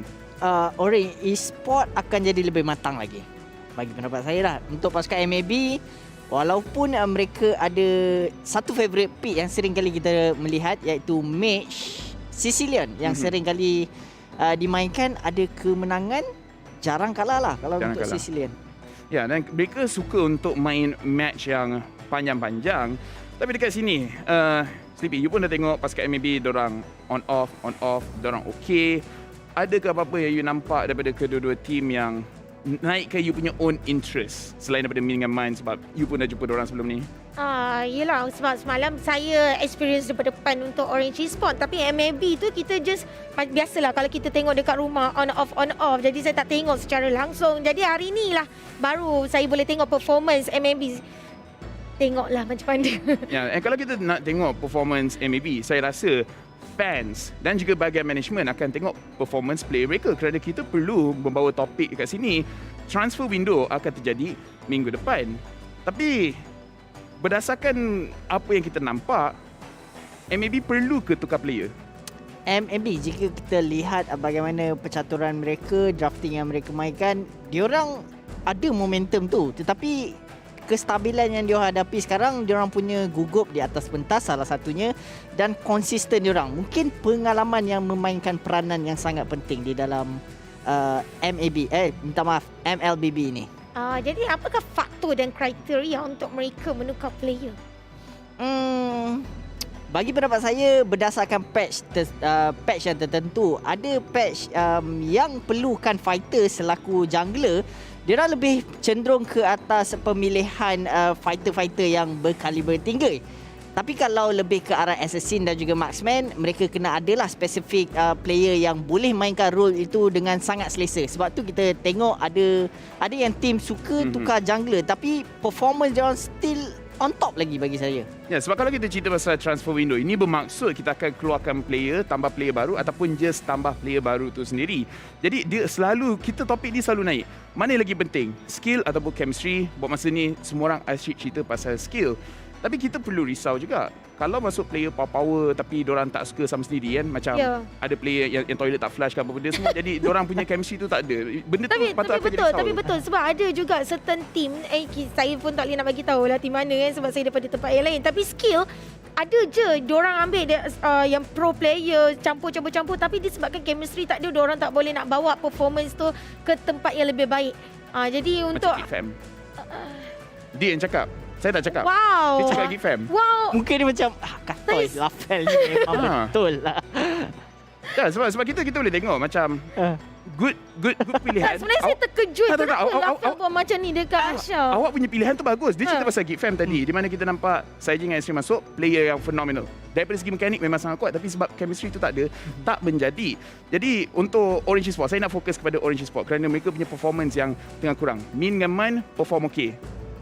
Okey ke nak cari completely 3 player baru ataupun just cari satu je? Bagi pendapat saya, untuk cenderung ke atas pemilihan jungler, sebab kita pernah nampak iSonic yang bermain jungler, lepas tu sekarang Lola. So dekat sini kita dah boleh describe lah yang pasukan Orange sebenarnya perlukan jungler yang betul-betul konsisten, dan mereka sangat-sangat perlukan secepat mungkin kerana mereka tiada lagi kemenangan lagi. Ya, tapi macam mana pun saya sebenarnya nak henti perbualan pasal transfer window ni sebab kita nak tengok perlawanan mereka sekarang. Kalau MLB perform dengan sangat bagus, mungkin orang pun fikir, okey, player ni dah okey, buat apa kita nak tukar. Orange Esports, saya rasa management mereka akan lakukan benda yang sama berdasarkan performance kali ni. Adakah diperlukan ataupun tidak untuk mereka tukar player. Jadi, kita akan tengok key to success untuk kedua-dua pasukan dekat sini. Apakah faktor kemenangan mereka berdua?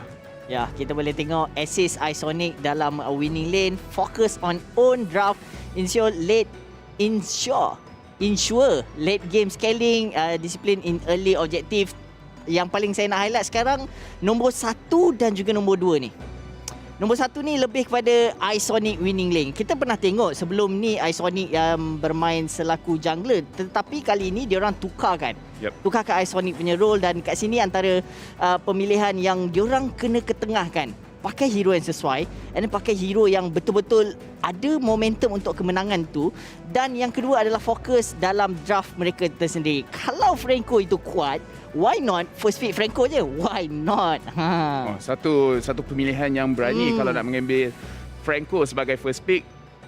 technically tak banyak sangat hero Tak yang banyak. counter hero Franco tu sendiri, tapi dia akan membazir kalau ada hero yang lagi kuat yang boleh ambil terlebih dahulu. Ini untuk pasukan Orange Esports, late game scaling dan sebagainya, semua bagus.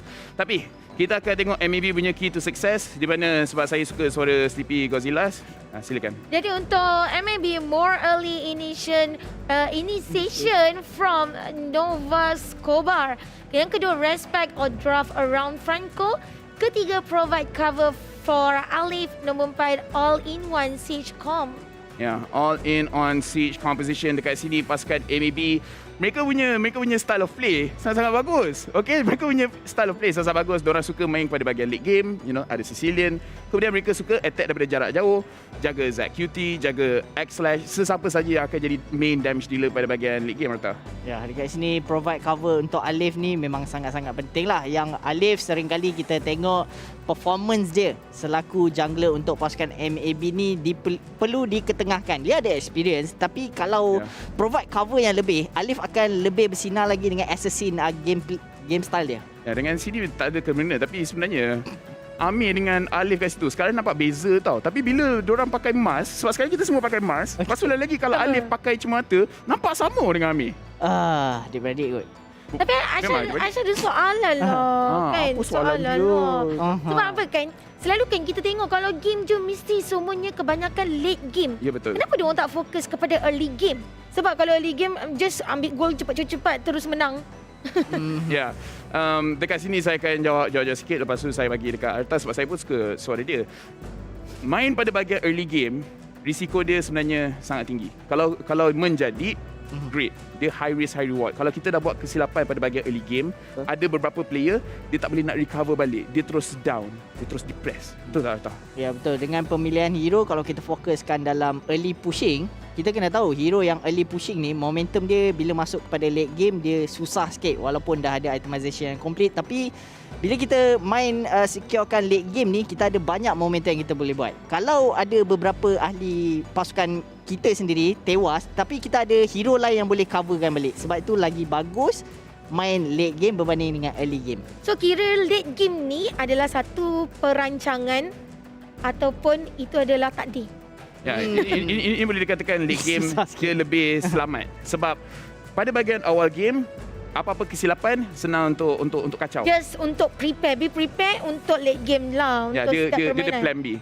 Dia plan B. Tapi macam mana pun dekat sini, kita tak payah fikir pasal late game. Kita fikir pasal pro kita sekarang dan pro kita perlukan McDonald's. So, kepada semua orang kat luar sana, kalau you guys nak order McDonald's, pergi kepada McDelivery. Kemudian letak MPL Rewards bila you guys check out untuk mendapatkan 6 pieces chicken McNugget dan juga eksklusif skin. Jadi kat sini, alalang bila nak makan, dapatkanlah yang lebih.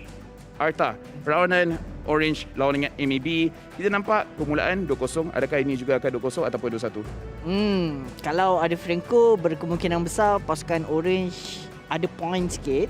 Kalau Franco kena buang, mungkin. Tapi masalahnya, tim pertama yang bawa Franco sebenarnya MLBB tau. Dan saya rasa Franco macam jadi perebutan barangkali untuk game yang akan datang ini.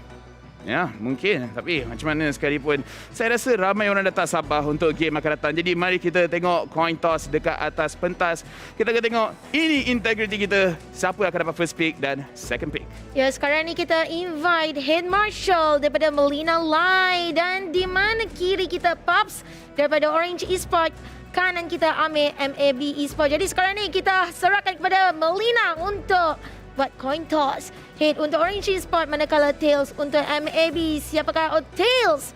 MLB mendapatkan first pick, manakala Orange Esports second pick. Ya, dekat sini Arta, saya rasa kita punya coin toss dia fulfill kita punya integrity. Tapi untuk entertainment value tu, saya rasa lagi bagus kalau sambil berpusing, Aisyah buat bunyi coin berpusing. Tak, sebenarnya daripada kita pakai tab, kenapa kita tak pakai yang bola-bola kat dalam tu? Tak, kita dah try tapi dia asyik terjatuh. Okey. Okey, itu dia punya sebab. Tapi macam mana pun kita akan terus pergi kepada kita punya English dan juga Malay Casters untuk start kita punya game pertama Orange Esports lawan MLB. After the MPL veterans have had their clash, the new kids on the block are here to make some noise. Welcome back to MPL MY, ladies and gentlemen. Just before the game, Orange Esports versus MAB. My name is Tafa. With me once again, going to be Gideon. And once again, we do have to remind you that this would not be possible without our wonderful sponsors, our official gaming chair, Secret Lab, partners in esports, TikTok, as well as esports charts and EGG network, and of course our co-organizers ESI. Thank you to all of our sponsors for making this event happen, and more importantly, new kids on the block. It feels weird saying that when Orange Esports is there. They seem to always be looking and scouting out for the brightest and newest talents for the MPL, and so far it doesn't look like it's going too well in the past couple of weeks. Yep, so far we can tell that Orange Esports, they've been having a bit of difficulty finding their momentum. And I do think that a lot of people are going to have to say that just based off their performance, they might be the weakest team so far in MPL. Whereas on the opposite side, MAB Esports, even though this is their first time on the MPL stage, have managed to carve out a bit of a niche for themselves. Yeah, no, I definitely think that's true, and I think this is going to be the ultimate test for Orange Esports, right? They've definitely had to deal with teams like teams like MAB before, especially when it comes down to the semi-professional system that we have here in Malaysia. A lot of teams are gunning for these spots. Now, the big question is whether or not Orange Esports can actually collaboratively figure out the secret sauce that makes the team show what they've got. Well, if not, transfer window is next week. Yeah, that is true. But I think obviously this is when you have a team, when you've played together long enough, you want to try and avoid being put in that situation where the coach is saying, we might have to swap some of you guys out because you're not performing. That is never fun. But right now, that is the threat looming over the shoulders of Orange Esports. This is going to be a rematch after all, because in week number 1, when Orange Esports met up against MAB, they ended up losing 2-0.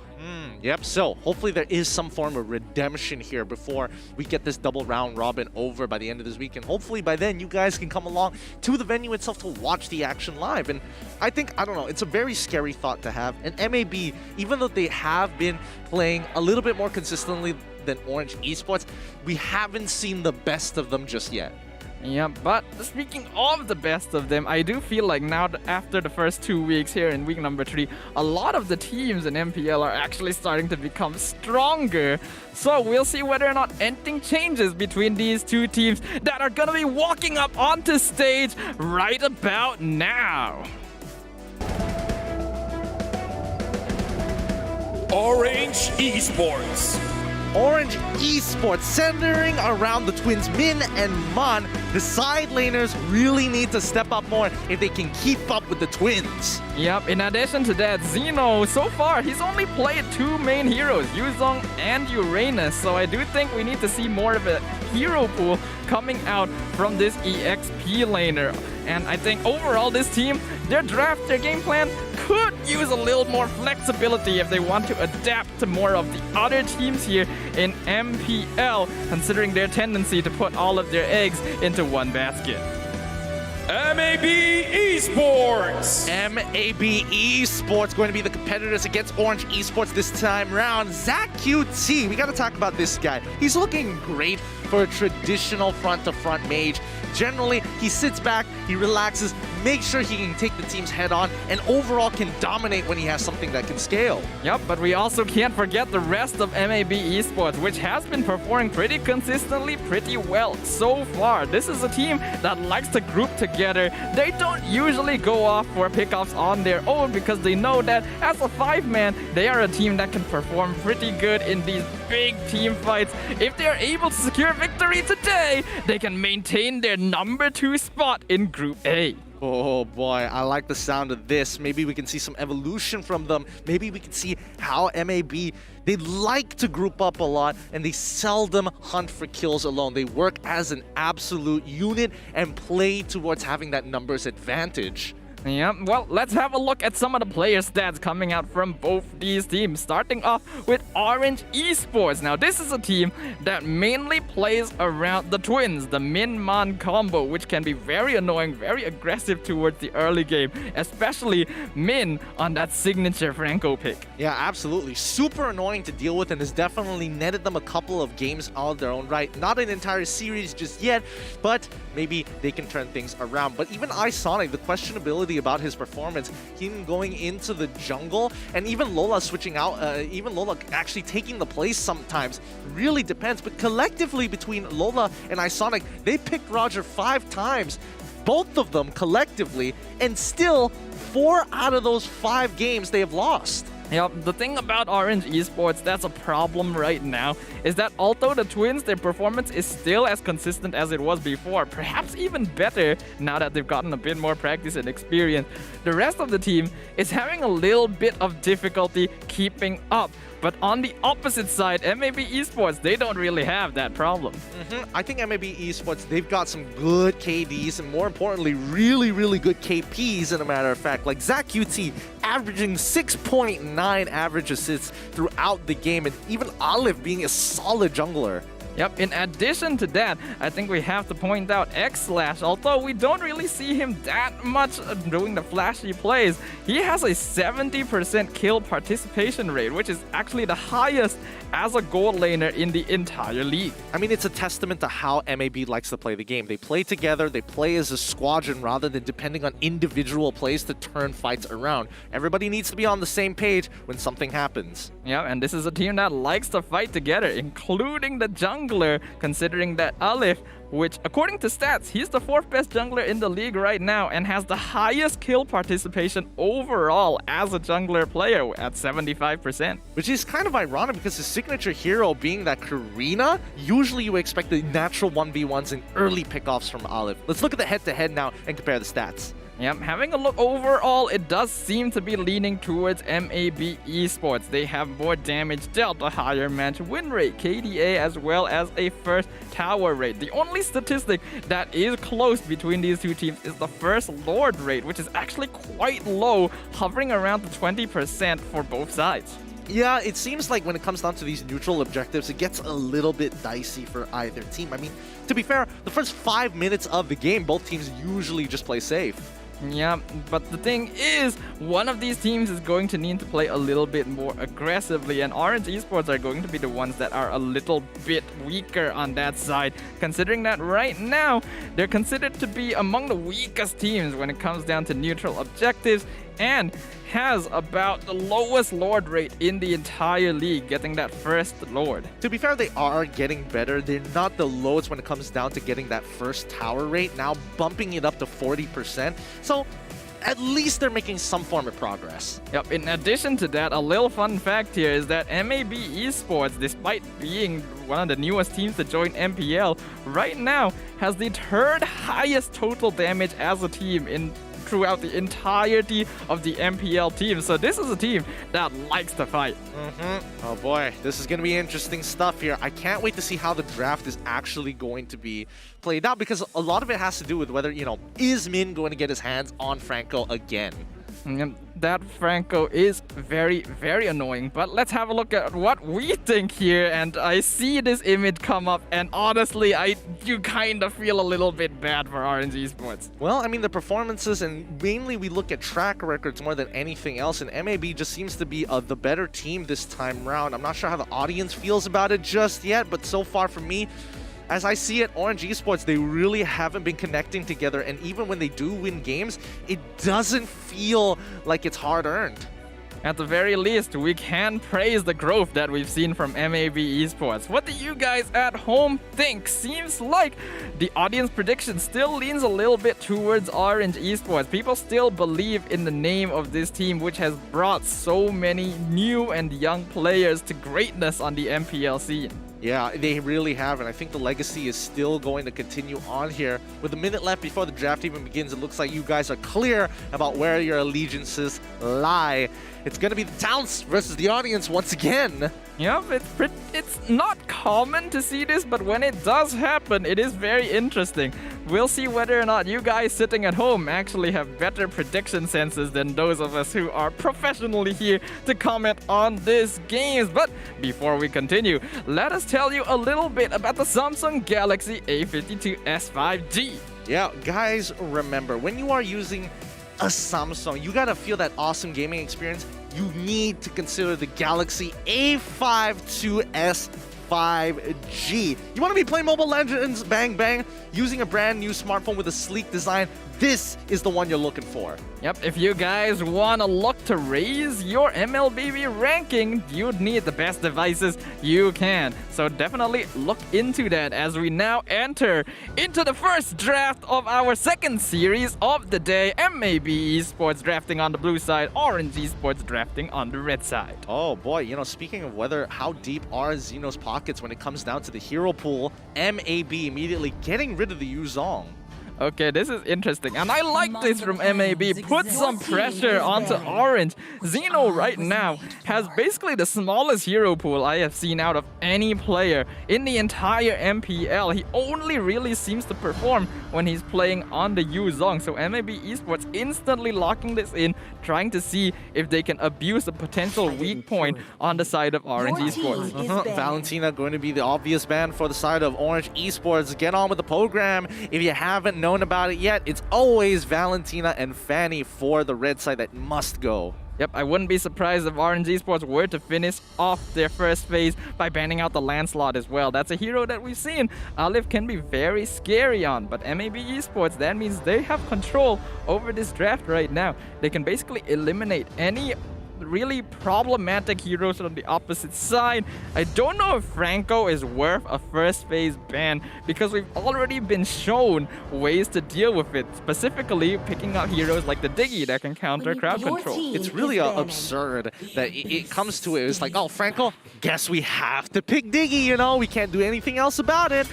Times have changed so much, but now, as you mentioned before, you predicted it correct. Lancelot going to be the ban for Orange Esports as MAB responded earlier with a Selena ban, and that's what I wanted to talk about. The Matildas here, the Matildas are open up wide. Lilia is going to get first pick by MAB. Do you think Orange Esports is going to bite onto Matilda? I think Matilda would be pretty solid for Orange Esports here, considering that it's a hero that we've seen Man play before. I'm not really certain if it's something Min is too comfortable with it, but going for double support isn't a particularly strange strategy, so that is still possible. On the other hand, now I'm wondering what kind of heroes they're gonna give to Xeno. Are they just gonna fall back to the same comfort again by giving him the Uranus? I want to see something different from this player. Yeah, I don't think they're going to pick it too early on, though. I think Cho is still a very good option, and especially when you can flex it around. Let's just see what Orange Esports wants to do. Do they match Mage for Mage and then pick up their jungler early on or not? Looks like it's going to be the Beatrix and Baxia this time. Baxia, that's interesting. I don't remember if this is the first time we've seen this hero. Based on the stats, it does look like this is the debut of Baxia on the MPL stage, which is surprising considering the hero can have some utility, but Orange Esports going to be the first ones to bring this hero to bear. I also like picking up the Beatrix early. I mentioned this earlier in series number 1. This is a hero that you should not allow to go through the first phase. You got to figure out a way to lock it down as soon as possible. Matilda's going to get picked up by the side of MAB. They could be pairing it with another gold laner because they can almost pre-confirm the matchup right now. And no, instead they're actually going to go for the Uranus, which is something I wanted to talk about here because Baxia can be flexed, as we've seen before in previous seasons, into the EXP lane to actually counteract the healing and the overall sustainability of the Uranus, or it can be thrown in towards the support lane just in case MAB decide, you know what, we're going to go with Cecilion once more. Not to mention, we have seen teams play the Baxia in the jungle before, so this is a pretty flexible hero. It is surprising that MAB Esports would lock in the Uranus when Orange has already shown such an obvious counter, but I do believe this is once again homing in on Xeno. This is the only other hero we have seen this player play, so now Orange Esports are going to be forced to put their EXP laner on a hero we have not yet seen. Is it a bait? Is it not? No, it's going to be Lapu that gets locked in for Xeno. A big play-making EXP laner, and it's going to be extremely important because when you see Matilda on the enemy team, you know for a fact that MAB wants to group up naturally as the team identity, but Matilda brings two targets, herself and somebody else, with the guiding wings together, allowing Lapu to have an opportunity to get both. Yep, that is true. So if Orange Esports can pick up more heroes with AoE potential, it does work out against MAB somewhat. I'd suspect heroes such as the Loyi, which is something that we've seen Man play quite comfortably in the past. But we'll see what happens. Second phase of bans already begun. I'm not surprised they would ban out the Popol and Koopa. Again, when you have a Beatrix, this is one of the heroes you usually ban out. Yeah, you don't want to deal with it. It's really obnoxious to fight in lane. MAB, they get rid of Farsa. So Orange Esports lacking a jungler and a mage right now, while MAB, on the other hand, they are lacking a jungler as well as a gold laner. So Farsa gonna be the first ban for MAB. So they're now starting to lock in on Man's heroes because obviously they see that Orange Esports has not locked in a mage yet. Farsa being banned out, I don't think is too much of a problem. There's still a lot of viable mages open. As I mentioned, the Loyi before is there. We have the Kadita. You have the Kagura as well. We saw how strong Kagura can be when the enemy team groups up together at the end of the first series of the day. So we'll see what MAB Esports decides to ban after this. And it looks like it's going to be the Brody this time around, which only leaves Clint as another option for X-Slash to actually go up against Beatrix here. And it's going to be Kadita ban coming in from MAB. Okay, it looks like it's pretty straightforward from the draft on either side who they want to eliminate and who they're targeting now. Orange Esports, at this point in time, I think locking in a mage would be pretty decent. I don't think they have to lock in the mage now, to be honest. Considering that all the bans are over, MAB has already locked in their mage, it might be okay for them to hold on just a little bit longer. But that depends on whether or not they want to reveal their jungler too early. The Roger is open for Orange, but as you highlighted earlier, despite how many times they picked up the Roger, their win rate on the hero is pretty abysmal, so I wouldn't really recommend it. Oh, let's see. 10 more seconds until we find out what it's going to be. Where is Orange Esports going to lean more towards to? And it looks like it's going to be Lolita as support. So Baxia is going mid, jungle, mid, jungle, mid. This is curious. I don't think he's going mid. There's actually still a possibility that this is a Man Beatrix instead.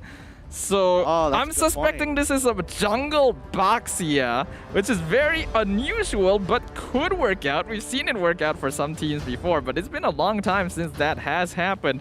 We'll see what happens here because Orange Esports, they're leaving a lot of things uncertain now. So MAB Esports are the ones that have to pick up the clues, try to lean them together and decide how to finish off their team composition.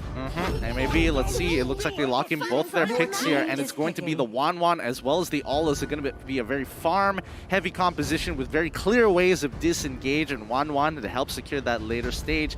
I think this is pretty good overall. It is pretty solid, but I am a little worried about the gold lane matchup because 1-1 against Beatrix means that X-Slash is going to get pretty much bullied throughout the early game unless he's one of the most godly 1-1 players we've ever seen. And I kind of doubt that is the case, but if it actually is, I will be very impressed. The final hero coming out of Orange Esports, what is it going to be? Is this indeed a Man Beatrix, to which we are still looking for a gold lane?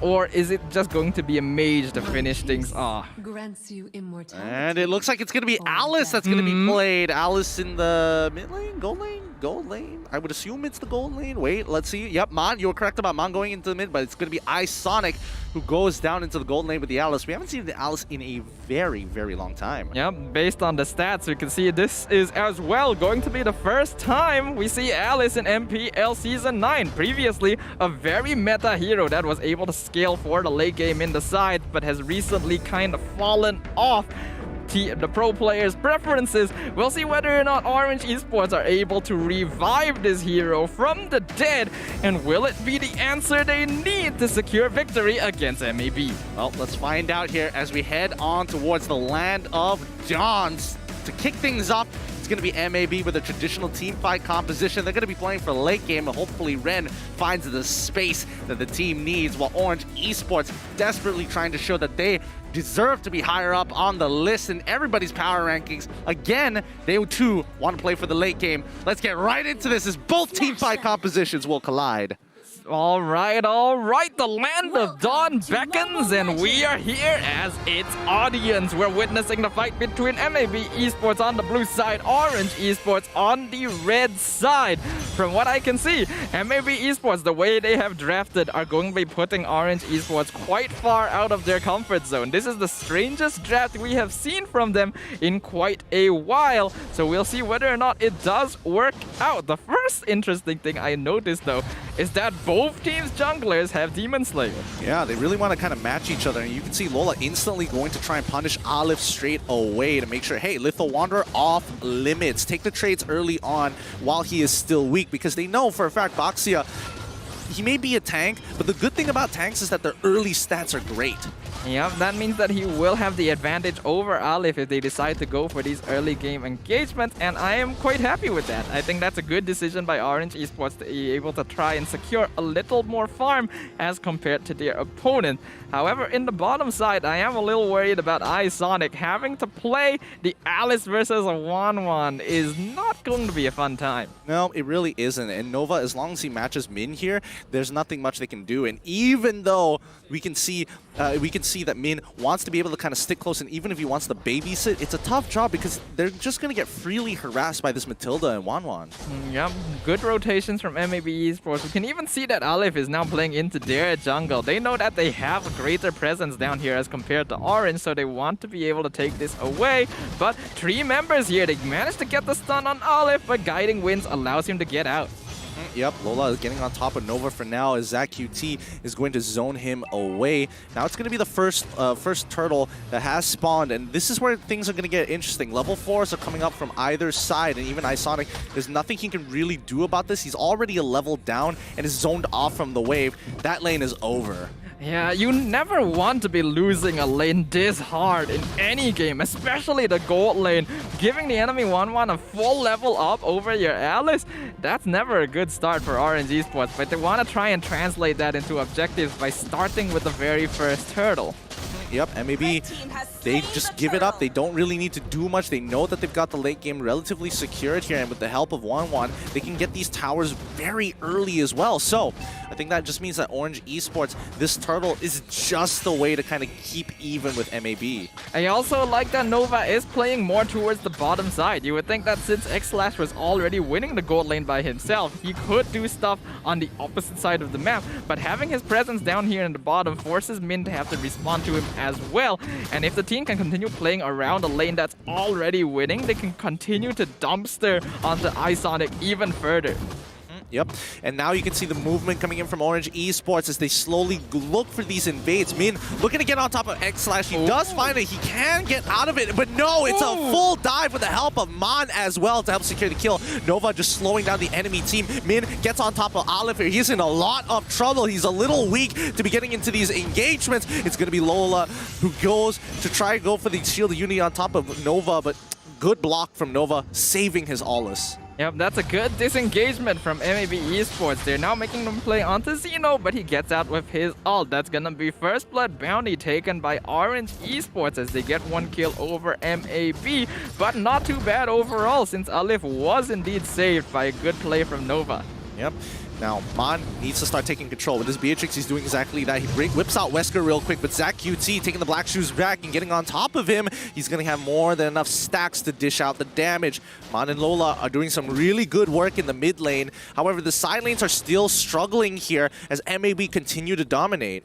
Yep, and maybe know that they have full advantage down here, and it just feels so bad for iSonic as he now gets jumped on. They pop the ultimate. They do actually get a kill onto the Matilda in the mid lane, and now the rest of Orange is rotating down to give iSonic a hand. And maybe are getting out, but the Doomon Blast right on top of X-Slash gets purified by his ability. ZachQT, the one dropping low, as he is forced to use the Black Shoes to escape killed by the Nibiru's Passion. He's still fine, but now a full dive from Orange, jumping under the tower, gets the kill onto Z. Zach QT. That was unnecessary. Just sacrifice the tower there. You guys have late game essentially secured. You don't have anything to worry about. And now you can see that Mon is just bleeding his lead through the mid lane and pushing it down bot side, and is doing wonders for Orange Esports. We've already seen before in the past how much of a terror this mid lane Beatrix played by Mon is.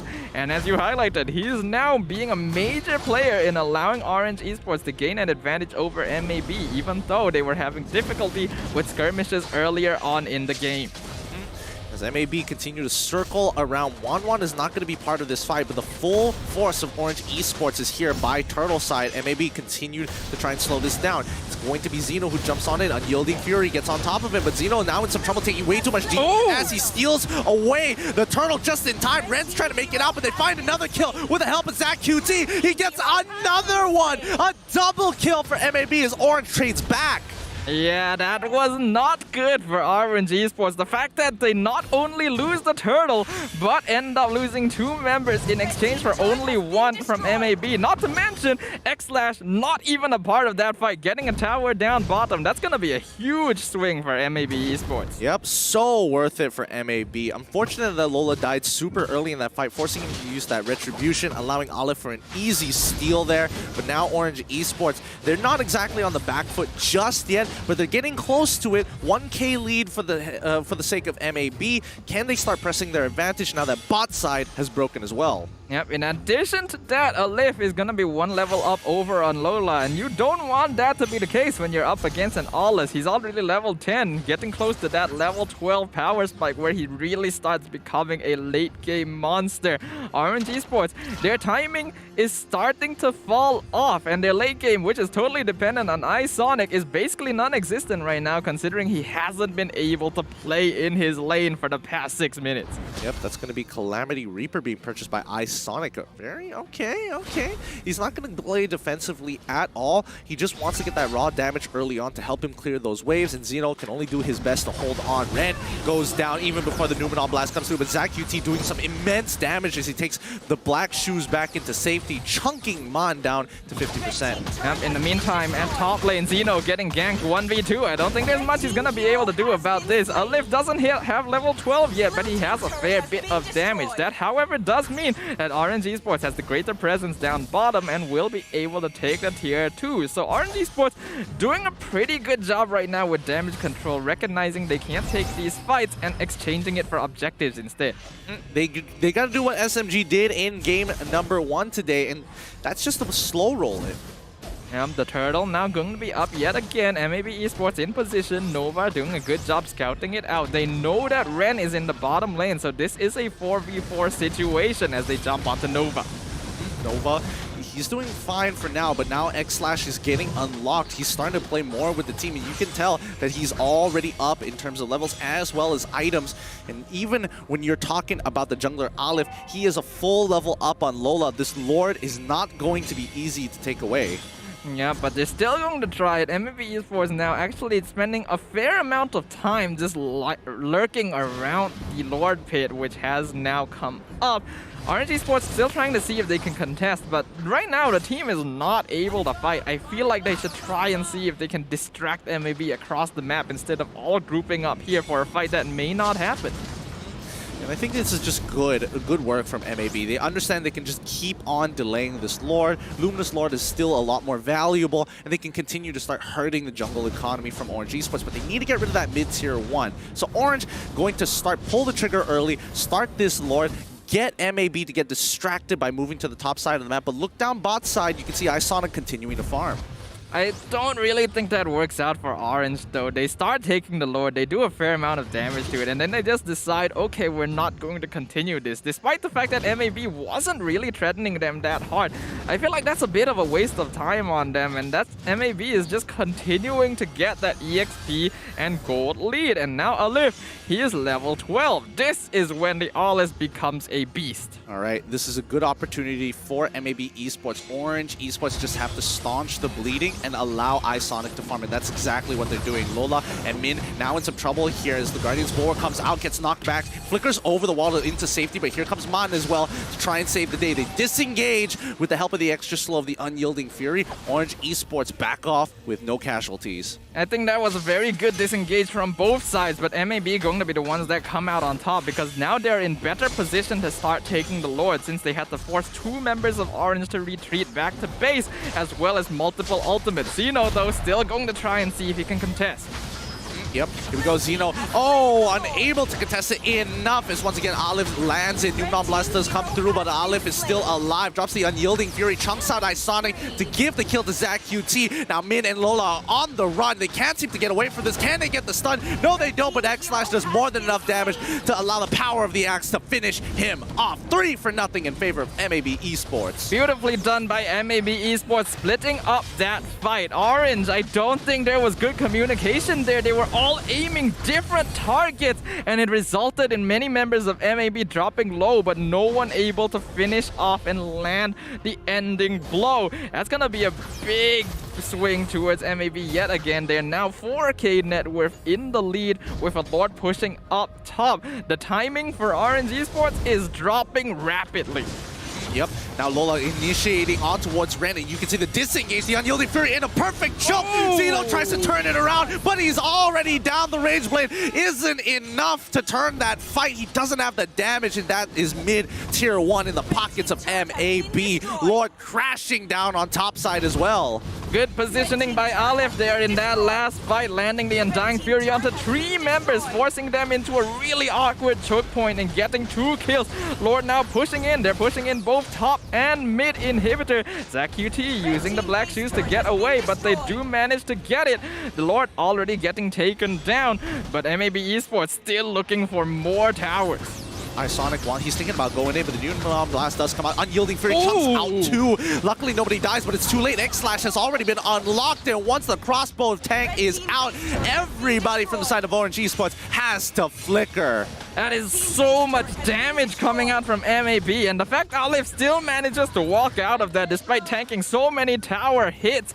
MAB Esports are in full control of this game, and there's just no scaling onto Orange Esports. I don't know if they're gonna be able to do anything now. I feel like MAB has this game very comfortably. Yeah, I think so too. I think that we're very close to a GG in the next 47 seconds or so. Once the Lord comes up, Orange Esports have no real way of contestation. And this is going to beg the question, does iSonic have enough stacks?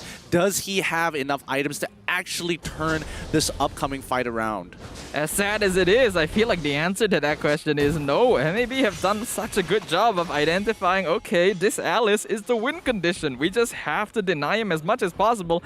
And it even kind of intersects with their advantage, their goal of winning the early game by denying the weakest lane. That's what they did, and it's just ballooned until this point that, yeah, there's no late game on Orange Esports. Yeah, there's nothing much they can really do. Orange Esports just have to hold out for another 5 minutes or so, and then maybe they'll have an opportunity to bounce back. Or they're hoping that MAB Esports makes a mistake, but let's find out here in this upcoming Lord battle. Yeah, the Lord going down to half HP. MLBB Esports doing a smart decision of holding on. They're not too certain what's going to happen. Undying Fury going to be dropped down. Meanwhile, they're distracting the rest of the team. Aleph on top of Min, who's trying to block it with a shield, but that doesn't work against melee. A monster kill going over to the Alice as they jump on top of the Baxia, getting taken down. Crossbow of tank passes over. Mega kill going over to Zach QT. 3 members of Orange Esports getting taken down with no problem at all. Wow. Wow. Clean game coming out from MLBB Esports. 12-5 so far, and I think, Mon should be able to clear up this wave relatively easy. High ground defense is great when it comes down to Beatrix, but at this stage of the game, Lord is going to get soloed by MLBB Esports. They've got the 11K. They've basically got checkmate on Orange Esports. They just need to clear up this one more fight, or just wait for the Lord to muscle on in. I feel like this is just an absolute dumpstering by MLBB Esports. 4 members of their team just farming the minions in their base while the jungler solos Lord. I feel like I'm looking at a pub game right now, and that's harsh. The Orange Esports, but this team doesn't seem to be demonstrating they have what it takes to be able to go up against MAB. And MAB are playing a fantastic game, in a matter of fact, with the Luminous Lord going to be knocking on Orange Esports' doorstep relatively soon. Let's see, maybe Orange Esports might be able to clutch this one out, but with the 10k goal lead in MAB's favor, I don't think it's likely. Well, this is going to be their last chance to do so. Bennett's Rage dropped down. Undying Fury on top of Min, who's already really low. Meanwhile, the fight being distracted. Godlike going over to Alif as he gets the kill in the back line. Zeno getting caught out by the rest of the team, who gets the kill over to Uranus. A nice win to Trunkian by iSonic, but not enough damage. They don't even need to pick off the rest of Orange Esports because the crystal has already fallen. MAB Esports comes out victorious 1-0 against Orange Esports. Clean game coming out from MAB despite the amount of damage and also just the raw power that came from the twins in the mid lane. It just was not enough to save their side lanes. The draft was already decided. MAB take the first game 1-0 against Orange Esports. GG, well played. That was really good drafting by MAB Esports, but even better gameplay. Really effectively identifying the weak links among Orange Esports' players and hero pools, and then identifying which lanes they need to claim victory over, and then fully making use of their draft, of their farm to distract, to scale. I think that was just some clean MLBB. Yep, I mean, the draft was already looking pretty tough for Orange Esports, especially since they are going for the Alice pickup against a 1-1. 1-1 decides to take Weakness Finder. After getting zoned out off one wave, getting a level lead, that lane was over, and there was nothing they could do about it. I think what we need to kind of stand back a bit, have a look at the lane matchups individually, and then you will realize Orange Esports does not have a single winning lane matchup. Lapu versus Uranus, he's not gonna do anything. Alice versus 1-1, you're going to lose. The only one that comes somewhat close is Beatrix versus Lilia, but obviously a mage is gonna have way more poke in the mid lane. So if you don't get that early game map control in any lane, you kind of set yourself up for failure a little bit. I do feel so, and I do agree with you in every aspect here. Unfortunately, I do wish that Miniman, instead of having to use Renner most of the time, actually utilizes Bennett to help clear that wave real fast, and maybe have Nibiru as a way to kind of harass your opponents rather than Renner, because it just doesn't make any sense that you want to give that control over to a team like MAB Esports, who utilized it well. And to give Orange Esports credit, they were able to look for those big counter engagements and read MAB Esports and how they wanted to play. It just wasn't enough. Yep, having a look here at the end game statistics, the item builds from both sides. I don't think there's much that needs to be commented on because the item builds are pretty default coming out from both of these players. The game ended 15 minutes in. Obviously, MAB Esports came out on top, and in terms of their individual net worths, you can tell that they were having a much better time compared to Orange. Yeah, and you can tell by the items alone, especially when it comes down to the gold, everybody's just so rich from the side of MAB Esports. The score being 14-5, 14 minutes of the game, a kill every single minute. Orange Esports, they have to go back to the drawing board. Yep, and now I feel like I have to be a little bit hypercritical here on Zeno. They locked down his Yuzong, they locked down his Uranus. His Lapu performance was, I don't feel like he did anything that game. I have to question, can Zeno only play the Yuzong somewhat well? Well, I definitely think they should have given him something like Paquito at the very least. He can look for picks off of X/, potentially buy a little bit of time for the team. Because when you have Lapu and there's a Matilda on the enemy team, landing the stun is so difficult unless you have a lead and you can force your opponents to make the first move. That's your only option. If not, the mobility and just the escape tools that MAB Esports have inbuilt in their champion pool so far is just ridiculous. Like Matilda, for an example. All right, am I going to catch her? Probably not. I have to wait for her to use the guiding winds. If I'm looking at someone like Uranus, Consecration, and has Purifier on top of it all. And if you think ZachQT is going to get caught, Black Shoes, and as well as Purify, it's time for the MVP. You know it's from MAB. It's going over to Olive. Yep, with a 7-0-6 match KDA on the Aulis and a 93% match kill participation. Again, 93% kill participation on a farming jungler. My goodness, MAB Esports, we already said this was a team that liked to roam together, liked to fight a lot, but this is ridiculous. Yeah, it really is. He was absolutely just having his way with the jungle. No one was really stopping him. And he was getting very, very aggressive. Like in the earlier levels, level 4, level 6, he was in the river trying to contest for some of these objectives.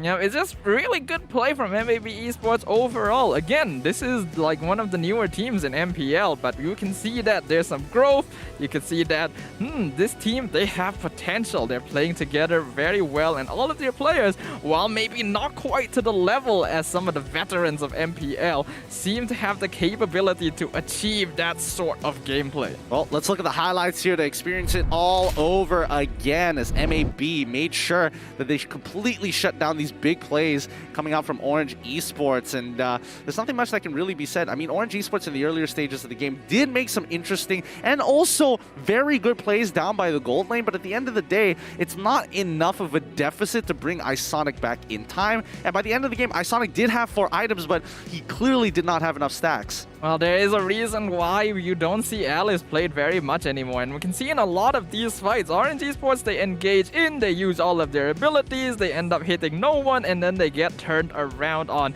Even in fights where they were able to land some pretty good skills, MLBB Esports were able to split the fight up. I think there was a very good job done by Ren here to just take a lot of the damage, distract a lot of the DPS from Orange Esports, and once the cooldowns were down, MLBB Esports just walks over him. Yeah, and boy, just mechanical mistakes after mechanical mistakes coming out from Orange Esports that really cost them the game. I mean, the draft was already not looking good, but making mechanical mistakes on top of it all really didn't help at this point. The only hope at this point is to play for game number 2, maybe bring it back, and hopefully even out the score. Maybe steal the series away during game 3. As harsh as it is to say something like this, I feel like Orange Esports as a team overall are not prepared to stand on the MPL stage. It's harsh, but it is a reality check. You cannot go head-to-head against some of these teams if you are not ready for it. And I don't sense that coming out from the players of Orange. If they're all depending on Min and Man setting things up for them, you're never going to win a 2v5 matchup. Well, I think 2 things do come into mind. Number 1 is when it comes down to the draft. It's really interesting, but it's also like very punishing for these side laners, right? I don't know whether it's hero pool or whether someone is making the call saying, hey, these heroes are good. If we're talking about these heroes are good, it's wrong. It's not correct. If we're talking about hero pools, at least that's something that they can work on. Yeah, I'm suspecting that there's a bit of a hero pool problem from Orange Esports. A lot of their core players don't seem to be very flexible. We can see that Min and Man, they're perfectly fine. They have a fair amount of heroes they can play pretty solidly. But the rest, I'm not really feeling it. Like, even if they can play multiple heroes, they don't seem to do it well. And I am a little bit worried for Orange Esports. I get the feeling once the transfer window comes about, we're going to be seeing a big reshuffling in this team lineup. Unless they can prove themselves in this next game. I absolutely agree. I'm just surprised. I'm really surprised. But if you guys want to be able to celebrate these games alongside with us, make sure you go and check out the discounts code provided to you by Nescafe. Buy some of their products here at a discount and some of your favorite flavors and stay awake throughout the games. And most importantly, check out the lucky draw winners at the end of today. Yep, if you guys, again, are enjoying MPL, make sure to show our sponsors some love, grab some products, and why not? After all, it's some nice drinks, some beverages, some whatever you need to enjoy MPL. And I hope you guys are, because there have been some very intense games so far. Yep, more to come here, and hopefully we see a step up coming in from Orange Esports. I'm surprised because we've seen Isonic play before. I'm not sure why they didn't even consider giving him Natan in that matchup. Why not? If they really needed magical damage at that point, Natan is a pretty good substitute, and at the very least can actually get out of tough situations with his ultimate in the entropy. Yes, Natan may not necessarily be as good as he used to before, but if you're going to give a losing matchup, you might as well give a losing matchup where he can actually play the game. And not even Natan, we know Isonic is pretty comfortable with Kimmy as well, which is a hero that can actually perform pretty okay in the early game, depending on matchup. So I'm finding Orange Esports' drafts overall really weird, but having a look at the previous match recap, The amount of damage done between these two teams is just worlds apart. Yeah, it's different, and that's really tough to say because MAB, I wouldn't even say that they're the most polished team. They have a very distinct style of play, and that is definitely punishable. I'm not sure how OE is going to be looking to kind of counteract that, but it's definitely building up the confidence for MAB. Yeah, I think going into game number 2, what Orange Esports needs to focus on is just play heroes that you're comfortable with. It's time to stop trying to outthink the opponent, outdraft the opponent, because it doesn't seem like they're capable of doing that with their limited hero pool. Just play the best heroes you can and hope that will be enough to carry you with the victory. I'm guessing that the Franco is probably going to be coming out from the side of MAB, and is there anything else? Probably maybe a take on Sicilian. It's tough to say. It really is tough. There might not necessarily be an answer, but yes, as you mentioned, the best way possible, and especially for a lot of teams out there, when you go comfortable, build that confidence back up and bring it back in game 3. The problem is, it's gonna be quite difficult to do so because MAB Esports, they seem to recognize already what the weakness of Orange Esports is. It's the draft, it's the hero pool. You see how they banned out the Yuzong early on, they stole the Uranus from Xeno, and then they forced the rest of the team into very unusual picks. So even if Orange Esports wants to play more comfortable hero lineups, I'm not sure if MAB Esports are going to let them do it. Well, with 5 seconds on the clock, let's get in towards the draft here and see what is the adaptations from Orange Esports. We know that Orange Esports is able to steal games away from their opponents in best of 3, and this is what we're expecting to see on the blue side for Orange Esports. Yeah, with the teams now swapping sides for their draft, we can see Orange Esports, interestingly enough, have elected to be the ones banning out the Lancelot and the Fanny themselves, in addition to the Eve. MAB gonna be banning out Xeno's Yuzong once again, as well as the Selena and the Valentina. Yep, it's gonna be first pick coming in from OE, the Lilia, taken away from Zach QT, which most likely means that he's going to play Sicilian. So Matilda, Beatrix, easy pickups for the side of MAB. That's totally fine, and most importantly, Xlash, very happy to have the Beatrix. Yep, this is a very comfortable starter for MAB Esports. I like that Orange Esports go for the Lilia first. This hero is really starting to become a contested pick for many teams in the MPL because of the sheer amount of damage as well as the inbuilt escape that she has access to. But there are also ways to counteract that. One hero, for example, is the Kadita, which we've seen teams do to just one-shot the Lilia before Black Shoes can even be activated. I think that's a very good option for Zach QT if he's capable of playing it, but knowing that he likes to play with the team, he doesn't like to looking for the big play at the end of the day. Ooh, Brody and Glue getting picked up for the side of Orange Esports. I think Glue is a pretty safe pick for Orange, a good defensive hero with offensive options. Going for the Brody at this point feels a little bit strange to me though, because this is a bit more of a skill-based matchup when you compare to the Beatrix. Both heroes can do quite a lot of damage to each other. I would have thought they'd go for a safer option like the Clint or the Popol and Koopa, considering both heroes are still open. I would make an argument that Popol and Koopa is extremely mechanical, especially once you get into the later stages of the game. Brody is a lot simpler and still extremely effective at his job, but I'm also guessing that OE is expecting MAB to play an assassin like Hayabusa, for an example, and they're going to limit it here in the second half of the draft. Get rid of the Aulus, most likely get rid of the Ling. Justice in the world. The Ling. I guess that would make sense. But it's a bit difficult to think about it because, yeah, as you mentioned, the Hayabusa is still open as well. Instead, they're gonna go for the ban on the Yi Sun Shin. So I assume they're gonna leave both assassins open so that they can grab whichever one MAB decides not to go for. I'm okay with that. I'm okay for that for sure. Franklin as well as Cho getting banned out for the side of MAB, but that's the least of Orange Esports' concern. Cho is still available. Khalid is picked up way too early here. I think it's doable, especially when he's up against the Glue matchup, but I think, you know, Glue still has a lot of options against it, so I'm generally alright. But I definitely think they could have gone with their jungle early first because it really doesn't matter whether it's Ling or Hayabusa at this point. It's also questionable to go for Khalid at this point because we can't say for certain that this glue is gonna go into the EXP lane.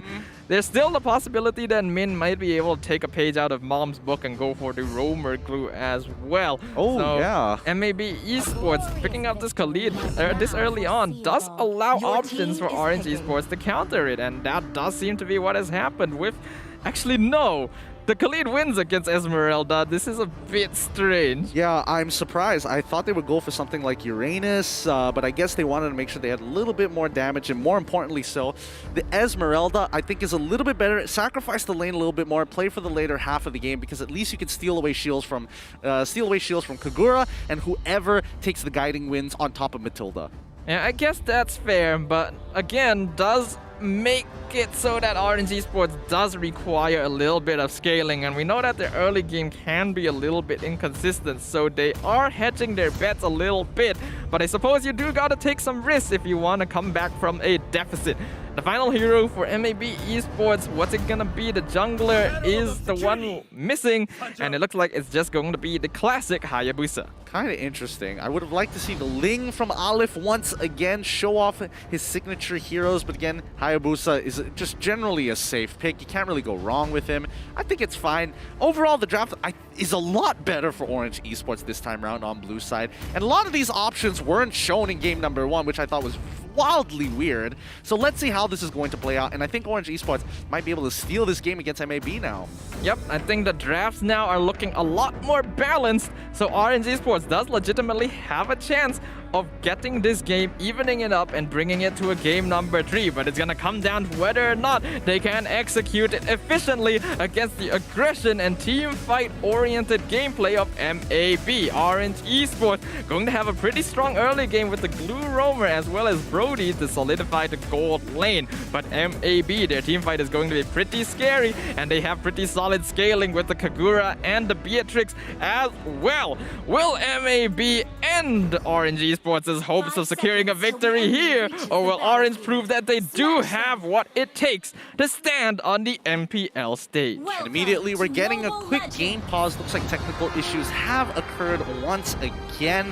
Hopefully it's nothing too game breaking, so they don't have to restart the draft. That would be horrendous.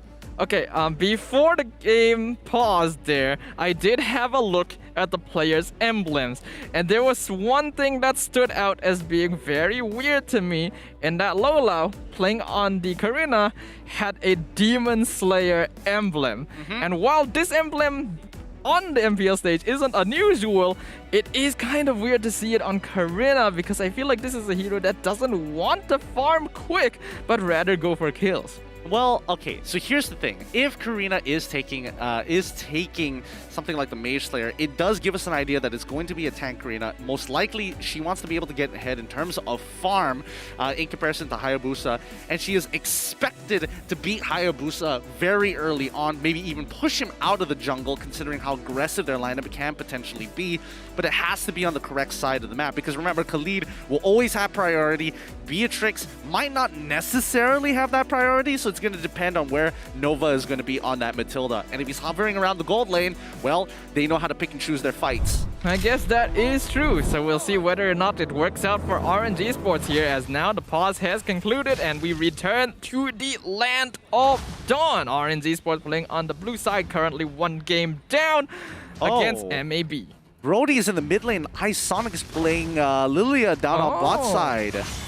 Okay, actually, that's not a bad idea, because Lilia can definitely poke down Beatrix fairly comfortably, so that will allow them to have a little more priority in the gold lane. Yeah, I mean, you don't even have to interact with the Beatrix. All you got to do is just push that wave. And Mon, same thing. He just wants to focus on getting that early wave push, and Lola needs to farm, and that's it. That's all they have to do. Maintain priority over the lanes. Good ideas coming out from Orange Esports. Yep, these were the kinds of changes that we saw from Orange Esports that allowed them to take games against some of their opponents in the past, so hopefully it's gonna work out for them here. But MLB Esports already trying to be aggressive. We saw an early 4-man rotation into the mid side to secure that first Little Wanderer. Yeah, absolutely. And unfortunately for the EXP lanes, well, yeah, Ren really needed to get that level 1 off and running as soon as possible to at least have control over this lane.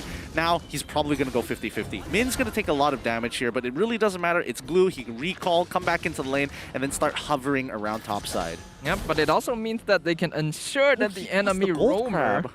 Oh, okay.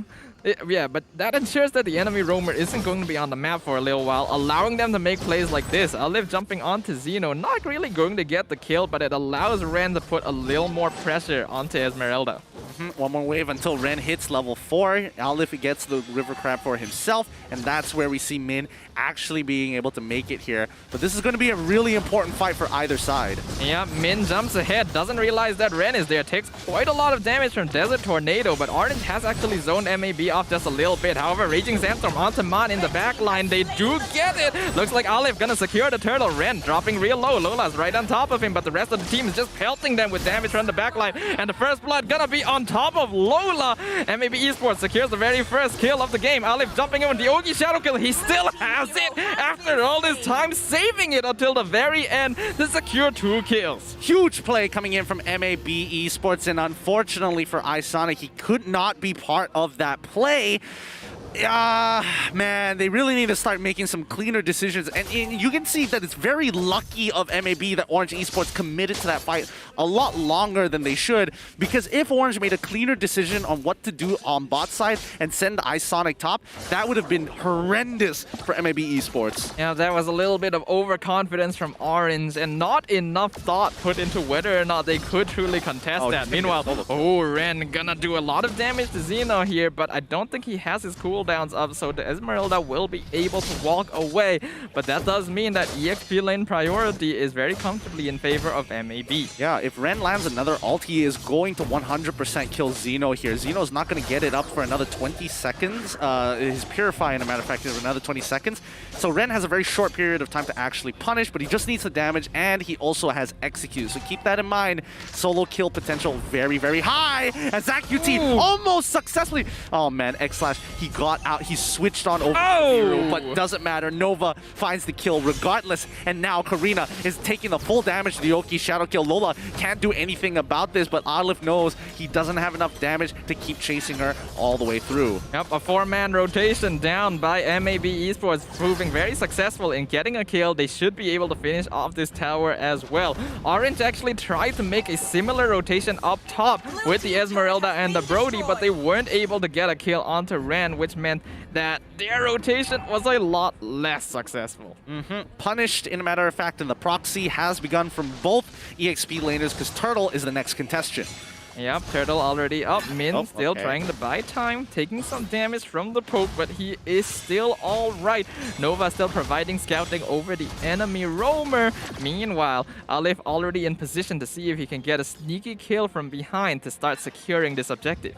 Yep, they're going to start on it quick as Esmeralda runs back up to try and catch the next wave. Khalid is going to match her and push her away from the jungle as the rest of MAB sits on top of Turtle. Yep, they've already started working on it. It's dropping real low. Olive does have Retribution as Nova buys time in the backline. They secure it. Now Lola dropping real low. Min as well as Olive jumps on top of the enemy Karina. And Iberi's Passion gonna be dropped out, but it's not even necessary. They get the kill onto Lola. The rest of Orange Esports going to be forced to retreat, dropping real low in HP, but only 1 kill going over to MAB. Looks like, you know, Orange Esports is a little disorientated on how to actually maintain that fight. Mon gets zoned out single-handedly by Nova for some reason, with no backup whatsoever to actually push Nova back.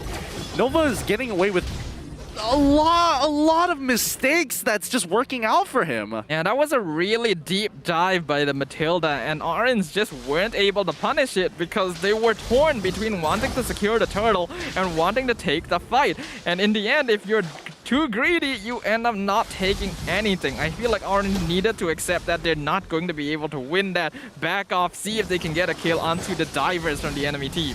Oh, is Ren going to join the dive? Oh, I really wish Ren went in for it. That would have been a beautiful play if he was able to connect or force out a flicker at the very least. But they opt to go with the safer play. Don't need to dive unnecessarily. They already have an advantage here down on the mid lane. Lola's trying to get on out. Unfortunately, he is going to get bursted down down with the help of Zach QT.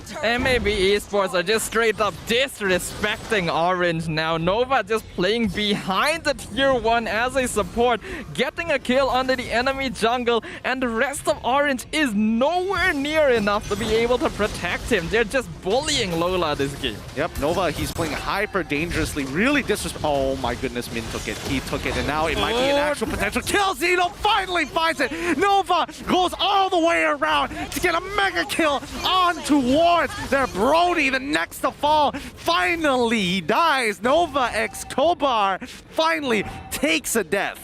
Logically speaking, that would have been a bit too risky of a play to expect Min to go for, but I think MAB Esports, that's exactly what they were thinking, because they were caught off guard when the glue jumped onto them in the back line, grouped them all up, and allowed Orange Esports to start doing some massive AoE damage. That is the swing they're looking for. Their first 3 kills of the game. They're still behind in terms of net worth, but that's a lifeline that Orange Esports desperately needs. Yeah, MLBB has got to be careful about overheating, because at this point they're getting really disrespectful with the plays that they're making, that they're naturally making some strong fundamental mistakes, and they've gotten away for it for a little too long. Finally, Orange Esports does punish them, and it's all thanks to the help and setup from Min. Yep, again, the Minman twins going to be the saving grace of Orange Esports, but that's not going to be enough. The rest of their players need to step up to the plate. Having a look at their farm, their items, Lola has about the same net worth as Nova, and that is really terrible for a jungler, especially one with Demon Slayer. Oh, that's rough. That's rough, but at least he's keeping up with EXP, and that's the most important thing here, because Lola isn't too item dependent after he's gotten his first. The rest are just situational and just to make him tankier. And at this point in time, I mean, MLB Esports can basically dictate the pace of the game as 3 members of Orange Esports down on the bottom side, and Olive basically allowed to go nuts whenever he wants to. But look at top, as you can see, X-Slash, with the help of Ren, continue to break down these free objectives. MLB Esports just has free reign of the map. Orange don't know where they want to play around, and when they rotate somewhere to do something, MAB are already on the opposite side. But hold on, they managed to get a catch onto X-Slash. Min dropping real low, but gets the... they get another kill. Lola just outside the Kagura. Olive gonna be jumping in to do some damage as the Raging Sandstorm comes in, but doesn't land on anyone. Ren now gonna be the one caught out of position, not able to finish off Lola. That's gonna be a 3-for-0 trade. What am I watching here? What am I watching? MLB Esports, like, from playing hyper overconfident to just making some strong fundamental mistakes. Like, what in the world is X-Slash doing there when he was walking through the mid lane, thinking that he's not going to get punished here? And it just so happens that Orange Esports were going to make a move. He knew exactly where they were. Aleph is feeding them information. They lost the tier 1 for it at the same time, and multiple no, don't tell me Mon dies. He dies! What? No way! Aleph making the play right back here. That previous engagement was a huge mistake by MLB Esports, a classic case of overconfidence. But Aleph showing that he still has what it takes. The Ogi Shadow kill gets a nice one and still continues dancing around. Min has already used the split, so they know that important cooldown is gone. Yep, and now they're getting on top of Zeno so far, but Zeno is starting to get to a point where he's starting to scale very nicely against Ren, and Ren is losing a lot of his value. Technically, he's hovering around for his ultimate. If they get Lord right now, MAB need to make this count.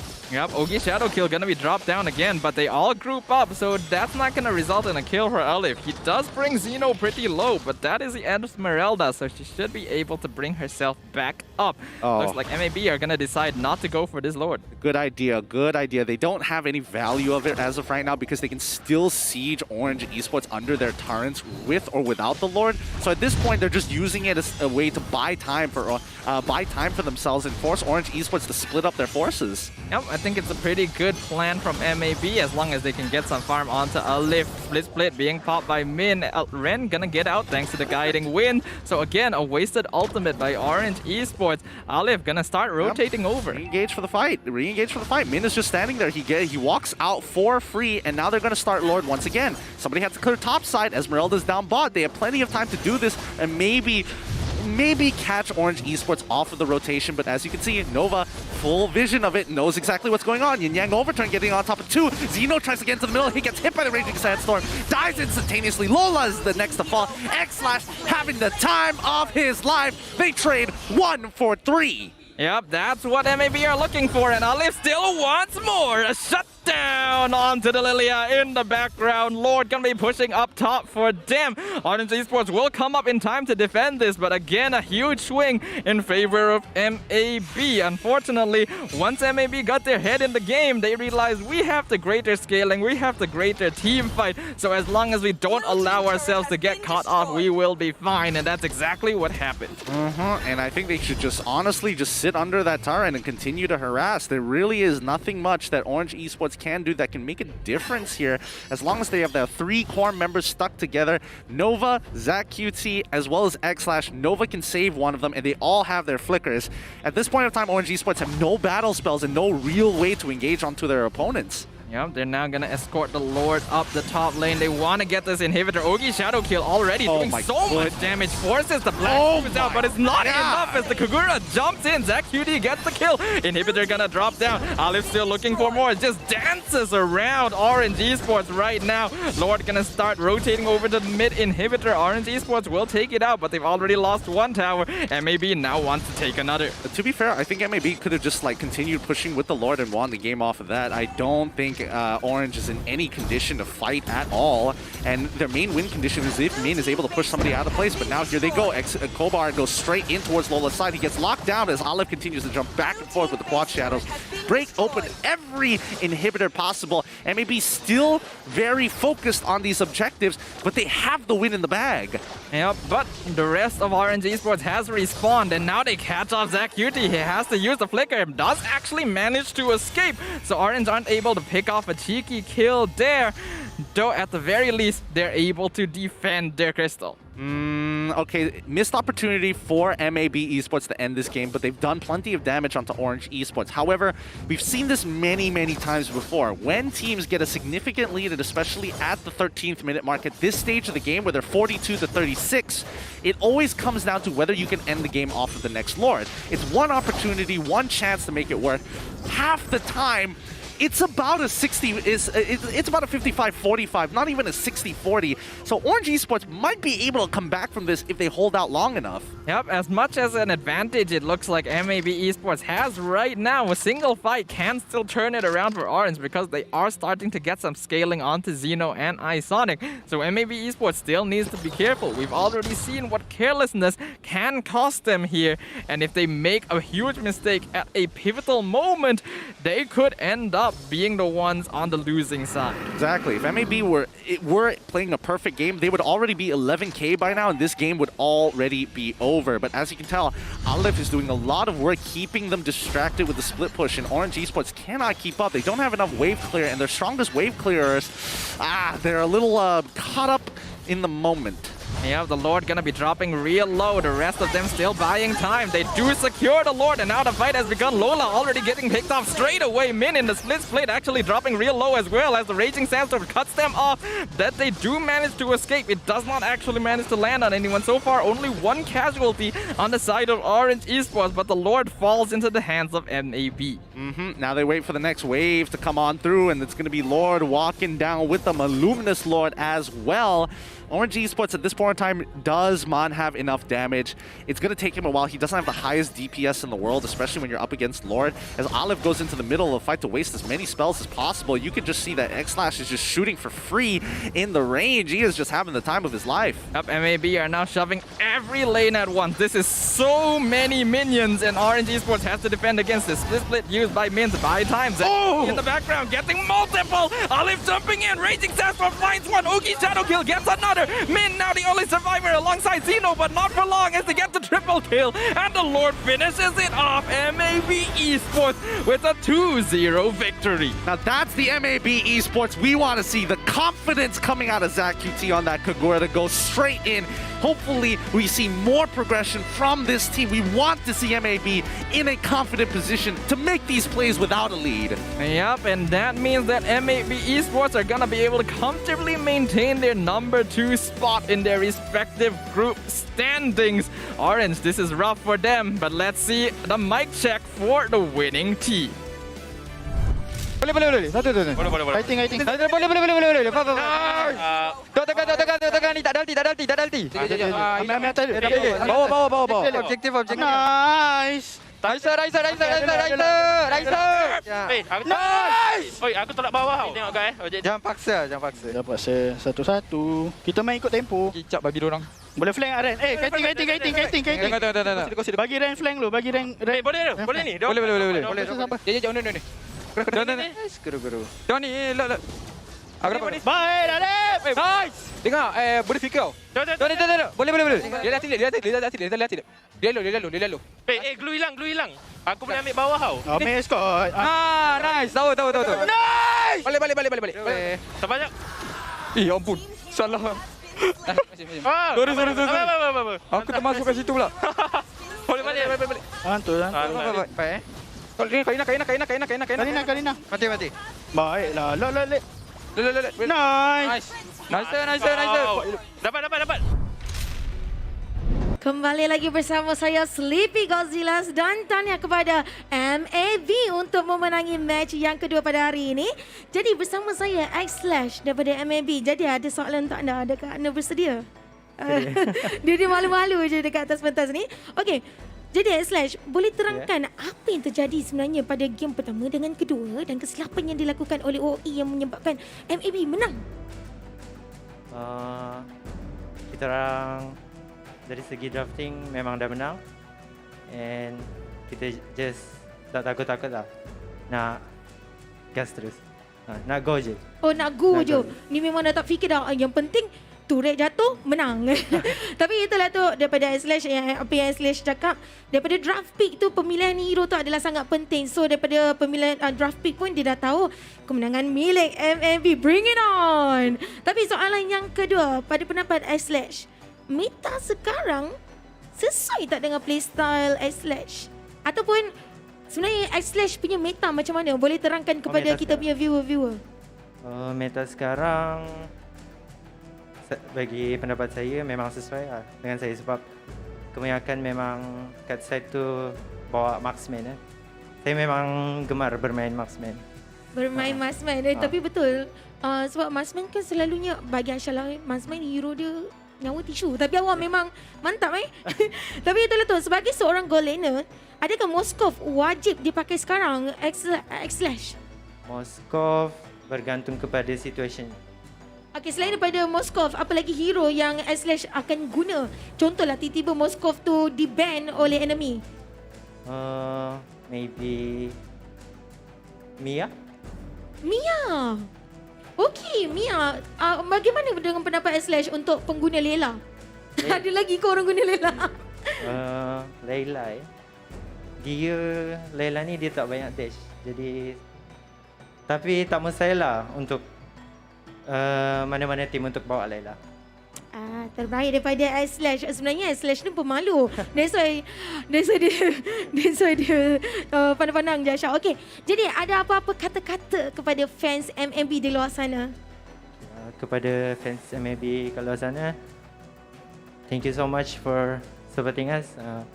Teruskan menyokong kita orang. Thank you. Ya, terus support untuk MLBB dan tanya lagi sekali kepada MLBB kerana memenangi match yang kedua pada hari ini. Dan sekarang ni kita akan kembali lagi, kita akan balik kepada level di post match. Jadi jom. Terima kasih banyak Sleepy Godzillas. Tetapi saya dekat sini level kita akan analyse game yang kita tengok tadi. Adakah anda bersedia dengan soalan-soalan tersebut, Arta? Macam game show macam game show kan. Itulah apa yang Sleepy Godzilla buat tadi. Dia bagi takut tau. Saya dengar pun saya debau macam, soalan apa ni nak tanya? Debar. Okey, pasal game tadi, cerita Arta. Game yang kita tengok, game yang kedua tadi, kita boleh nampak yang momentum lebih ke atas pasukan MLBB, di mana pasukan MLBB melakukan drafting yang kita sendiri boleh nilai kan. Seperti apa yang dikatakan oleh X/, dengan drafting yang mereka tunjukkan, mereka dah ada confident untuk berlawan dengan pasukan lawannya. Dan game yang kedua tadi, saya boleh describekan kalau masuk pada jungler as a part jungler, Alif dia terlalu selesa tau. Dia macam Alif game pertama selesa, game kedua selesa, dan keselesaan inilah yang memberi kemenangan kepada pasukan MLBB. Ya, apa yang Arta cuba cakap kat sini, di mana dia punya keselesaan tu, di mana apa nama dia, tak dikacau langsung. Kebiasaannya kita tengok jungler sekali-sekala diorang tengah farm kena kacau, diorang punya rotation kena kacau. Macam dia bila benda pelik jadi. Lafayette kat sini tak pelik. Arta kat sini tak pelik. Tiba-tiba ada Sleepy Godzilla. Hello, I'm back. Cepat dia datang. Tadi dah macam game show dah. Dalam kepala I dah bunyi yang Dah bersedia ke belum? Dah bersedia ke belum? Tapi kalau anda dah bersedia, kita akan tengok itemization untuk kedua-dua pasukan. Di sini kita boleh lihat bagaimana pasukan Orange dan juga MLBB. Tetapi highlight yang saya boleh katakan bagaimana Hayabusa yang digunakan oleh Alif ini begitu selesa dengan adanya Hunter Strike, Penetration disertakan dengan Endless Battle dan juga Malefic Roar. 3 item ni dah cukup untuk penetratekan armor yang ada untuk pasukan Orange ini, dan kita sendiri boleh lihat bagaimana pasukan Orange dengan pemilihan hero yang bagi saya okey, on point sikit, tetapi power spike yang dihasilkan oleh ahli pasukan mereka apabila mereka ingin melakukan satu rotation. Mereka cuba untuk ganking pasukan MAB, tetapi diorang kena punish balik. Dekat situ antara salah satu sebabnya adanya drafting yang begitu confident level yang dikatakan oleh X-Slash tadi lah yang memberi kesan yang sangat besar. Yang saya nak tanya dekat sini, Arta cuka ke kalau kita nampak Lilia dia pergi kat gold lane, kemudian Brody pergi kepada bahagian mid lane? Cuka ke macam tu? Cukup sebenarnya. Tadi saya tersasul. Tapi tak mengapa.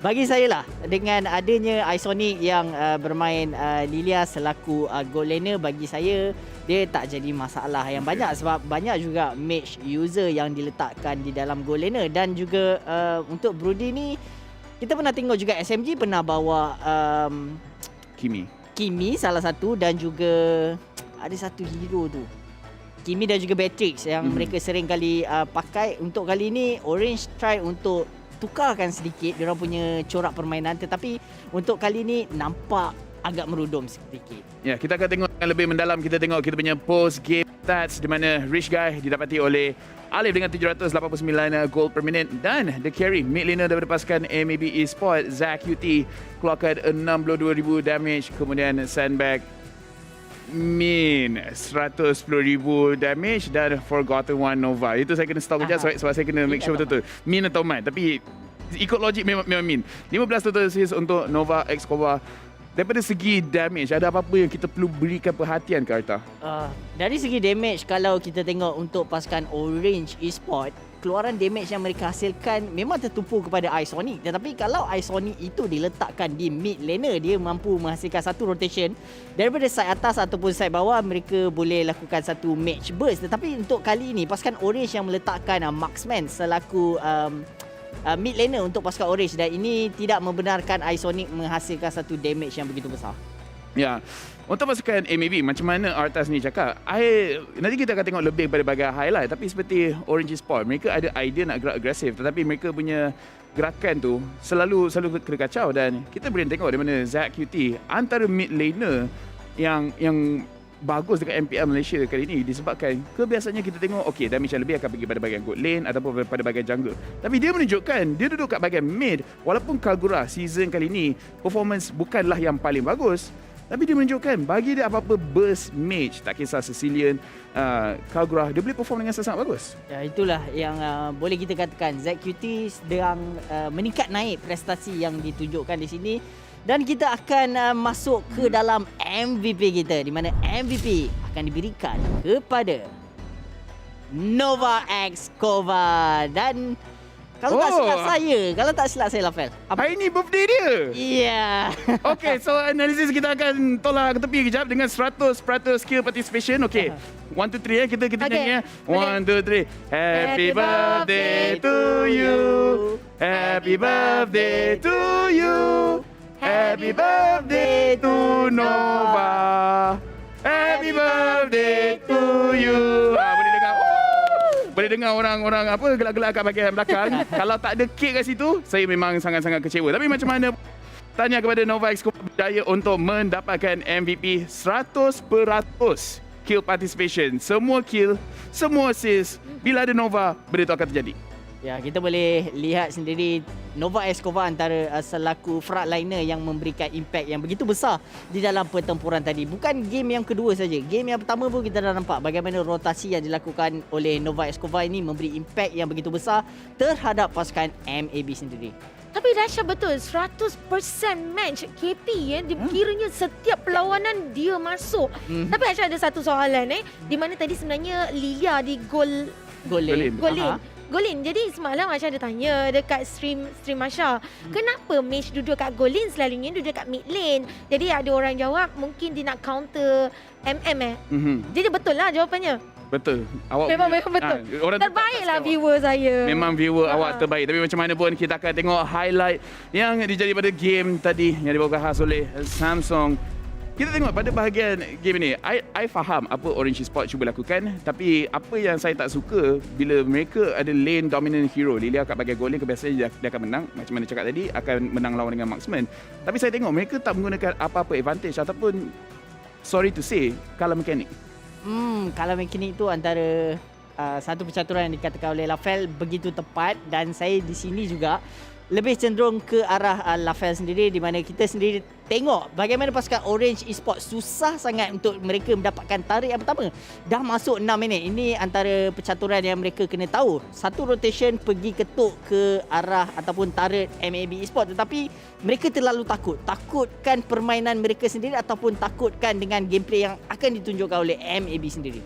Ya, dan seperti mereka dah fikirkan draft ini, tapi mereka belum habis dissect apa yang diorang perlukan lakukan dengan draft ni. Seperti bila kita dah ada satu draft, kita kena tahu okey, apa kekuatan kita, adakah dekat gold lane, adakah kat EXP, adakah dekat jungle. Dan bila kita dah tahu kekuatan kita, apa yang kita boleh lakukan untuk push lagi kita punya kekuatan. Nampak dekat sini Orange Esports mereka sendiri tak pasti apa yang mereka perlu lakukan dengan mereka punya draft. Memberi banyak ruang untuk MLB Esports cakap okey, kalau you guys tak nak lakukan apa-apa, kita akan ke depan, kita akan dapatkan kill and kita akan endkan game. Ya, kita boleh lihat sendiri bagaimana pasukan MLB menghabiskan game bagi saya begitu mudah juga, dan kita boleh lihat juga bagaimana standing yang akan dipertunjukkan di sini, kedudukan kumpulan untuk grup A. Kita boleh lihat bagaimana pasukan Orange yang masih tiada lagi kemenangan, Aisyah. Ya, jadi sekarang ni kalau kita tengok kedudukan kumpulan, di tempat yang pertama masih lagi Team SMG dengan 10 poin. MLB Esports maju terus ke tempat yang kedua dengan 8 poin. SUHAZ Esports di tempat yang ketiga 4 poin. Manakala tempat yang keempat Orange Esports bersama dengan 2 poin. Homeboys di tempat yang kelima 1 poin. Ya, sekarang ni saya rasa ini panic button. Kalau mereka ada butang merah yang cakap jangan tekan time ni, nak tak nak kena tekan, sebab Orange Esports masih belum ada apa-apa kemenangan. Sepanjang 3 minggu ni hanya 2 poin saja. Ya. Next week transfer window open, saya nak tengok Orange Esports apa tindakan orang.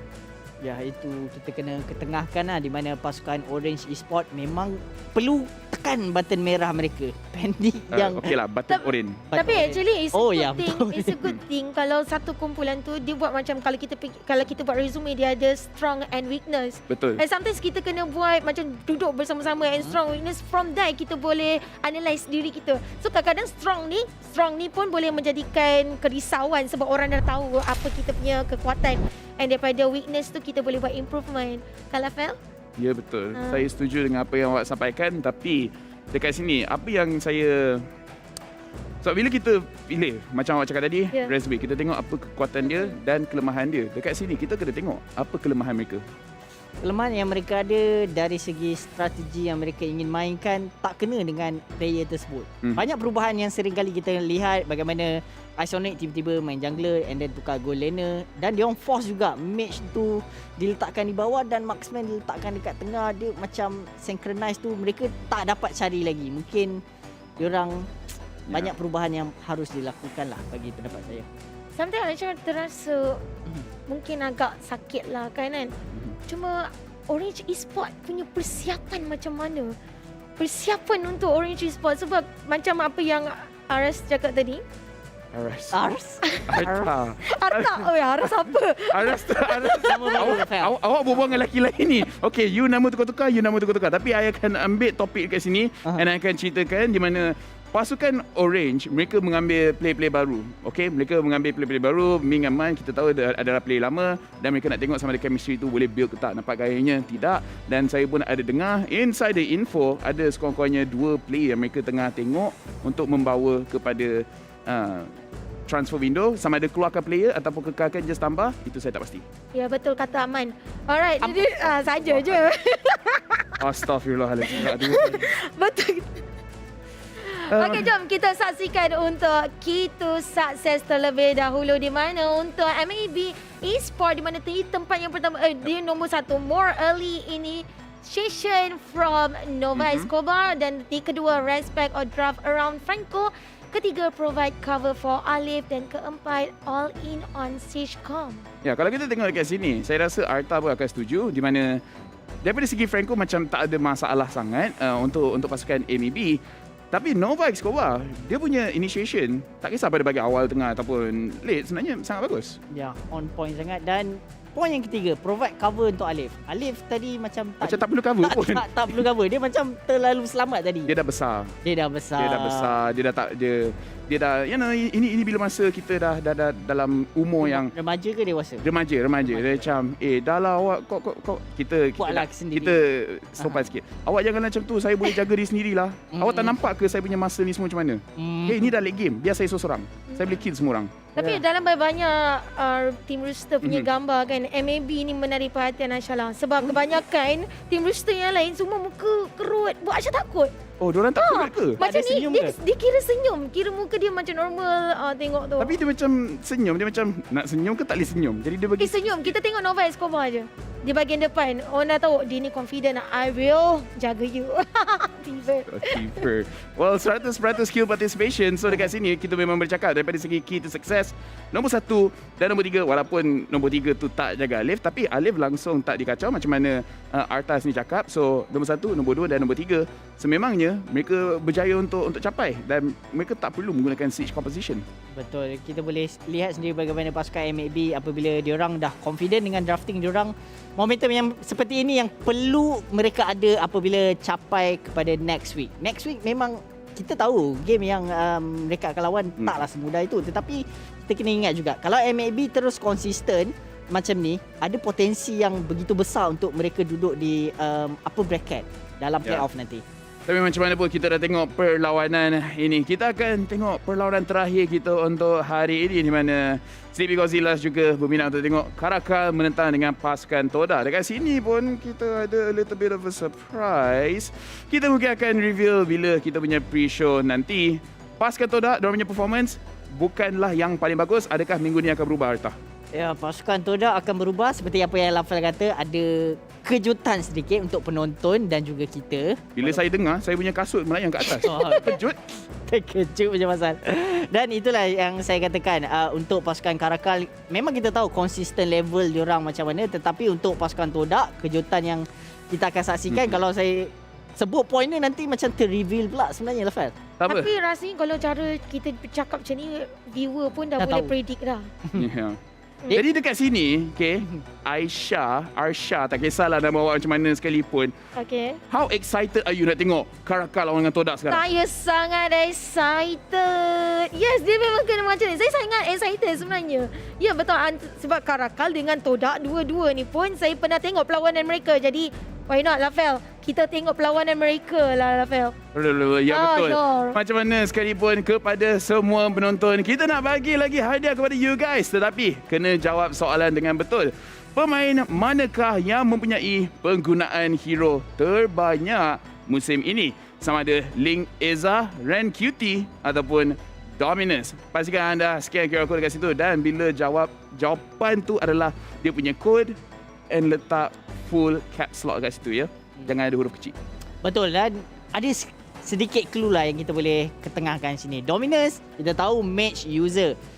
Dalam meta sekarang, mage user yang Dominus pakai, kita boleh agak sendiri berapa banyak Ren QT, EXP laner sekarang. Tak banyak EXP laner yang kita boleh ni. Dan juga Link Eza, jungler.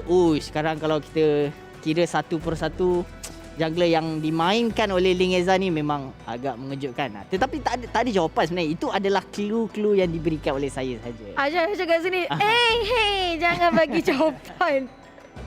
Well, macam mana sekalipun, kepada semua orang yang tengok, kalau you guys tahu jawapan, pastikan anda scan QR code dan letak jawapan yang betul.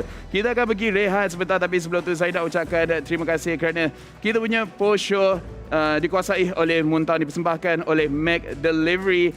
Kemudian, lupa dah. Kemudian, yes, Samsung sebagai telefon pintar rasmi kita dan raikan bersama dengan Nescafe. Selepas ini kita akan tengok perlawanan CaRaCaL melawan dengan TODAK, di mana kita ada sedikit surprise daripada pasukan TODAK. Jadi jangan ke mana-mana, kita akan kembali selepas ini.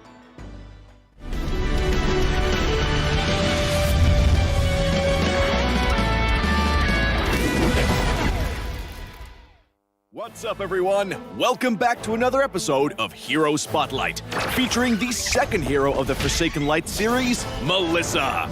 With the help of her beloved dolls, Melissa can easily melt her foes from an unreachable spot. Hero skills. First skill, falling. Melissa dashes in the target direction and gains extra attack speed for a while. She'll also pull Muddles and Cuddles toward her when the two are on the field. Falling is Melissa's mobility tool that allows her to maneuver around the map and adjust the position of her dolls. The extra attack speed, on the other hand, grants her decent burst potential. Killing spree. Second skill, go Muddles!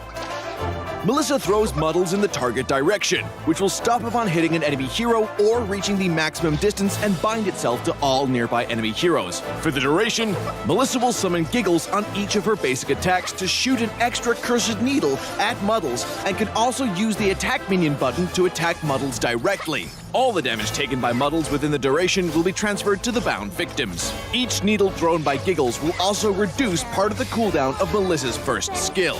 Go Muddles is Melissa's primary damage source.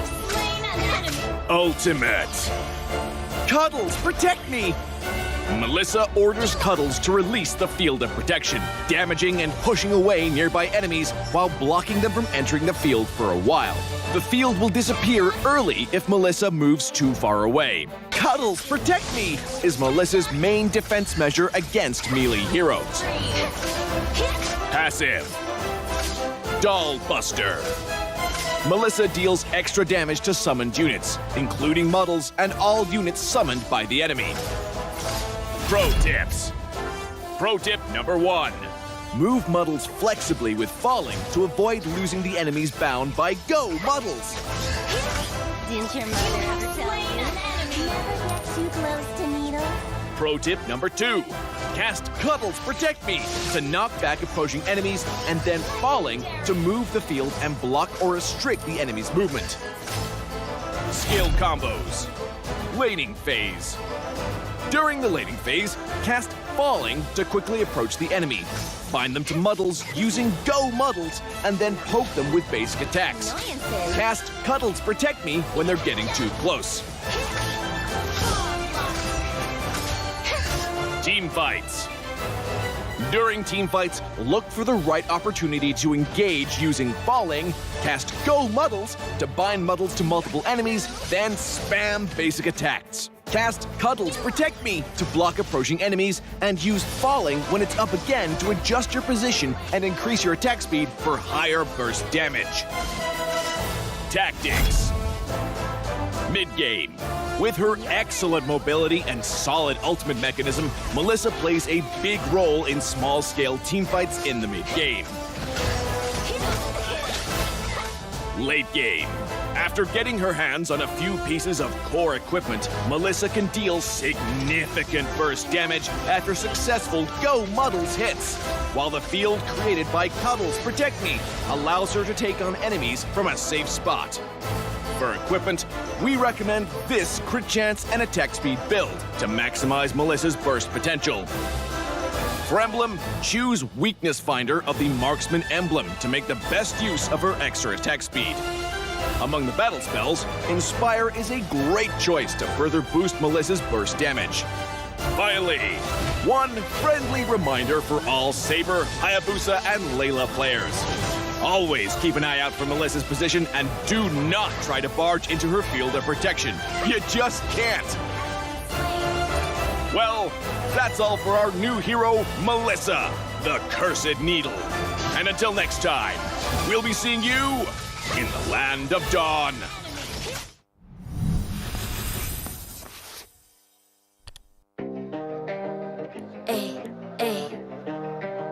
I'm a rock star. Yeah, rock star. Ay. I'm a rock star, baby. I'm a rock star. I'm a rock star. I'm a rock star. I'm a rock star. Panggil aku rock star. Ini kejohanan kita semua orang rock star. Kita rockstar, kita buat saja gaya kita. Makin panas apinya sudah membara. Macam mana pun ku menempuh segala. Demi negara ku buat semua bangga. Step into my world, you know I'm always in my zone. You know I got my team, no I'm never alone. Bring out my best, buat yang terbaik. Jadi juara perlahan kita naik. Aku nak push, naik-naik jadi lebih bagus. Jadi hero, ku ada skill. Berapa banyak musuh aku dah kill. Ramai cuba mencapai, cause they envy me. Tiap game aku pasti jadi MVP. Easy. I'm a rockstar, baby, I'm a rockstar. I'm a rockstar, I'm a rockstar. I'm a rockstar, panggil aku rockstar. Ini kejohanan kita semua orang rockstar. I'm a rockstar, baby, I'm a rockstar. I'm a rockstar, I'm a rockstar.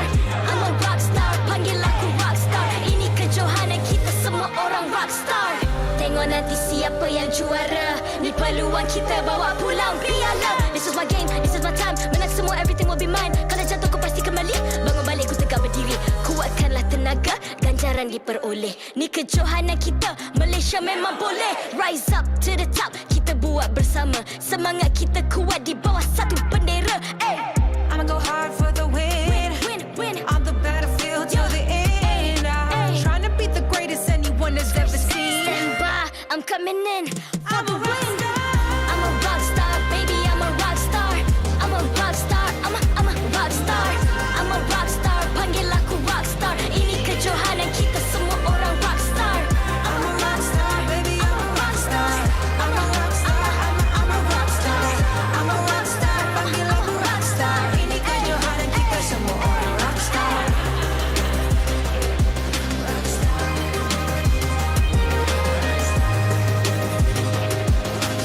Ini kejohanan kita semua orang rock star.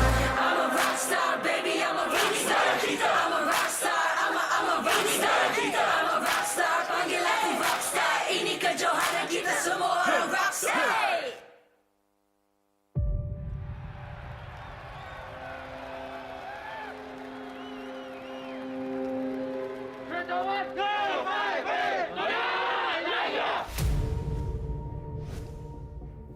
So, diorang dapat pelbagaikan lagi gameplay diorang dan Angka yakin dua-dua tim ni boleh pergi sangat jauh dekat MPL. He actually pushed everyone to harder, could be more stressful. Pushes the limit of Mobile Legends in terms of meta, in terms of players' mentality, in terms of stamina. This is how you'd be a professional player. Esme OT, skill satu dia dah mati, mah. Terus ini for apa? Malaysian meta is very taste the dopamine sort of meta. You perlu telan rasa pahit tu supaya you boleh rasa kemanisan yang akan datang. Our meta is more focusing on helping or contributing dekat marksman supaya dia boleh, orang kata istilah fat, untuk win the game. Pergi mana-mana region, any part of the world, kita orang boleh perform.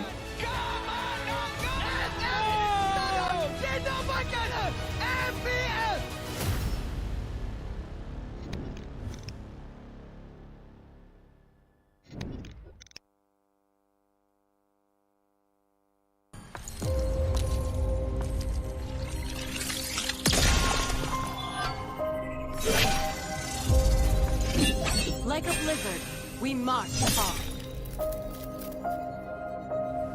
We will survive! Taste the frostbite! Back off! The snow shall rain. Take legendary! Take my royal station! Take my royal turret is under attack! Imperial justice!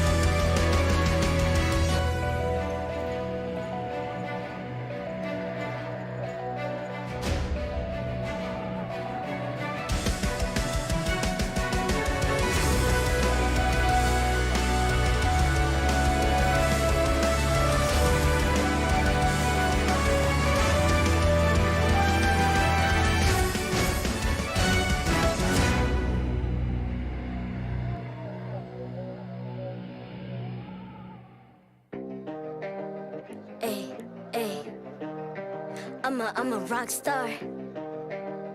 Yeah, rock star. Hey, hey, hey. I'm a rock star, baby. I'm a rock star. I'm a rock star. I'm a rock star. I'm a rock star. Panggil aku rock star. Ini kejohanan kita semua orang rock star. Kita rockstar, kita buat saja gaya kita. Makin panas apinya sudah membara. Macam mana pun kau menempuh segala. Demi negara kau buat semua bangga. Step into my world, you know I'm always in my zone. You know I got my team, know I'm never alone. Bring out my best, buat yang terbaik. Jadi juara perlahan kita naik. Get on my way, aku nak push. Naik-naik jadi lebih bagus. Jadi hero, ku ada skill. Berapa banyak musuh aku dah kill. Ramai cuba mencabar, cause they envy me. Tiap game aku pasti jadi MVP. Easy. I'm a rockstar, baby, I'm a rockstar. I'm a rockstar, I'm a rockstar. I'm a rockstar, panggil aku rockstar. Ini kejohanan kita semua orang rockstar. I'm a rockstar, baby, I'm a rockstar. I'm a rockstar, I'm a rockstar. I'm a rockstar, panggil aku rockstar. Ini kejohanan kita semua orang rockstar. Tengok nanti siapa yang juara. Ni peluang kita bawa pulang piala. This is my game, this is my time. Menang semua, everything will be mine. Kalau jatuh kau pasti kembali. Bangun balik ku tegak berdiri. Kuatkanlah tenaga, ganjaran diperoleh. Ni kejohanan kita, Malaysia memang boleh. Rise up to the top, kita buat bersama. Semangat kita kuat di bawah satu bendera. Hey. I'ma go hard for the win. Win. On the battlefield till the end. I'm trying to beat the greatest anyone has ever seen. Stand by, I'm coming in for the win. I'm a rock star, baby, I'm a rock star. I'm a rock star, I'm a rock star. I'm a rock star, panggil aku rock star. Ini kejohanan kita semua orang rock star. I'm a rockstar, baby, I'm a rockstar. I'm a rockstar, I'm a rockstar. I'm a rockstar, panggil aku rockstar. Ini kejohanan kita semua orang rockstar.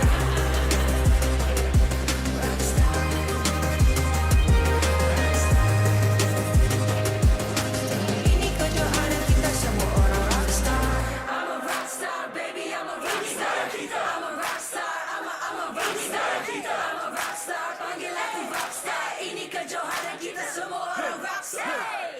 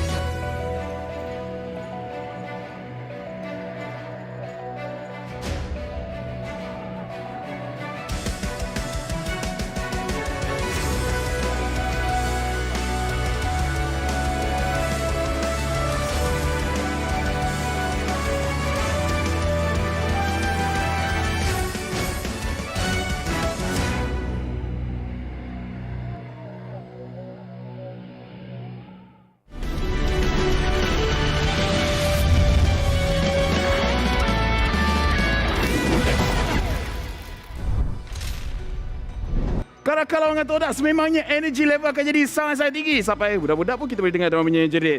Selamat datang ke MPL Malaysia musim ke-9. Anda bersama saya Level dan MPL dikuasai oleh Muntan, dipersembahkan oleh McDelivery Samsung selaku kita punya telefon pintar rasmi dan raikan bersama Nescafe. Selain daripada saya, kita juga ada Arta dan juga Sleepy Godzilla dan anak-anak yang bermain kat luar sana. Arta, how is you punya energy nak tengok game CaRaCaL dengan TODAK ni? Sebab disebabkan Lafel kata ada banyak kejutan yang pasukan TODAK akan lakukan, dan kat sini excited saya dah jadi macam, kalau Lafel kaki satu naik terbang ke atas, ya betul, saya boleh katakan dua. Wow. Lebih ni. Untuk Sleepy Godzilla pula? Rambut saya pula terbang. Allah. Tak nampak sangat lah. Mata gelap. Menyesal saya tanya. Tapi, first of all, sebelum kita cerita pasal match ni, kita akan recap sedikit apa yang terjadi match sebelum ni di antara Orange Esports lawan dengan MLBB, di mana saya nak fokuskan kepada pasukan MLBB. Mereka punya level of consistency makin lama makin bagus, dan awal-awal mungkinlah kita cakap, oh, diorang stage fright dan sebagainya. Tapi sekarang macam tak ada masalah untuk mereka. Sebelum ni kita pernah tengok yang MLB ada menang, ada kalah, ada menang, ada kalah. Tapi untuk kali ni, consistent level diorang dah macam diorang betul-betul dah macam selesa dekat atas pentas MPL ni, dan tak mustahil lah untuk kita lihat MLB di upper bracket dalam playoff nanti. Ya, mungkin. Dan tapi yang penting saya dapat bergambar dengan Abang Lot tadi. Oh, ya ke? Abang Lot sendiri panggil Aisyah. Wah, ya ke? Saya tak tahu, tapi yang penting kan dia suruh saya buat ni. Ni apa maksud, geng? Ha? Ni apa maksud? Nak tambah nombor 3 ke apa? Aku risau. Yang tu saya pun tak tahu. Yang tu saya pun tak tahu. Tapi apa kata kita move on. Sekarang kita akan cerita again pasal TODAK lawan CaRaCaL. I tak nak kita punya fans tunggu dah lama. So, dekat sini kita akan reveal antara surprise, di mana minggu pertama, minggu kedua, pasukan TODAK main online kerana mereka kena quarantine. Tapi kali ni mereka akan main dekat atas stage, dan kepada semua peminat TODAK, you guys tahu kalau diorang atas stage, energy tu diorang lebih tinggi, Arta. Ya, energi yang kita boleh saksikan sebelum-sebelum ni apabila ke pentas besar. Diorang punya performance on top. Adakah mereka akan konsisten di dalam minggu yang ketiga ini? Aisyah pun dah naik atas pentas tadi kan. Betul. So, Aisyah duduk kat sini. Duduk dekat atas pentas. Apa perbezaan dia? Perbezaan dia sangat banyak. Sebab dia satu, sebab kat sini kita duduk, dekat sana kita berdiri, of course kan. Tapi bila kita duduk, sebenarnya energi dia macam terperap. Tapi bila kita berdiri, aura saya tu membuat-buat. Jadi sampai producer cakap, Aisyah slowkan suara, mic dah nak pecah. Wow. Jadi saya tahulah kepada viewer di luar sana, mungkin suara saya terlampau kuat, jadi perlahankan sedikit volume handphone anda. Ya, tapi sama juga untuk player TODAK. Dan sebenarnya kalau kita tengok, pasukan CaRaCaL pun lebih kurang sama. Kalau Aisyah punya suara kuat, suara pasukan CaRaCaL juga kuat. Lagi kita dengar aim bila diorang shot call, dan ini membawa satu benda yang kelainan yang boleh dikatakan buff sebenarnya untuk kedua pasukan ni. Ya, sampai saya pun dah tengok ada mic check sampai aim berdiri lah. Dia punya semangat tu memang sampai berdiri. Dia cakap kat pasukan lawan apa, saya tak berapa nak dengar. Tapi kat situ kita dah tahu yang confident level yang ada untuk pasukan CaRaCaL apabila aim menjadi selaku shot caller untuk pasukan mereka, memberi kesan impact yang sangat besar. Itulah kelebihannya kalau bermain secara live macam mereka di sebelah-sebelah. Satu, kita boleh kacau mental enemy. Bukan setakat main dekat phone je, habislah kau. Jadi mental enemy pun, ya Allah takutnya aku. Itu satu. Lagi satu dekat sini, mereka tak perlu nak hold back dorang punya suara, sebab kat sini nak jerit macam mana kuat pun boleh. Kalau kat rumah nanti jiran marah. Betul tak? Betul. Pernah kena tendang keluar daripada rumah ke sebab jiran marah? Tu jiran ke isteri? Jiran pernah marah, tapi tak pernah sampai saya kena tendang keluar lah. Benda yang terjadi jiran marah tu memang sering kali terjadi apabila kita jerit-jerit kan.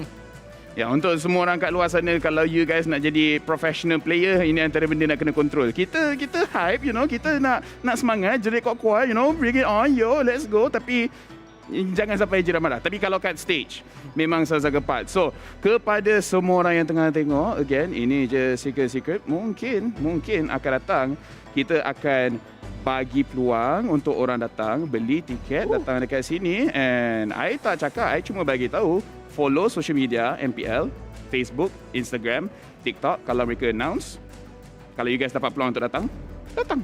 Betul. Lagi best kalau ada penonton kat sini. Ya, suka penonton? Betul, saya suka penonton. Wow. Cerita lagi.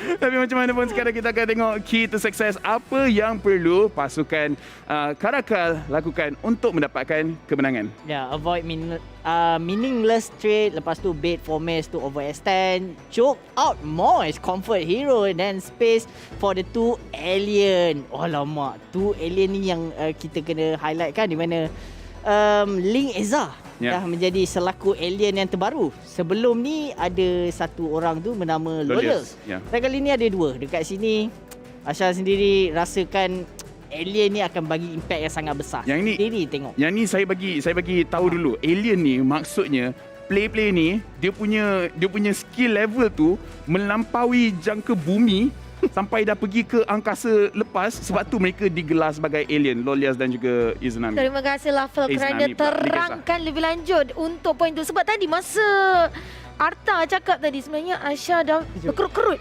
Alien Apa ni? Tiba-tiba alien. Macam mana alien boleh masuk MPL? Itulah tu. Tapi tak apa, kita dah terangkan kat sini. Dan antara yang saya nak tengok adalah nombor 2. Kerana bukan apa yang pasukan CaRaCaL akan lakukan, tapi apa yang Formace akan lakukan. Sebab kita tengok dah beberapa season dan ni Arta. Ini antara komplain yang kita casters ada, audience pun ada. Di mana Formace memang agresif. Dia akan kejar kill, tetapi kadang-kadang dia overextend. Jadi ini antara benda yang saya nak tengok akan terjadi ataupun tidak. Ya, bagi saya kalau Formace melakukan satu overextend, kalau dipunish, dia memberi kesan yang sangat buruk untuk pasukan TODAK. Kalau tak kena punish, high risk, high return. Ya, betul. High risk, high return, betul. Ya, tapi macam mana pun ini adalah key to success untuk pasukan CaRaCaL. Jangan lakukan mistake kerana kita selalu nampak mereka lakukan mistake. Kita akan tengok untuk pasukan TODAK apa yang mereka perlu lakukan untuk menang. Yang pertama, kita boleh tengok kontes Beatrix ataupun Esmeralda. Yang kedua, Ajit tusuk to play at own pace. Dan kedua, kita boleh tengok wave control hero. Yang ketiga, when it dark, langgar all the way. Ya, dekat sini kita boleh tengok kita punya scriptwriter pun cakap tak apa. Untuk pasukan TODAK, you guys punya own style langgar pasukan TODAK, di mana dia lebih kepada mentality daripada strategi. Mentality dia, kita buat dulu, menyesal kemudian. Kita nampak ada peluang, untuk kita engage. Kita nampak ada peluang untuk kita ambil team fight, kita buat je dulu. So kiranya TODAK ni lebih kepada spontaneous. Ya, betul. Oh. Mereka jenis player yang daripada segi mechanical skill antara yang paling tinggi dekat MPL Malaysia, dan mereka berfungsi lebih bagus bila mereka just take action daripada fikir. Sebab kadang-kadang ada point yang nampak mereka hesitate, macam diorang teragak-agak nak ke depan ke, nak ke belakang ke. Jadi kiranya setiap player daripada TODAK ni dikira independent sebab masing-masing boleh buat decision, dan mereka pun macam nampak je peluang boleh terus masuk, dan mereka masing-masing dah tahu apa yang perlu dilakukan. Ya, betul. Dan bukan setakat tu, walaupun mereka individually memang kuat, tapi mereka sebagai team mereka kuat kerana mentality langgar ni ke semua player ada. Jadi kalau seorang fikir okey langgar, semua fikir langgar. Jadi walaupun macam diorang lakukan benda sendiri, tapi ramai-ramai sama-sama. Betul. Dan selain daripada drafting yang dilakukan oleh pasukan TODAK, tadi Aisyah ada cakap dalam interview Laila kan ada keluar. Ya. Boleh ataupun tak? Oh, ya. Ciku dah bawa. Betul. Ciku dah bawa, terkejut kan? Kalau TODAK ni dari segi draft susah nak baca. No, sebab Aisyah macam terkejut. Masih lagi kah ada pengguna Laila di luar? Ada. Ciku dah bawa dah. Tapi Ciku tak ada. Tapi sebenarnya lepas Aisyah dengar daripada Arta dan juga Lafel tentang TODAK, sangat menarik perhatian Aisyah. yes. Betul, sebab macam semua kalau tim yang setakat ni daripada hari pertama Aisyah dekat sini, mereka masing-masing ada meta masing-masing, diorang dah ada strategi. Tapi bila dengar perkataan langgar tu, rasa macam wow, bukan semua orang boleh buat. Ya, bukan semua orang boleh buat, dan kita kena tengok daripada segi style kedua-dua pasukan ni bermain, di mana saya rasa kita akan pergi pada 3-3 game. So untuk semua orang just be prepared. Pasukan CaRaCaL mereka juga daripada segi mekanik memang sangat kuat, tapi macam mana diorang main dengan cara objektif. Pasukan CaRaCaL dan TODAK, kalau kita nak cerita dalam cara yang simple, CaRaCaL apa objektif yang ada dekat depan mata, mereka akan ambil. TODAK dia magic sikit. Orang lain fokus kat satu benda, dia akan ambil objektif kat tempat lain. Sebab TODAK beberapa kali kita tengok game style daripada pasukan TODAK ni, drafting diorang dah bagi satu keunikan dengan game style yang diorang main. Setiap drafting yang mereka lakukan, rotasi mereka berbeza tau. Dekat sini keunikan yang pasukan TODAK ada. Dan untuk pasukan CaRaCaL pula, kita tak boleh larilah daripada jungler yang betul-betul menyeramkan. Banyak pemilihan hero yang sering kali digunakan oleh Ling Eza. Ling Eza ni dulu tak ada orang pakai tau Alucard ni, tapi dia antara orang yang berani bawa masuk dekat MPL berkali-kali. Bukan sekali, bukan dua kali, berkali-kali, sampai orang respect ban kepada Alucard dia. Ya, macam mana sekalipun ini sememangnya akan jadi perlawanan yang sangat-sangat hebat. Tetapi kepada semua orang, ini akan jadi game yang panjang. Jadi pastikan anda order McDelivery dekat situ. Dan bila dah order lebih daripada RM50, letak MPL Rewards di checkout untuk berpeluang mendapatkan 6 ketul Chicken McNuggets secara percuma dan mendapatkan skin. Percaya cakap saya, game ni akan panjang. Jadi pastikan anda makan terus dekat situ. So, CP Godzillas, Arta, you guys ready untuk masuk game? Ready. I pun sebenarnya ready. Jadi, apa kata kita terus pergi tengok coin toss yang akan dilakukan ke atas stage untuk kekal integriti kita. Jadi mari kita saksikan untuk session coin toss di mana Head of League Ops Melina Lai di bahagian kiri kita Zaraki daripada Team CaRaCaL, manakala tim bahagian kanan daripada Formace TODAK. Jadi Melina, let's go. Kita tengok siapakah yang akan mendapatkan first pick dan second pick head untuk CaRaCaL, tails untuk TODAK. Tapi sekarang ni head CaRaCaL. CaRaCaL pilih yang mana? Ya, tengok jari dia. CaRaCaL. Oh. First pick. Ini menandakan TODAK akan mendapatkan second pick. Ya, dekat sini kita boleh nampak kita punya Head of League Ops dia pun tanya, yang mana satu? Lepas tu macam, saya tak nak tunjuk jari. Satu. Okay, first pick. Dia tukar meta kat situ, Arta.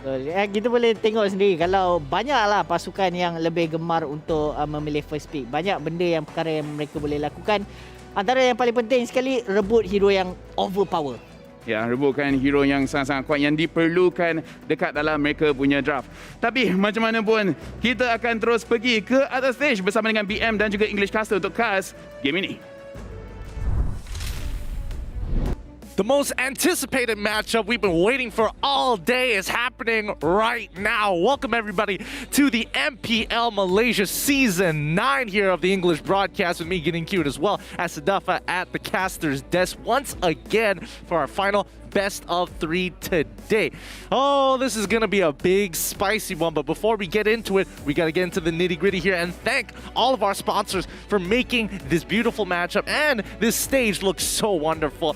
Thanks to our official gaming chair, Secret Lab, our partners in esports, TikTok, Esports Charts, EGG Network, and as well as our co-organizers, ESI. Yep, without all of these wonderful sponsors, this entertainment right here in front of your screens would not be possible to make. So make sure to show them some love and make sure to show both these teams that are going to be coming out very soon some love as well. I think these two are really big fan favorite teams, so everyone is going to be very curious to see who is going to be the winner. I'm curious to see what the audience predictions is actually going to be. This one is going to be a little bit split, and I would make an argument that maybe even the talents might have a bit of a split decision on this one. We don't know just yet. We're going to have to reveal it later on into the show, but I'm excited to see how this is going to play out because Team CaRaCaL, superstar team versus fan favorite TODAK, who time after time prove with results that they can get anything done. Yep, and at the same time as well, another factor we have to consider is that this is going to be the first time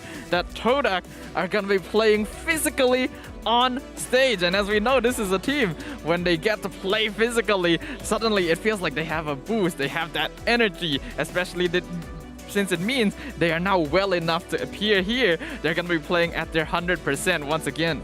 Yes, I can't wait to see it. Maybe the stage might invigorate them, maybe it makes them a little bit more nervous.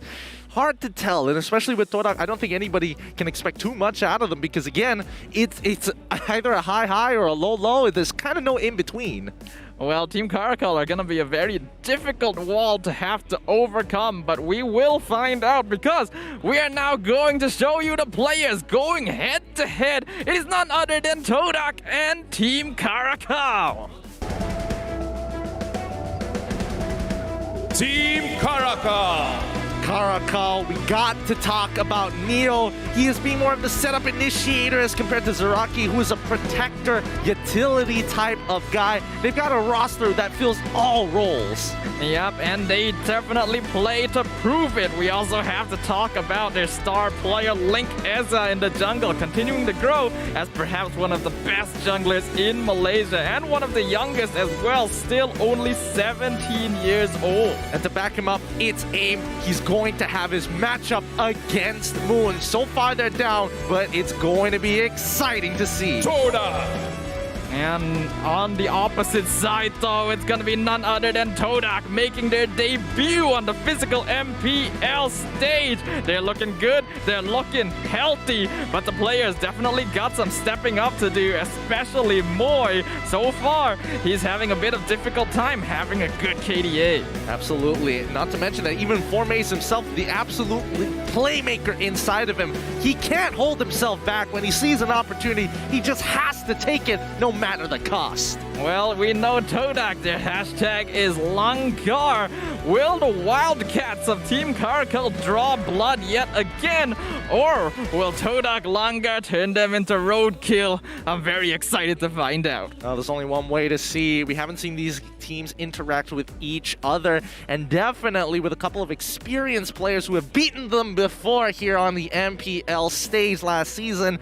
Let's look at the player stats. All right, starting off, we're gonna have Team CaRaCaL, as many people have called them the all-star team. Looks like it's going to be Neo playing in the roamer position once again instead of Zaraki, and we know he is quite a strong and aggressive initiator for the rest of his team, constantly setting up kills and roaming around to allow the rest of his teammates to scale up and farm. Absolutely. I mean, honestly, it's really tough to say because even if we look at the EXP lane, Kai versus 4Maze, they really know how to disrupt the team fight and really make that impact, that pack for punch every single time they collide. Yep, they play somewhat differently, but you can't doubt that both these EXP laners bring massive impact to the rest of their team. In addition to that, it's going to be interesting to see the matchup between Moon, arguably the king of mages, versus AIM, a very solid prince of mages. Will he be able to dethrone his senior? Look, honestly, it's tough. I mean, look at the stats. 78% overall average KP with a 6.6 average assist. He makes sure he gets the job done. He may not necessarily be the biggest playmaker in the world like Kai, like Loliel, but at the end of the day, he gets results. Well, what's gonna be most interesting though is seeing whether or not the talented jungler from Team CaRaCaL, Link Eza, will be able to show Ajik a thing or two from TODAK, considering that so far Ajik's performance, while solid, hasn't quite matched up. All right, let's have a look at the player stats for TODAK this time. Once again, they've been having a bit of a slow roll, but they have been able to gain their ground, gain a couple of games, in a matter of fact. Indeed, we're having a look overall. We can see 4Maze, he's got a very high damage taken, but his KDA looking pretty solid. But the star player that we really want to watch out for in TODAK is gonna, of course, be Momo with a 4.2 average KDA and a pretty solid GPM himself. This is the player that Team CaRaCaL need to watch out for. Yeah, Momo is just an absolute rock for this team. They can fall back and is now being a staple player similar to Chiku and Moon. You know that they're always going to be able to make something happen. And looking at Moon, his average assist 6.3 over most mages so far. He's looking to be great once again. The question is, can the team keep up? Well, I guess we'll find out. Let's have a look at the teams head-to-head. Team CaRaCaL versus TODAK. In terms of just general stats, Team CaRaCaL looking to be very dominating, with all of these stats leaning more towards their side. I mean, TODAK currently is number 2 when it comes down to average DPM. Still, as we look at the stats, they are below average when it comes down to objective scores, first tower rates, and first lord rates. In addition to that, we can see that Moy overall kind of needs to step up a bit. So far, he's struggling to stay alive in a lot of engagements, and when you compare him to the other roamer player on TODAK, Yumes, who has the highest kill participation, he's got a lot to prove.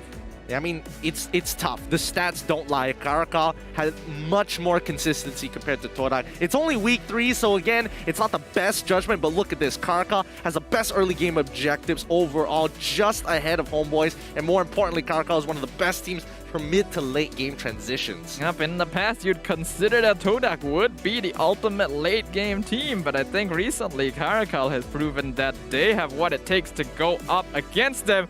We'll see what we think as we bring up the talent predictions. It does seem to be pretty heavily leaning towards CaRaCaL, with the exception of LaFell and Sif, who believe that TODAK will be able to bring it home. Yeah, I mean, this was a tough decision and a tough prediction to make because both teams seem, at any point of time, TODAK, the unexpectability of this team. It depends on what roster that they're bringing to the table, how they're feeling that day to really show their fighting spirit. Yeah, but if you say how they can show their fighting spirit based on their individual feelings, what kind of mood they're having, CaRaCaL are a team that base themselves on a similar momentum. What do you guys at home say? Looks like the fan favorites, interestingly enough, still going to be TODAK. Yeah, it's not not exactly lopsided, but it definitely is TODAK favored here. And especially when we're looking at the QR codes, those of you watching here today believe that TODAK will take it away. The dedication of the fans unmatched. And CaRaCaL will have to try to do their best to prove y'all wrong or prove y'all right. It is pretty interesting because I was expecting this to be much closer overall, but goes to show anything can happen. And speaking of making anything happen, that's exactly what you can do with the Samsung Galaxy A52s 5G. Grab this brand new smartphone for an awesome gaming experience in your next MLBB gameplay. If you're looking for something with a sleek design, makes it feel good once you touch the land of dawn, and also the official smartphone of the MPL Malaysia Season 9, grab yourself a new Samsung Galaxy A52s 5G and it will all come to fruition. You're stuck in Epic, don't worry, you'll be mythic by the time you get this phone. Yep, but I'm pretty sure that this match is going to be mythical. 15 seconds left before the draft of game number 1. Gideon, what kind of things do you think we can expect going into this draft between these two teams? Look, I'm gonna be honest with you, it's a little tough to say because we've seen these teams really pull off some crazy stuff, and even TODAK always having the chance of like, maybe Mia, but maybe something even crazier. That is true, but now that the draft has begun, we can see Team CaRaCaL drafting on the blue side, TODAK drafting on the red side. The first two bans for both teams have already come up on screen. Team CaRaCaL deciding to remove the Paquito and the Phoveus from the pool, and TODAK with the classic red side bans of Valentina and Fanny. Now the big question, Lancelot, is it going through? Selena, is it going through? Selena gets banned out, and now TODAK has to answer the question, do we want to give away this Lancelot and focus on Ling and Hayabusa as the main assassin junglers this round?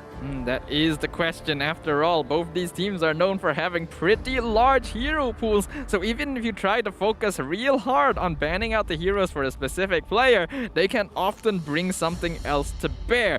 So in this case, TODAK needs to decide whether or not dealing with the Lancelot is truly something they want to have to consider, especially considering Team CaRaCaL already banned out the Phoveus earlier on in preparation for this possibility.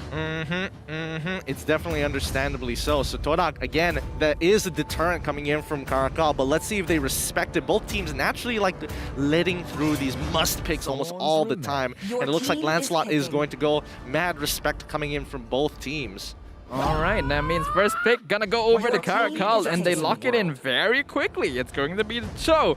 Looks like this is meant to be a bit more of a flex, but I'm believing that this is probably going to be Neo's hero on the roamer position. Yep, they don't want Neo to get pinched so early on, and that brings up the question about whether or not they can transition. And I think, you know, CaRaCaL still can. We saw Hilda being played by CaRaCaL once before, but we also need to speculate about this Estes from TODAK. Are we going to see it again? Are we not going to see it again? Is it in Moi's pool? Is it not? Well, usually when we see Estes from TODAK, it is when Yums is playing. So since that is not the case today, I'm not really suspecting it. It seems more likely they would pick up a hero like Matilda, which is more known to be a hero that Moi likes to play. We'll see what it is. They start off with the Beatrix and the Eve. Okay, Beatrix as well as the Eve. We aren't seeing staple Matilda being picked up within first rotation for red side. That's totally fine. Beatrix is always good, and we know for a fact that Momo is solid on it. So I think these are good picks overall. Yep, I think this is a good start. Beatrix obviously will be able to do a lot in the hands of Momo, and Moon has always been known to be a very strong Eve player. But that means that CaRaCaL will get access to the Matilda. This might make you assume whether or not Cho is going into the roamer position, but I'm suspecting this is going to be Aim's hero, and he's going to play more of a damage Matilda in the mid lane. That's what I'm thinking too here. There is that possibility, and there's nothing set in stone just yet. Let's see what CaRaCaL's final pick for the first phase is going to be. And they lock in Esmeralda straight away. So I think you're right about this. Alright, so that's gonna be the EXP laner for CaRaCaL. We know that Kai is pretty good at playing these heroes that can just kind of hold their own in lane, and recently he's become a much more aggressive player as compared to before, so we might be seeing some pretty impressive Esmeralda gameplay today. If TODAK can pick something up to deal with it early on, now would be the time. Yep, let's see. TODAK with the final pick of the first phase.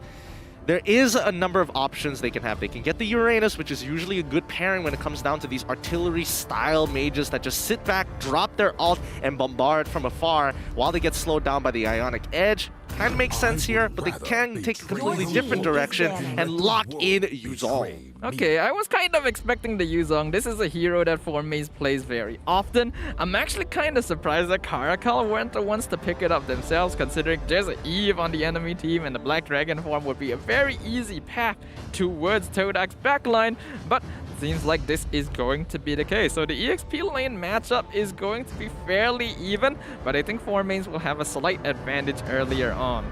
Yeah, and I think CaRaCaL, especially locking in the Esmeralda within first rotation, just to make sure that they don't get this counter pick later on, or have to worry about it. Formase, you know, just kind of popping off and stealing away shields from literally 2 shield generators from both the Cho and as well as the Matilda. Fair enough. I would say it's pretty even right now. You take away a counter pick, you give away a counter pick. At the end of the day, it's still all right. TODAK, they now focus on the gold lane. They ban out the Popo and Koopa. I believe TODAK's next ban should ideally be the Clint. We know that Lolios can be very dangerous on the hero. If they want to make sure that Momo has a good time, that would make sense since they've already gotten rid of the Popo and Koopa. As for the side of CaRaCaL, right now TODAK are still missing their support and their jungler. I get the feeling they're probably gonna focus a bit more on Jake's heroes, and that's indeed what's going to happen by starting with the Roger. Okay, Roger. That means Hayabusa and Ling are still available in the pool. And remember that TODAK does get first pick right after in the second phase of the picks. So, TODAK, do they want to kind of limit down on the junglers as well? Because CaRaCaL is also missing a jungler. That is true, but you're not going to really narrow down what Linkeza can play at this point. I think banning out the Clint would make sense. Maybe the Brody if they think that it's more dangerous, but I prefer banning out the Clint.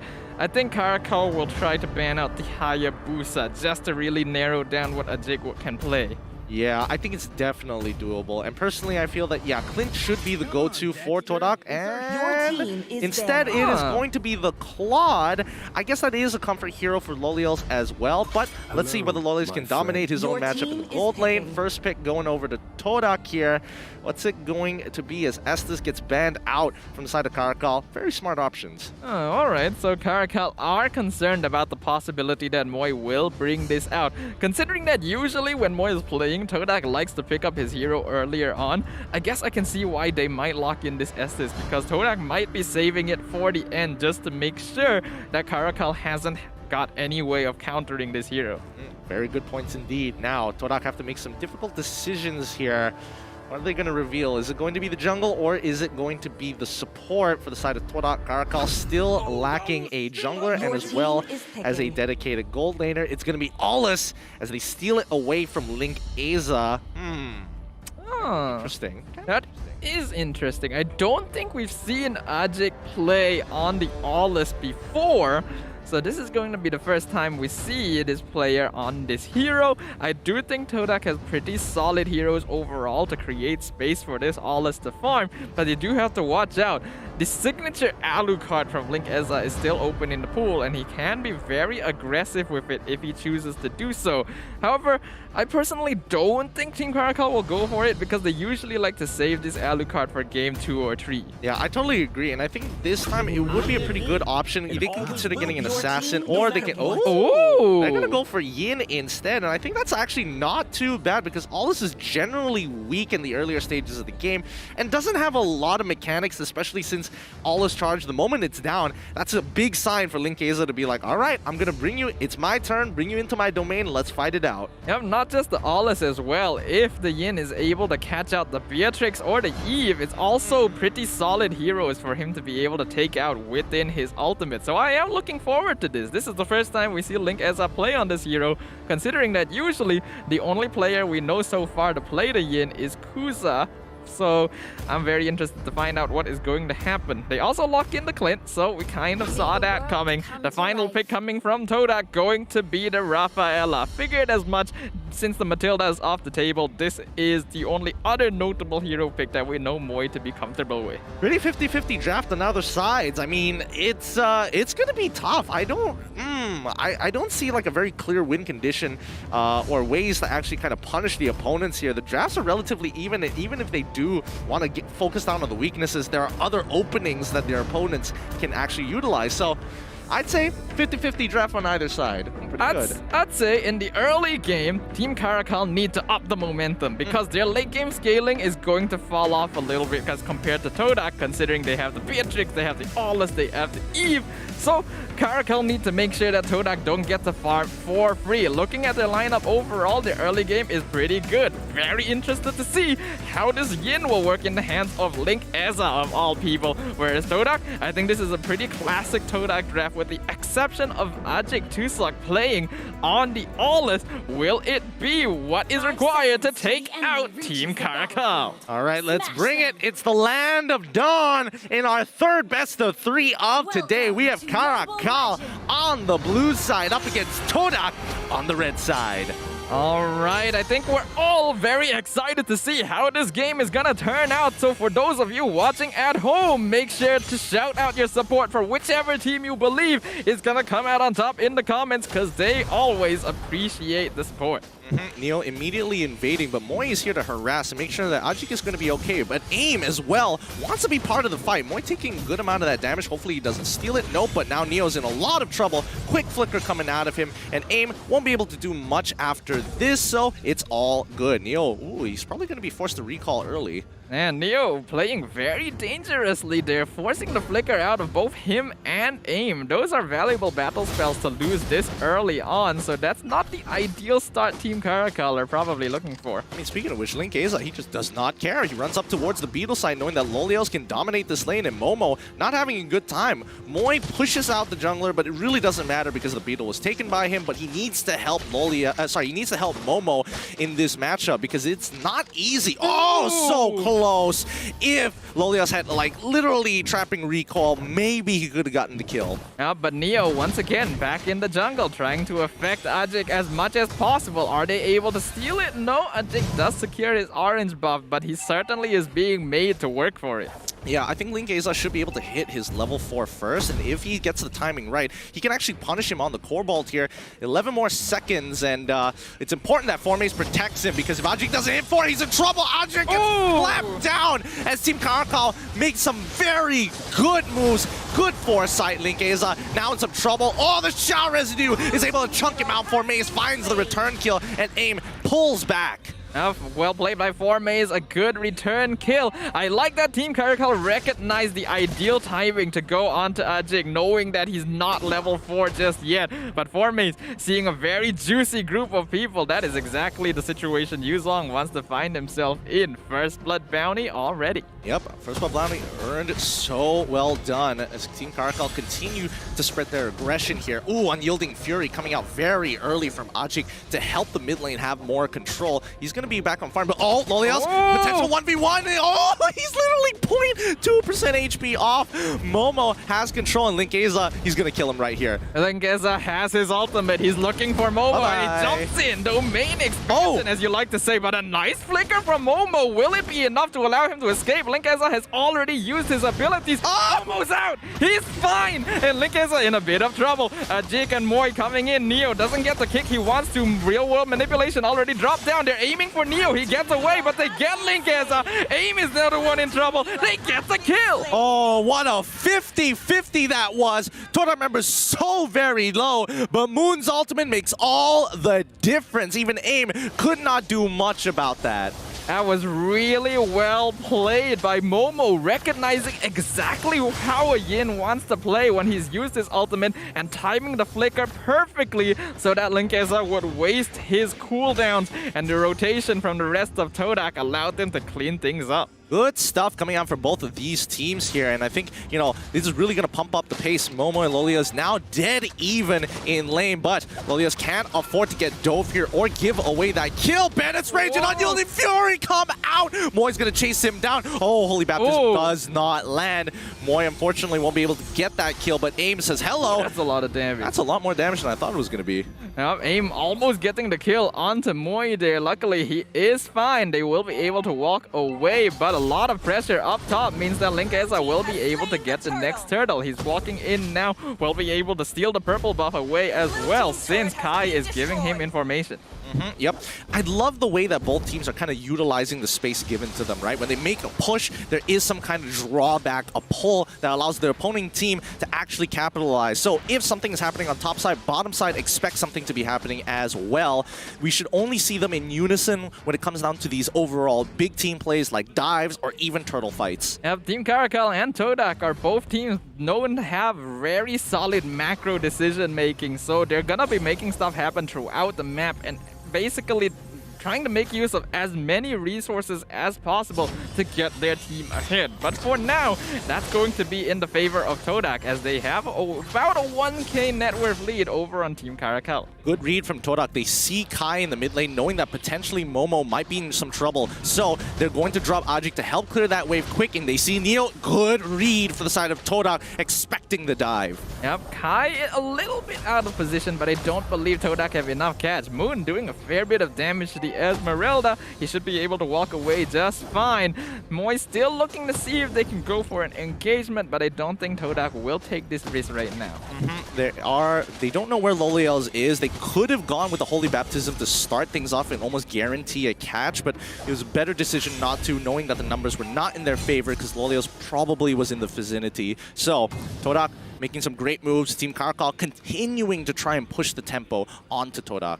This is a little bit tricky though for Team CaRaCaL. TODAK have had very good responses to the early game aggression that Team CaRaCaL have been trying to execute, and now Ajik is actually hitting level 8. The all is starting to get some scaling. But look at Momo, even he himself rotated out of that top side, willing to sacrifice it to play with the majority of his teammates, and now it's going to be Kai going to get punished. He gets hit by the Holy Baptism as well, forces the flicker out. The snipe doesn't land, but Moon will finish off that kill. AIM is going to initiate onto 4 members. Neo looking for an opportunity, but Moy survives with just a sliver of his health. That has to feel rough. Moy actually escapes from that. AIM still wants to take down Momo, but they've already retreated to the safety of their tower. Really well played. Neo gets a nice flicker, Way of the Dragon, right into the domain expansion. Once again, Moon gonna be able to get away from LIVESTREAM. Stops him with the Void Crystal as well. I don't think LIVESTREAM can finish him off. He does finally get out. Clint gets the kill. Now Neo in a bit of trouble. He's under 4 people. Furious Dog gets the knockup onto 2. What? AIM as well.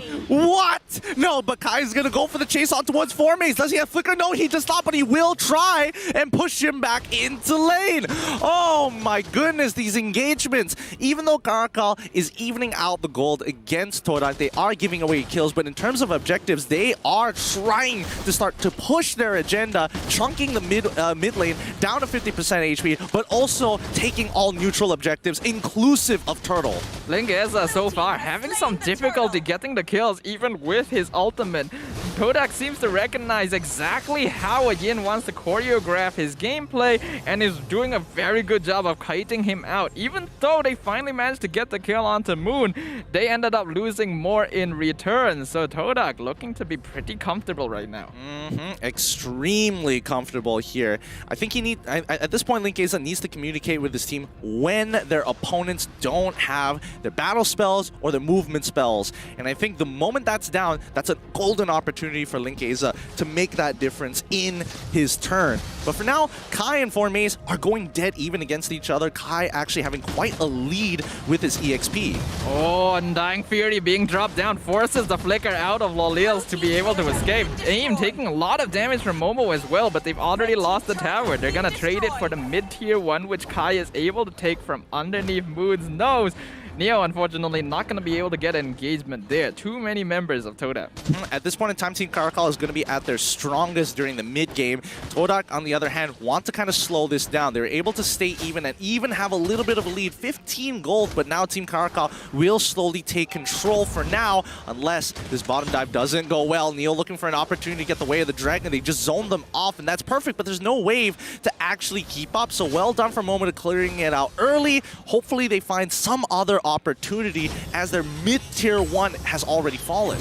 TODAK so far has had a pretty good time. Linkeza actually using his ult onto Formaze, who's able to escape with a furious dive, pops the Black Dragon form inside the domain expansion and just pops out absolutely fine. Linkeza hasn't been having success with this hero. Yep, not yet, but Moi, he's gonna get eventually. Yep, there he goes. He finally dies, but Lolia should be able to trade. Momo is looking for anything, but realizes that there's 4 members coming after him. A good kill. Okay, not exactly the direction that he wanted to kick him in, but that's a little sad. Momo playing that perfectly with a flicker.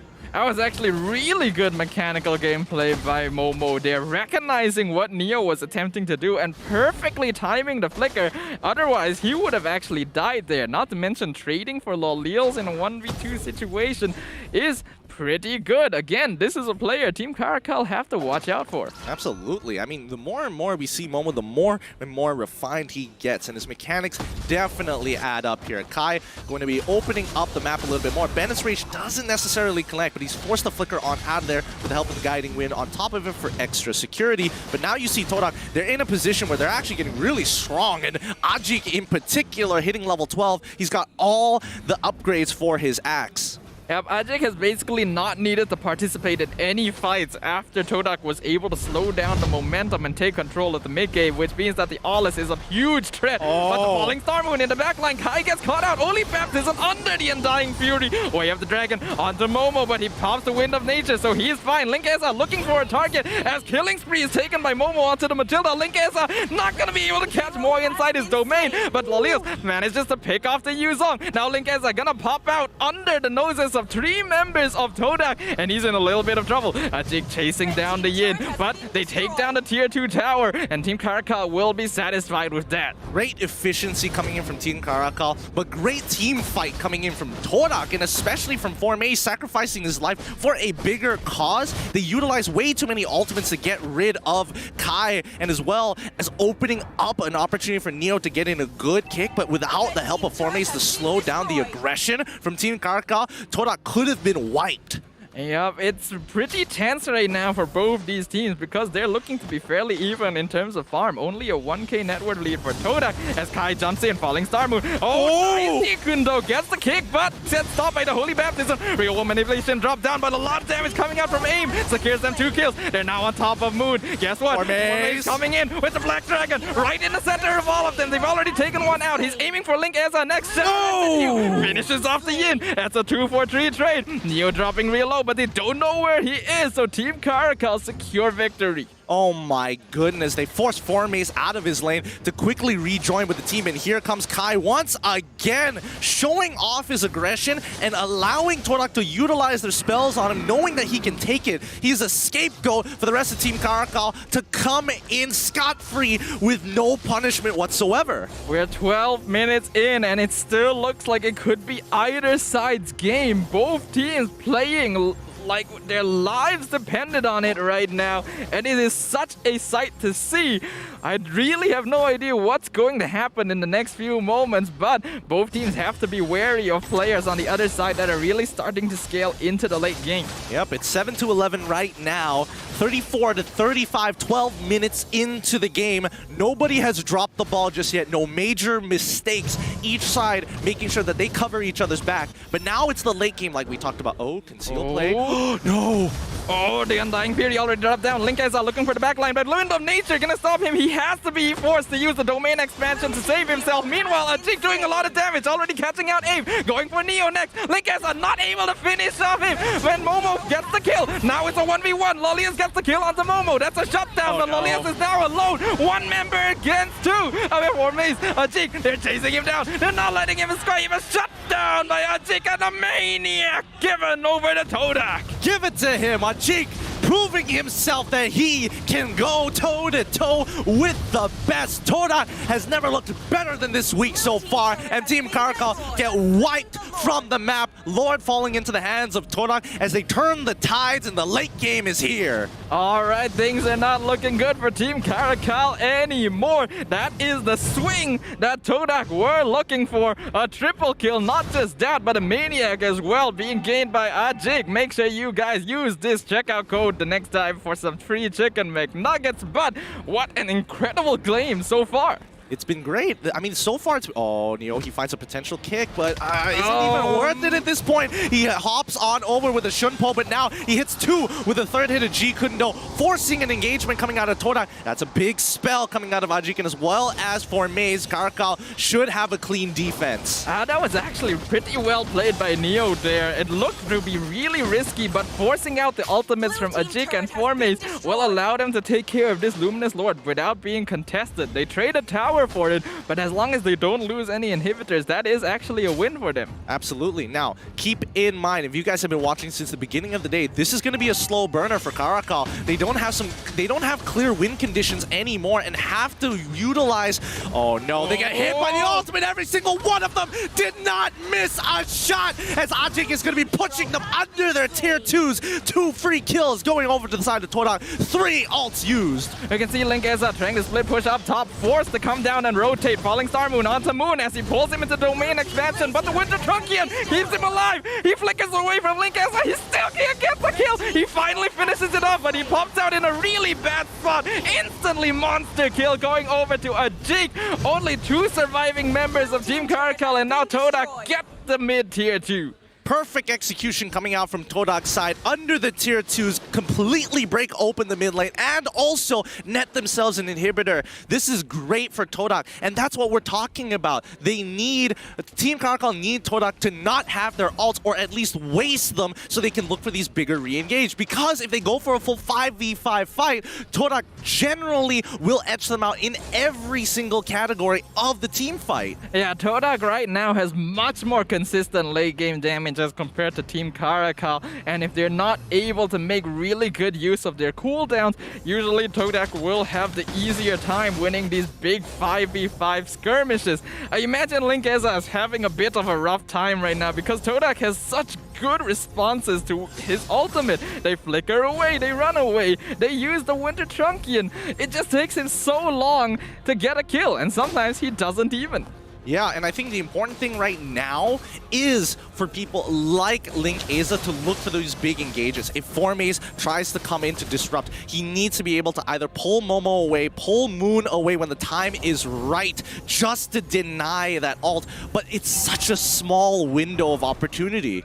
Yeah, it's gonna be rough here for Team CaRaCaL, but it's not as if the game is over for them just yet. If they're able to execute a good pickoff, a good fight, it can still turn around in their favor, especially now that the Luminous Lord has arrived. And Team CaRaCaL are actually the ones in more of a position to take it, since TODAK are here, waiting to see if anyone's gonna walk into the top jungle. Yeah, I mean, everybody's playing the guerrilla tactics. They don't want to give away that information. They are going from brush to brush, but eventually they're going to collide, and they know they're on the top side. I think CaRaCaL has figured it out after walking over Lord, not seeing anybody. They haven't even pushed up to try brush, but they sense it. Now they see Formaze show up on the bottom side of the map. Formaze is going to use his Black Dragon form to open up the map to allow TODAK to find this opportunity. They don't. That's 2 ultimates already down as they look for the re-engage. Bennett's Rage is going to cut him down with the Holy Baptism. They find it. Ajik is godlike as Moy gets sent over to Yin's domain. It doesn't matter, and Moy knows he's done his job. Yeah, Linkeza has to be forced to pop out again, not able to kill his target. That was so much damage from TODAK. Even Kai just melted underneath their DPS, and with 2 members of Team CaRaCaL down, TODAK are now in full position to take this Lord. I think this is it for Team CaRaCaL. I think so too. With the help of a Luminous Lord, 17 minutes into the game, CaRaCaL will be at full strength, but Neo, he's got to force something out of them. Give him an ult, give him something to allow Team CaRaCaL to bounce back or maybe even get their high ground defense, because when we're talking about wave clear, Team CaRaCaL lacks it significantly. Yeah, we can see they're already stealing the orange buff. I wonder if Team CaRaCaL is aware of this. They could look for a pickoff onto them if they knew, but it looks like they're still trying to see if they can set up an ambush instead. That means that TODAK, they have free reign of the map. They're fully capable of pushing in all 3 lanes at once, and this is going to be a rough defense for a team that lacks this kind of wave clear. Yep, they could muscle their way in here, and they're allowing the slow push down on that bottom side to allow the minions to walk on through. TODAK don't exactly set this up perfectly, but it should be good enough to threaten. Yeah, the Lord now pushing in the bottom side. No tower to stop it. looks like Team CaRaCaL gonna have to use a lot of cooldowns to prevent this. Meantime, they're gonna try and pull it to the middle. Not gonna be successful with that. TODAK just poking from the outside. They don't want to end the game just yet. They're looking for the inhibitors. The Lord now breaking down the crystal. A nice kick from Neo, but he gets stopped. Gonna get stunned right underneath. The damage coming out is too much. Oh my god, Linkeza can't even ult. Gets picked up. Legendary streak. Triple kill. Maniac going over the Momo as TODAK ends the game in style. Now that's the TODAK you want to watch. That's what we're here for. Back up on stage and feeling the glory as ever. GG, well played for TODAK. Oh my goodness, as you mentioned, that is the classic TODAK that fans love to watch. Really good gameplay from them, really solid mechanical skill, and I think like the players that you normally don't expect to perform very well from TODAK were playing their hearts out in that game. That was a satisfying victory. Absolutely. What a struggle during the mid game. Both teams wrestling for their own game style and their own composition to work out. But unfortunately, Team CaRaCaL was not able to get into that fifth gear that they were looking so desperately for and lose out in the later stages of the game. I get the feeling after this game, we're not going to be seeing Linkeza play on the Yin anymore because that was just really unsatisfying from him. I think when you watch Linkeza, you expect him to be able to do more, and he obviously wants to do more, but it's so frustrating when you pull someone into your ultimate and they can so easily run away from you that in the end, he basically doesn't contribute anything to the fight. Exactly, and I think a lot of it has to do with just information and information gathering for the side of TODAK, and more importantly, Moy actually playing quite a vital role when it comes down to, oh, Kai's engaging. They keep doing the same behaviors again and again and again. Holy Baptism comes through, they get the kill, immediately they're looking, where is Yin? Can we drop the ultimate? And the moment he shows up, that's when Moon gets a green light. Yep, in addition to that, I feel like TODAK's early gameplay was really solid. They knew that Neo wanted to be aggressive, so they played a bit more safely. I think Moy did a very good job of that, defending against the Cho and making it difficult for them to stop a Jig, who was just left alone to farm for most of the game. That's the danger of teams drafting the Aulus. It basically puts a timer on the enemy side and saying, if you can't stop us in time, we're gonna just steamroll over you. Yeah, but we have to talk about Momo here as well. He played a perfect early game, an almost perfect mid game, and once he got to the late game, his job was done. Everything else will naturally come to him. I'm having a look here at the end of this match. The item builds overall, this was a 19-minute game. In terms of farm, I'd say that both teams were pretty even up until a certain point where TODAK really started coming online. I believe that was when Ajik started to get his items, hit that level 12, and then their team fight was way stronger thanks to the Black Dragon form and the real-world manipulation.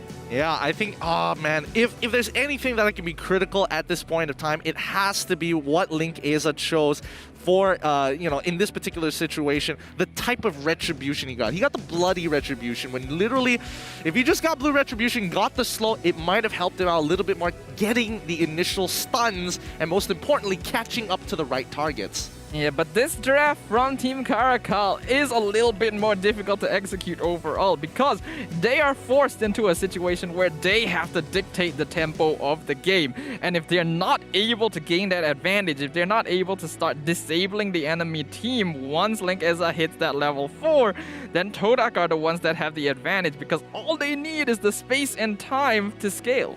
Yep. Unfortunately for AIM, he was not able to beat his bitter rival Moon this time, maybe in game number 2, and hopefully with a better matchup as a mage, because Matilda up against Yve, yes, you're able to cancel the ability, but in terms of how much damage you can pump out, Yve just tops the charts. Yep, the real-world manipulations from Moon were really on point this game, catching out the members of Team CaRaCaL. This is the problem with their team as well. They want to kind of group up, they want to fight together, they want to be able to protect Linkeza when he enters his ult and when he exits from it, and the real-world manipulation just makes it very difficult to do that. I think TODAK, they performed the cleanest they ever have in this game, and it was none other than against CaRaCaL, which I would argue right now is among the strongest teams in MPL. I definitely agree. Let's look at our MVP here for TODAK. You know him, you love him, and he continues to perform. Momo 9, 1, and 11 on his Beatrix. Yep, as you highlighted, Momo's early gameplay was really strong. Even though at the beginning it looked like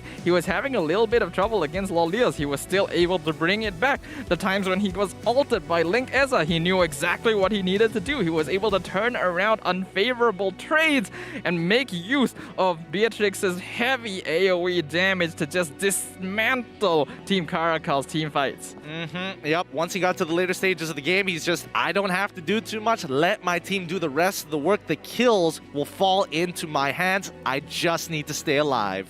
Yep, just really well played. If TODAK can continue this kind of momentum, we could be seeing a true return to form for this fan favorite team. And now I'm very excited to see what Game 2 has to offer. Yeah, let's not forget that Team CaRaCaL, usually they drop a game somewhere along the lines, and most of the time it's game number 1. But let's jump back into the highlights here, brought to you by our Samsung Galaxy A series. So far, I mean, the way that they were playing this very telegraphed in the early game, and TODAK realized, okay, we cannot have holes in our defense. We cannot let Team CaRaCaL kind of dictate the pace. So what did they do instead? They start deciding, you know what? Let's do early lane swaps. We haven't broken that top tower. Instead, we're going to switch him down to bot side and really start pressuring, because once the XP and as well as the gold, extra EXP and gold buffs stop, all right, no problem. Doesn't matter what lane I'm in, I can still get gold. Yep. In addition to that, I do really like the fact that Ajik was joining these fights very early on. You don't really expect much from an Aulus before he hit that level 12,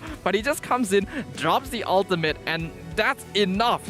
It's the amount of damage over time. It just prevents Team CaRaCaL from executing their game plan even more, because when you have to consider the Undying Fury and the real world manipulation, it's very difficult for them to dance around like they normally would like to. Yep, dancing around is kind of the key of this game, right? I mean, just look at the positioning of Moon, dropping us all confident, knowing that Yin isn't in the area to actually get on top of him, and that just gives so much confidence. But Team CaRaCaL got a little bit predictable with their movements towards the end of the game, which is something that they needed to change up, because they were so dependent on Kai jumping in and absorbing these ults, and TODAK were like, you know what? As long as we hit more than one person with the next couple of ults we have in store, I think things are going to be okay, and it worked out perfectly. Yep, the draft from TODAK there was just really solid, really strong, and they had so many different ways and methods to try and engage onto fights. On the opposite side, Team CaRaCaL, as you mentioned, had to be very telegraphed. They needed Neo to go in and engage for them. They really were hoping that Link Eza would be able to get some pickoffs, or at least disable someone for long enough for the rest of his team to do something, but they never reached that point where they could actually do so, and it ended up with TODAK getting 2 Maniacs in one game. Yep, but that doesn't mean that game number 2 won't be just as exciting, or we're seeing a demoralized Team CaRaCaL. We definitely know that they are going to have to adapt from this and really start to think about their draft, because again, early game did not work out for them. TODAK had a solid defense through and through, so I'm guessing both sides are going to be looking for scaling. Yeah, I think scaling is the name of the game for both these teams, because I rank both CaRaCaL and TODAK very highly on how well they perform in the late game. These are two teams that like to farm, like to take it to that final few moments, go for these big 5v5 team fights, the flashy plays, and this team lineup didn't quite do that for Team CaRaCaL. Both teams are also really well known for their ability to adapt, to be flexible because of their large hero pools. So I'm pretty sure Team CaRaCaL aren't going to be content to just sit down and take this loss. Oh boy, I don't know, but that game 1 has taken a lot out of me, but hopefully it doesn't take a lot out of you guys, because you could be celebrated with Nescafe as you watch these games. Stay awake, stay sharp, and most importantly, don't take your eyes off the screen for this upcoming game. Scan that QR code while you still can. For those who did it early, congrats to you, because the rest of y'all, hopefully you don't miss the action when you're going to be claiming the discounts for Nescafe's favorite flavors, whether it be mocha, latte, or original. They've got it all. I think most of us are going to be needing a little bit of Nescafe right now because we don't want to miss a single moment. We want to be awake and alert for the rest of the games in this series. Is it going to be one more game where TODAK is able to get a 2-0, or will Team CaRaCaL continue with their trend of these 2-1 victories? Nope, there's only one way to find out, and that's if the draft starts beginning sooner rather than later. Team CaRaCaL now, my guess is that they're going to be on the red side, right? It's surprising because they did get blue side. So therefore, blue side dominance, it's starting to seem a little shaky here, especially when you get some outlandish drafts down. I think now that the teams are getting a bit more exposure, a bit more experience on the MPL stage, they're starting to realize ways they can manipulate the draft, even when they are on the red side, to kind of bait people into drafting certain ways, kind of preventing certain heroes from being drafted, and it's very interesting to see. But before we enter game 2, we have to look a little bit at the match recap for game number 1. Oh my goodness, look at that damage coming out of Momo as well as Ajik, breaking 82k for Momo and 70k for Ajik. Now, Momo is just ridiculous. You can't give this guy a hero like Beatrix because he is going to just take complete control of his lane and then turn that into an advantage for the rest of his team. Team CaRaCaL did do pretty respectably overall early on, but once we got to that scaling point, once TODAK got their items, once they got their 5v5 team fights, which we know them to be very skilled at taking, then that was when the ball was in their court. Looking at the first rotation of drafts here for red side, it's to be expected, so I'm not too skeptical about it, but it does show a little bit of the ideas that are coming out from Team CaRaCaL, banning out the Phoveus for an example, getting rid of Paquito, making sure that they can't flex it around for the side of TODAK just so they can whip out something like a Yin. In theory, yes, pretty decent idea. Should be able to dominate in the earlier stages of the game, but with an impeccable defense coming in from TODAK, Ajik goes away farming unscathed throughout a good majority of this game. Yep, I think this was a very good performance by Ajik. Many people might argue that, oh, he was just farming the whole game. It's the rest of his team that was setting up space for him. But again, I do like that he participated in a lot of these skirmishes. He just drops down his ultimate where it is necessary. And it honestly can do a lot of the job for him. Being able to recognize those opportunities is a sign of growth. And I, for one, want to see more of this style of gameplay from not just Ajik, but from Moy as well. For sure. Because so far his Roth, it was looking real good. He didn't miss an ability. His mechanics were on point, and it looks as if that TODAK is shaping up to be looking for the top once again. No surprises there for a team like this, but adaptations. All right, let's see. TODAK is most likely going to take blue side, right? That's just a guess here. For all we know, they could stick on red side for all we know. Yeah, I think that's probably going to be the case here going into this next game. Something that I think TODAK should keep an eye on now. Since we are in game number 2, there is a solid chance for Team CaRaCaL to bring out the Link as an Alu card again. So I think that's something they have to keep in the back of their minds when they are drafting, because obviously Team CaRaCaL don't want to go home in a 2-0 loss. That's to think of that when Team CaRaCaL has been doing so well these past couple of weeks. TODAK, they're on the rise here, and Team CaRaCaL want to make sure they can stop that right here, right now. They just need their momentum. As you can see, the frustrated faces of Team CaRaCaL, they are fueled by this competition. I'm very excited to see what's going on. There's still a minute left before draft for game number 2 starts, but I already cannot wait to see what's going to happen. I'm just as excited as many of you back home to just witness how this series is going to end. But you personally, Gideon, are there any particular heroes you think will be coming out from both these teams in the next game? Any particular heroes? I feel like Matilda is going to be rather untouched. I do think that yes, it was nice that AIM was capable of playing it and he did show off some of his skills. However, I don't think it's going to be enough impact considering TODAK's way of playing the game so far, which is, you know, waiting to scale, looking to play for mid to late game more than anything else. And that's when you lose that value, right? So ideally, you want to see Matilda go into the support. I'm not sure if Neo is capable of playing it. He'd rather play something like Cho, something that has some playmaking capability, arguably even Ruby. So I personally think that if I wanted to see anything, it would be along the lines of Selena, arguably even Ling. I guess that does make sense, but now we are going to enter into draft for game number 2. TODAK going to be drafting on the blue side, CaRaCaL drafting on the red side. The first bans have already come out, with TODAK removing the Kadita from the pool and CaRaCaL banning out Valentina.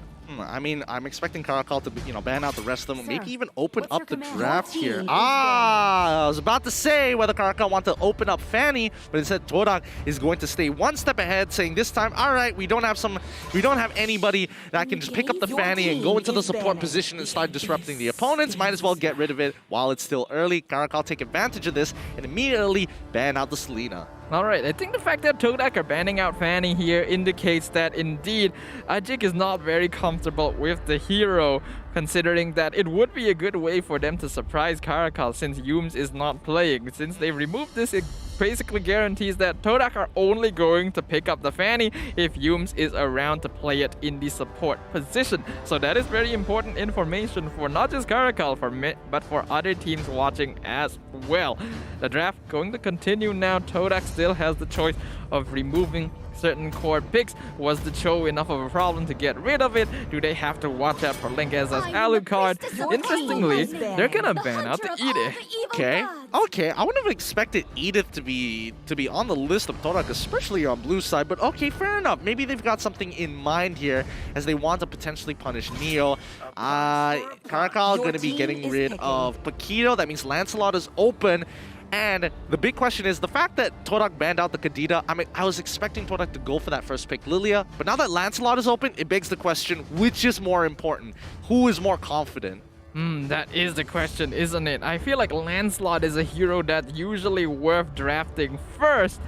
But is Ajik confident enough to go for it? I think CaRaCaL leaving it open is kind of a trap because they figure that Ajik is probably a little...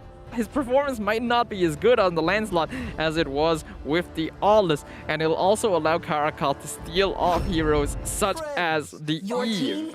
But no, this time they're trusting with Lancelot's win rate of the funny number here. It's going to be him once again. Hopefully he makes the play this time and proves those haters wrong. CaRaCaL now have access to Lilia.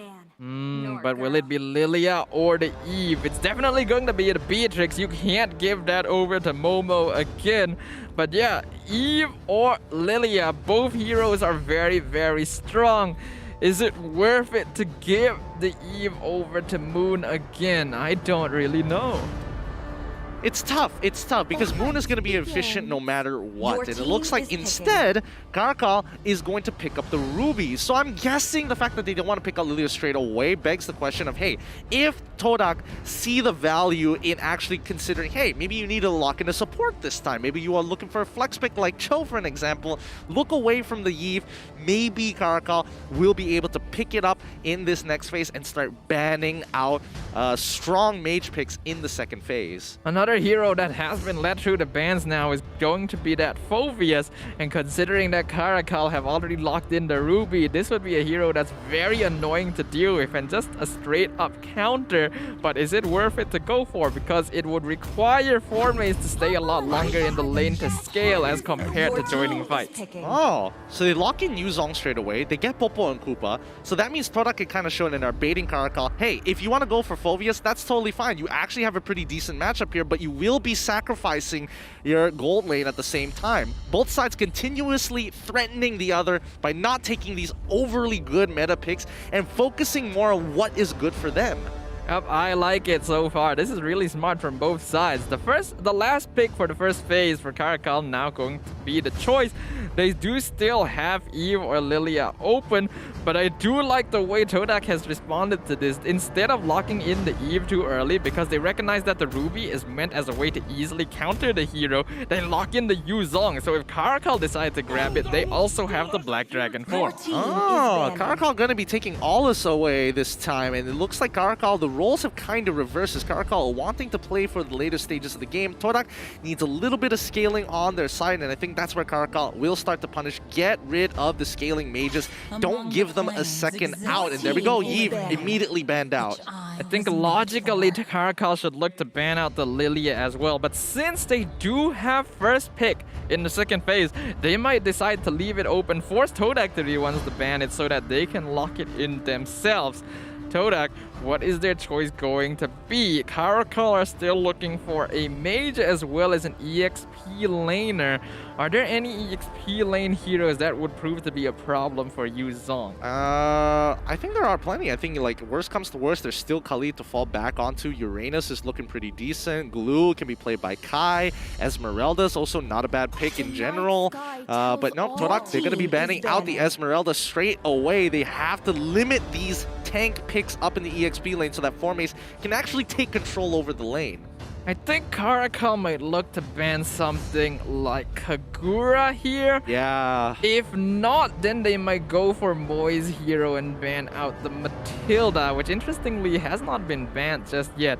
Unless they decide the Rafaela was more of a problem. The fast ban gonna be Astus. They're still concerned that Moy could play this hero. I think they're willing to sacrifice Matilda this time. Because, I mean, the fact that TODAK decided, you know what, Esmeralda first, I'm not even considering Uranus at this point. We need a support badly. Matilda is going to fit that build unless CaRaCaL responds otherwise. But CaRaCaL using their final ban to get rid of that Estus, all right, fine, that gives them the green light. Yep, TODAK now have control here. What is the final hero they're going to ban out? If they want to continue breaking down the EXP lane, then some of the heroes you mentioned earlier, the Khalid, the Glue, maybe even... Oh wait, no, the Paquito has been banned out. But I don't know if that is the choice TODAK's gonna go with here. I guess we'll find out. 4 seconds left. Ah, they're gonna get rid of the show. Okay, that's fair. That's fine. At least Kai won't be able to look for big opportunities with his full damage Cho build to one-shot some of the squishier targets on TODAK's side.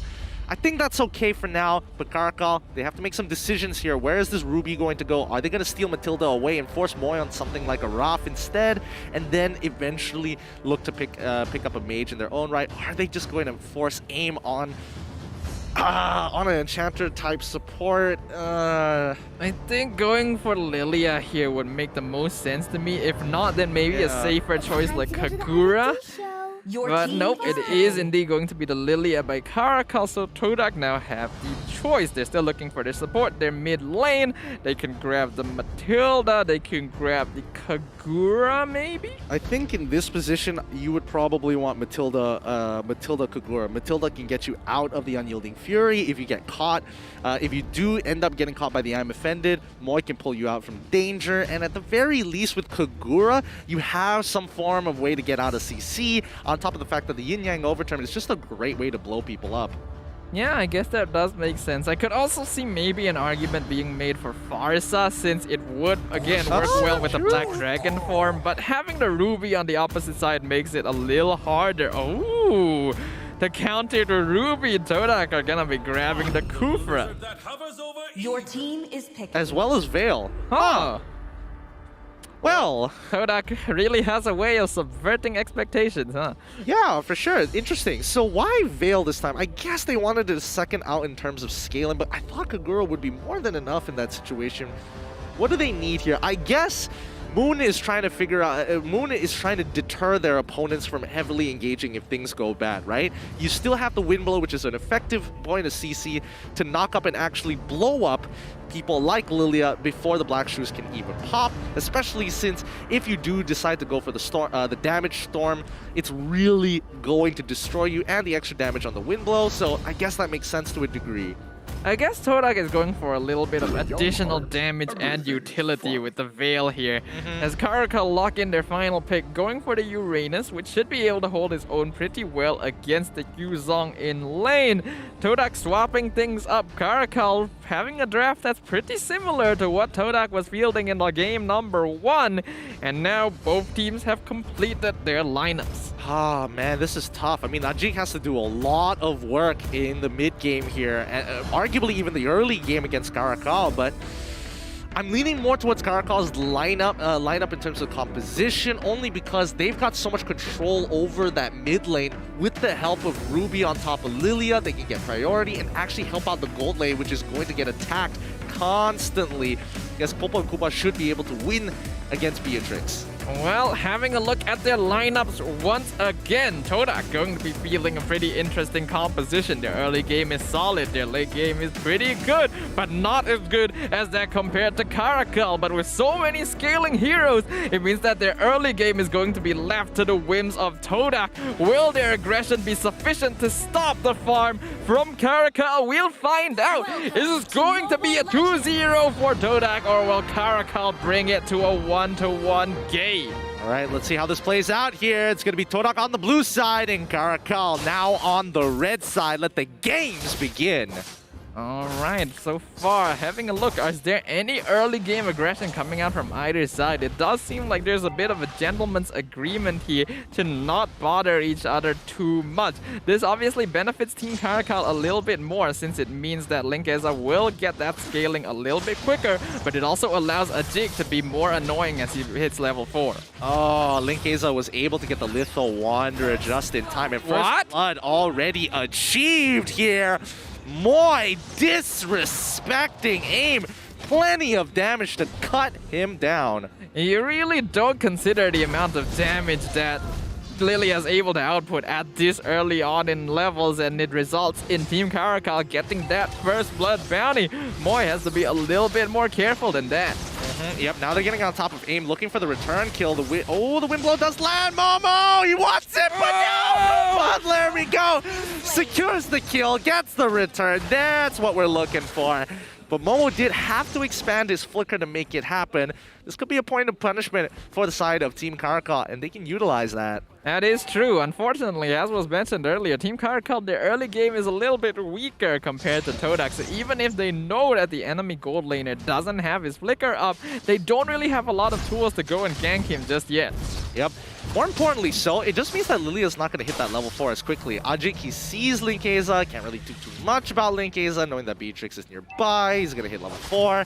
More importantly so, he just needs to continue farming, dominate the lanes, show presence to keep Team CaRaCaL at bay. What's important to note here is that, oh, hold on, Moi jumping in on top of aim. He doesn't have his ultimate, going to give the kill over to Moon. A good jump by Moi, gets the ambush from the mid bush. He disrespects it once again. He's disrespecting that spacing, and now Moi already not only getting revenge, but also just rubbing salt into the wound. First blood means nothing as they find another kill onto Neo down on the bottom side. Moi doing it again. Well played by TODAK so far, but it's important to note that their team does have the superior early game. Team CaRaCaL, the only job they have is to continue farming and scaling and not giving too much advantage over the TODAK, because, as was mentioned earlier, they have the Aulis, they have the late game timer. Once this Aulis gets farmed, plus the fact that basically every hero on Team CaRaCaL is going to become very monstrous in the late game, besides Neo, TODAK needs to make sure they end the game before that point comes to pass. Well, to be fair, they still have Popo and Koopa, especially with Weapon Smith. It is going to help him out scale much better into the late game. Moon as well can very easily fall into that position. Although it's not like Kadita where you can get out of stuff, but Moon can easily one-shot his targets. That is true. You gotta watch out for the Veil. We don't see the hero very often these days, but the Windstorm can instantly one-shot the squishier heroes on Team CaRaCaL, and then all the late game scaling they have isn't going to matter if they are dead. Neo flickers forward, gets the I'm Offended, uses the Undying Fury to try and catch out the Popple and Koopa, but he uses the flicker to get away. Moi now jumping in, flickers into the ultimate, but the rest of his team isn't around, so Moi is now in a little bit of trouble. Windstorm onto Lolios in the background, not enough to finish him off. They are all very low, but I don't think Moon has the cooldowns necessary. Instead, they will take out Aim, who overextends a bit too far to get the kill onto Momo. Way too far, in a matter of fact here. And Kai is just trying to keep 4-mates in check as he has to keep rotating for the team. Right now, Aim is not performing like his usual self. He is getting very, very frustrated at the way the game is going. But Neo holding on his own for as long as possible. Perfect execution comes on, but it doesn't connect enough damage onto Neo's side. Oh! The movement coming out of this man as Lolios manages to secure the kill onto Ajik, but that just means he's going to get traded back as a killing spree does connect. Momo finds it. The boy finds the re-engage. There you have it. Momo doing it again. That was just some straight up disrespect by AIM there. He walks in thinking, oh, I'll be fine. I still have black shoes, but gets CC chained to his death, giving a kill that really has no business belonging to TODAK over to Dam. And now the mistakes are starting to build up from Team CaRaCaL. Yep, not as loud as they usually are as TODAK building up that momentum once again. It's not going to be an easy battle here as Forme is now having full control over his lane. He's willing to sacrifice what he needs for the team. Team CaRaCaL, on the other hand, they need to survive for another 7 more minutes before they start feeling the relevance of their jungler. But so far, Neo, he finds the Am offended onto 2. AIM could turn this around, but the Tyrant's Rage pushes him back. AIM forced to use the black shoes, doesn't get the kill onto Moon. A beautiful Tyrant's Rage. Moy understanding that the range of his ultimate actually reaches a little bit behind him, getting both members. AIM should have been able to get the kill onto Moon there, but the stun made sure that he was not able to. Oh, this is starting to get real frustrating for Team CaRaCaL. So far, Linkeza cannot participate in any of these fights, and he can't continue to keep watching his team give away these kills as TODAK will continue to try their best to hurt them. Momo now in some trouble. Flickers very early on as they set up this play up topside. Kai goes in, absorbing the tower damage, allowing Neo and Loliels to go in for the kill. But guess what? The rest of TODAK is here. They want to pick off the lower health members. They know Neo is in there. He's now in a bit of trouble. Has to get away. Meanwhile, perfect execution. Gonna secure the kill. AIM now overextended. Uses the black shoes to do some damage. Loliel's doing quite a bit. Tyrant's Rage, but it's not gonna be enough. They get the kill onto Moy, but Moon gets the kill onto Kai. Oh my goodness. Kai was not ready. Moon catches him off rotation there, but a good play from Team CaRaCaL to bring themselves back up. And now AIM feeling more like himself a little bit more. Linkeza is going to use his ult to clear that wave. He needs to protect his mid-tier 1 because so far it's dead even, and Team CaRaCaL do have more towers than TODAK. What's important to note though is that Linkeza is actually 1 level up on Ajik, and even though TODAK have many more kills, they're only about 1k net worth ahead of Team CaRaCaL. So CaRaCaL, they're not out of this just yet, and if they can continue scaling up, they should be in a pretty comfortable position. Linkeza specifically has the highest net worth total of anyone in the game. Yeah, this is a difficult situation to be in. Kai, he's gonna get locked down, but you can see the amount of damage as Momo is starting to scale up. A potential dive up on that top side here. Does he have Purify? Yes, he does have Purify, but he's not going to risk it. There's just too much CC to deal with Veil, as well as Popo and Koopa on top of Kufra. Purify and as well as Concentration ain't going to save him. Yeah, Momo is already looking to be very scary, but you can't count Team CaRaCaL out just yet. They're now slowing down the tempo of the game, and since TODAK isn't making anything happen right now, their net worth lead is actually starting to reduce a little bit as Team CaRaCaL down here. 4-man gang onto 4 maze. Yeah, there's not much you can do about that. Yep, nothing at all. They're going to break the tier 2 here, but 3 members are going to come in for the re-engagement. They don't have the unyielding Fury, and Moy unfortunately doesn't connect, and now this is going to be the turnaround for Team CaRaCaL, looking for Moy. First Moon gets the wind blow as well as the knock-up. It's not enough. He flickers out of there just in time, but Ajik saves the day, kills Lolios in the process as now Linkeza is on the run. Momo looking for an opportunity. Ajik gets back in, finds AIM, but he can't finish him off. No, he does. He hops off of Neo's body, and that's a triple kill for Ajik. He's here, and he's ready to play. Ajik turns it around for TODAK. He has something to prove to all the haters right now. Really well played. Triple kill going over to the Lancelot. That was really good start for Team CaRaCaL. They're managing to pick up some kills, but maybe staying for just a little bit too long and paying the price. They're trying to hold on for as long as possible, but Linkeza find it. Oh, Momo taking so much damage there. Lolios does not miss very often, and you can see that it really is a pain to deal with, but more importantly so, Linkeza does have the Berserker's Fury. He's going to start dishing out some real damage now. Yep, he's already level 13, and I'm offended by Neo. Sets it up, shut down onto Lolios, gets the double kill. They're going to be able to take out 2 members of TODAK and instantly translate it over to taking the Lord. You can hear the noise. CaRaCaL is not pleased with game number 1, and they know TODAK's doom is imminent if they keep this up. Now, it's going to be Ajik. He gets away as Kai zones him out with the Ionic Edge here. It's so annoying to deal with, but unfortunately for TODAK, they need to be really careful with how they move across the map. Yeah, we can see that things have really quickly shifted in Team CaRaCaL's favor. They are now the ones with the net worth lead, and they're looking to continue to grow it. TODAK, the timer is now. This is the end game. The late game is getting really boosted up, considering that Team CaRaCaL have just farmed for most of it. They're okay with it because this was the end goal, and now the pressure is on TODAK to make sure they're not taken out of the fight. Formaze unfortunately has not been able to participate in so many of these fights, having to match up with Kai so often. But now they've synced up the waves here, and CaRaCaL will now start boosting up their gold lead here. 2.6 so far, but they can get even further ahead if they get an inhibitor. Help the Lord pushing down bottom lane. Undying Fury gonna be popped down in the mid side, but they have no minions to push with, so they're gonna transition over to the bottom inhibitor. Moi charging up the Tyrant's Revenge. Black Dragon form being used, but Forme is taking a lot of damage in the back line. Snipe not going to land, so he's fine. Lord gets taken out. Neo gonna flick forward, gets Moi, but Moi gets the stun onto the Uranus. Is gonna get taken out though. Killing spree onto Lolios. The Beatrix is doing a lot of damage. It's worth it. It's absolutely worth it. They defend an inhibitor. Oh no, Anjing! He's taking too much damage! He goes down as Lolius does not miss again! They crack open this inhibitor, but Lenke dies for his sins! Formaze pulls it back! It's gonna be 2-2, one inhibitor down, and TODAK are still in it, but Team CaRaCaL have laid down the damage. That was a mistake by Link Eza there. He disrespected Moon, and Moon identifying a very good opportunity. We saw Link Eza was tanking the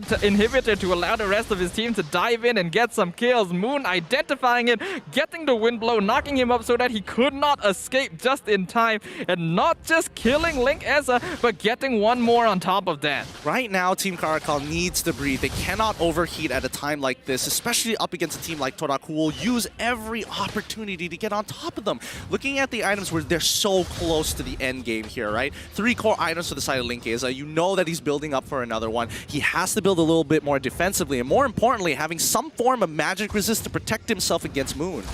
Yep, the game is still very much open in either side's favor, but Team CaRaCaL obviously have the advantage since they have already broken open one of TODAK's inhibitors. If only Moi knew how many people were in that bush, he could set up a really sick engagement. Unfortunately, he doesn't have Observer Cam. Oh, TODAK! They find the catch, allowing the face check. Now Formaze gets to go into the back line as Aim and Lolios are the only ones to try and pull this through. They do it! It's a 3-for-3 trade, and TODAK are chasing Lolios but don't find the kill. Renner comes out and hits Moon perfectly as Lolios once again does not miss. What an engagement here. Well played to TODAK. This is an incredible back and forth between these two teams right now. And even though either side looks like they could have the advantage, they keep coming out of these skirmishes 1-for-1. But that does mean Team CaRaCaL, they are able to start taking this Lord. Unfortunately, they don't have most of their DPS, so TODAK are able to respawn. Moon already coming for it. Oh boy, this is a really rough game for either side, and TODAK aren't going to give them an inch. Formaze does see Neo initially. If he can get his ultimate out, it'll be more than enough, but he's not going to give up his life to get that ultimate out of him. You can see Moon, he's a little chunked here, and Kai doesn't notice him in the tri-brush just yet. This could be a perfect opportunity to turn things around as CaRaCaL control the north side of this river while TODAK control the south. Moi fights the initial, he gets Neo at the same time. Formaze, he's on top of Loliels, and it's a little too late. The shot residue isn't going to be enough. They trade 1-for-1, but they take out Aim in the process. They also get Kai. Moi, the boy, finds another hit. Moon in the flank catches him off. It's a 4-for-1 trade, and now TODAK turn the tides against Team CaRaCaL and will secure the Lord. Some beautiful catches by Moi on the Kufra sets up the fight for the rest of his team. Not only catching 2 members of Team CaRaCaL in the bush, but following up for a catch into the enemy jungle as well. Team CaRaCaL, they are dropping the ball right now. They're not giving TODAK the respect they deserve. They can't afford to make big mistakes like this anymore. And it's coming down to the supports, Neo and your boy Moi, really pulling off all the stops to make sure these team fights go in their team's favor. But now Kai, he takes a good amount of damage, but it really doesn't matter now. He's got way too much health. Moon can't one-shot him, but he can put him down to 30% of his HP. Now, no matter how tanky he is, boy. though, he always... Oh, hold on! Instantly, Neo is down! They catch out Moy, but he uses the flicker to get away. The rest of Team CaRaCaL needs to survive the defend against the Lord. AIM has to already use his black shoes, but the tower is going down. They're kind of cut off. Moy gets the catch onto Kai. He's dropping real low. Oh, the Torn Rose finishes off the Uranus. They get the kill. Formaze pushing down the tower in the mid lane as well. Right now, Team CaRaCaL are only 3-man strong. They have to defend against all 5 members of TODAK. Bennett's Rage not going to be able to defend against the... Oh, Ajik! He's jumping in. Ajik goes in. They're hitting the crystal. They're going for it. They've done it.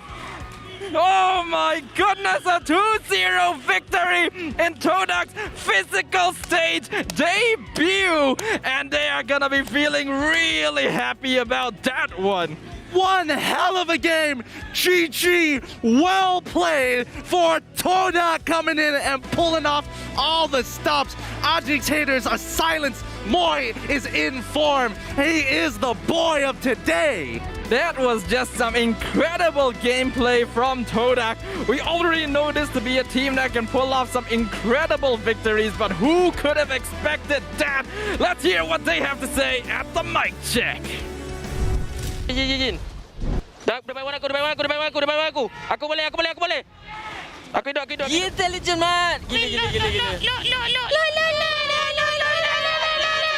Nice. Okay, guys. Hurrah! Ciao. SB, aku tak SB. Hurrah!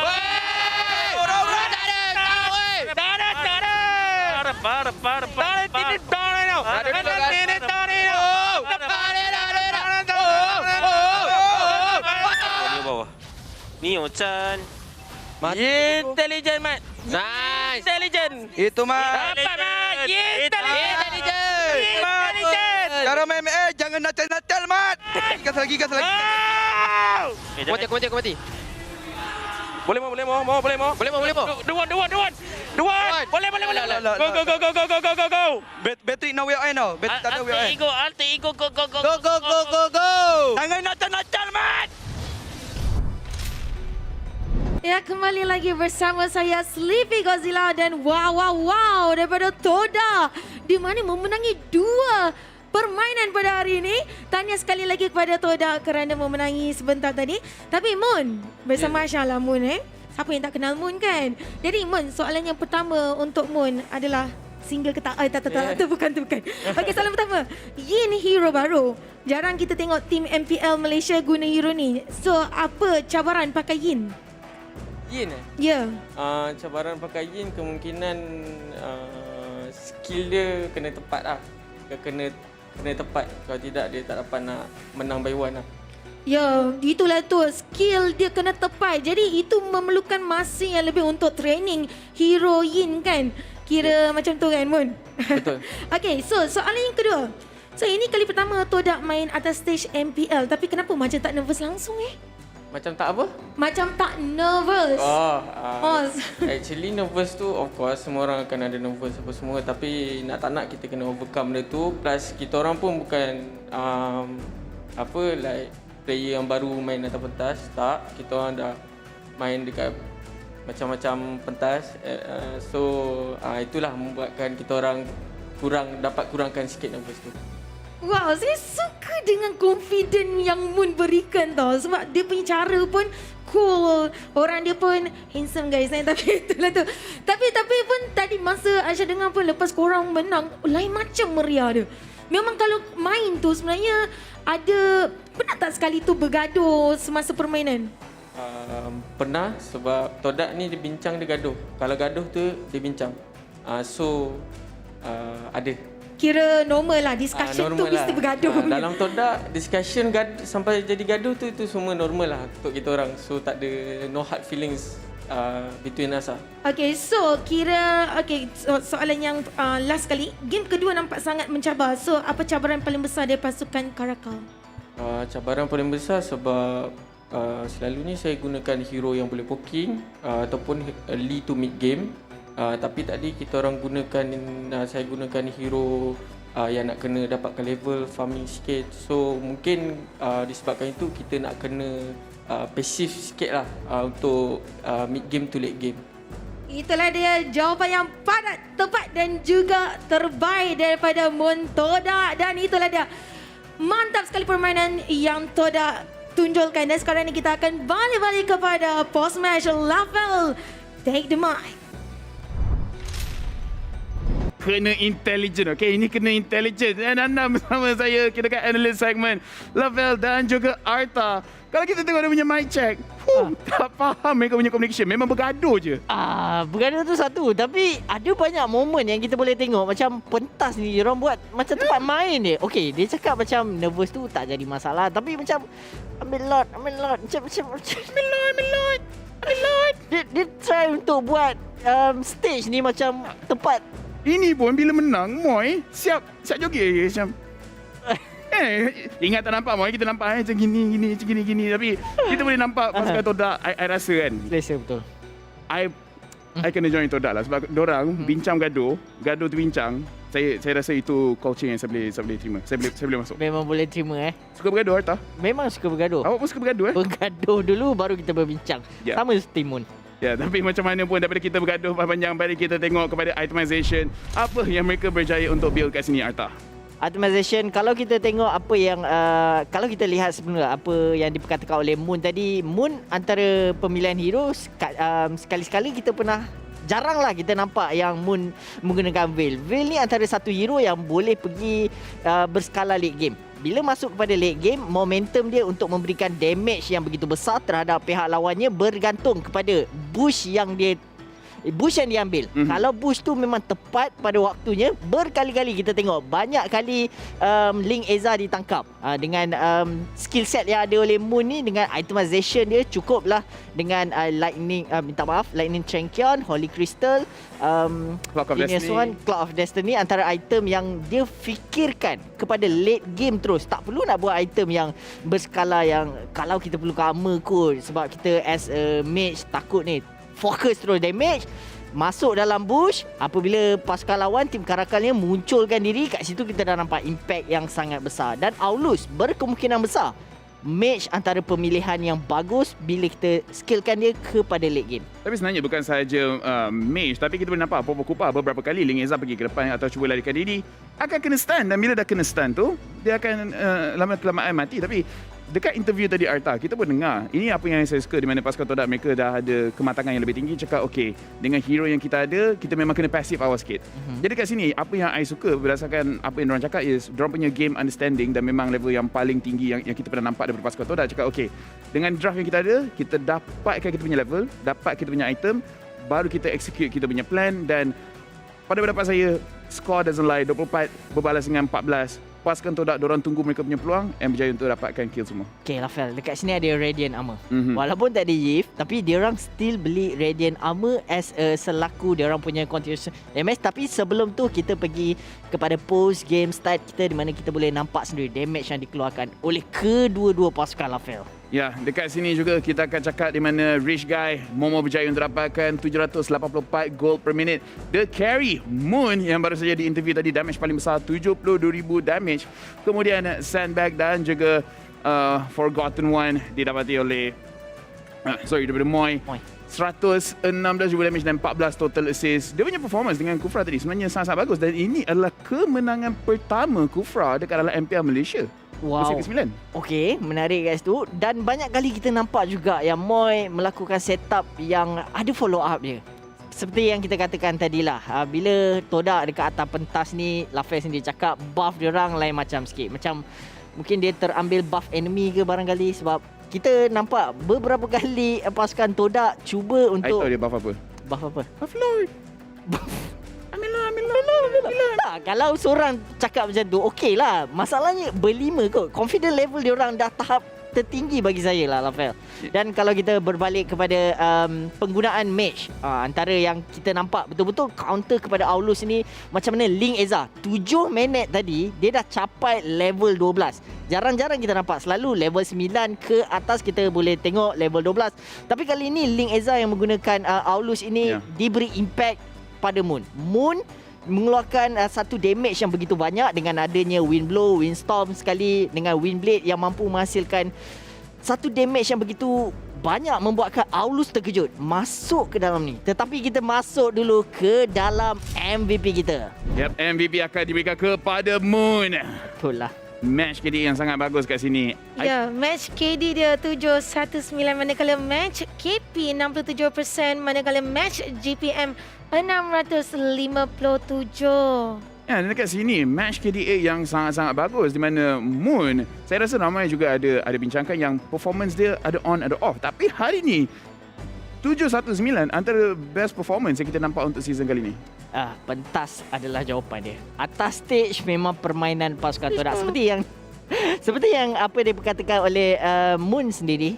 Dia dah banyak stage lah dia dah pergi. Dan berkemungkinan besar untuk kali ini mereka akan jadikan stage yang di MPL ke-9 ni adalah rumah kedua dia orang selain daripada gaming house. Dan rumah mereka yang rumah kita, ya betul. Saya takkan bergaduh dengan awak. Kita discuss, kita gaduh pada highlight, okey? Jadi mari kita tengok highlight yang dibawakan khas oleh Samsung di mana okey, Arta, ceritakan dekat City macam mana pasukan CaRaCaL menang pada bahagian awal-awal game. CaRaCaL menang pada awal game, beberapa kali dapat tangkap, tapi kat sini kita bagi kredit kepada Moy lah. Moy banyak kali juga dia buat setup-setup menarik. Lihatlah bagaimana Moy try nak bagi satu impact kepada pasukan lawannya. Bagaimana untuk bagi Ajik tusuk dengan penggunaan Lancelot dia begitu hidup dalam game ni. Kalau Ajik tusuk, kita boleh tengok performance dia before ni mungkin sakit ke, kita boleh gambarkan. Dekat sini apabila TODAK dah masuk atas stage, permainan dia orang jauh lebih beza. Ajik tusuk nampak lebih garang.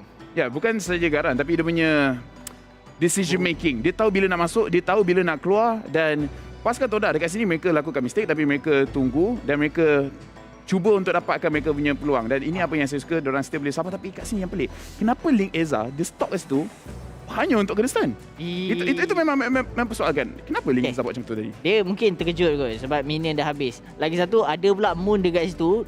Moon mungkin bagi salam kot tadi. Mungkin boleh jadi. Ya. Bila kita tengok lagi dalam game ni, ada banyak perkara yang kita boleh highlightkan di mana pasukan CaRaCaL ada momen yang mereka hasilkan. Ini antara momen-momen yang kita boleh lihat bagaimana pasukan lawan ataupun pasukan TODAK cuba untuk mendominasikan permainan ini.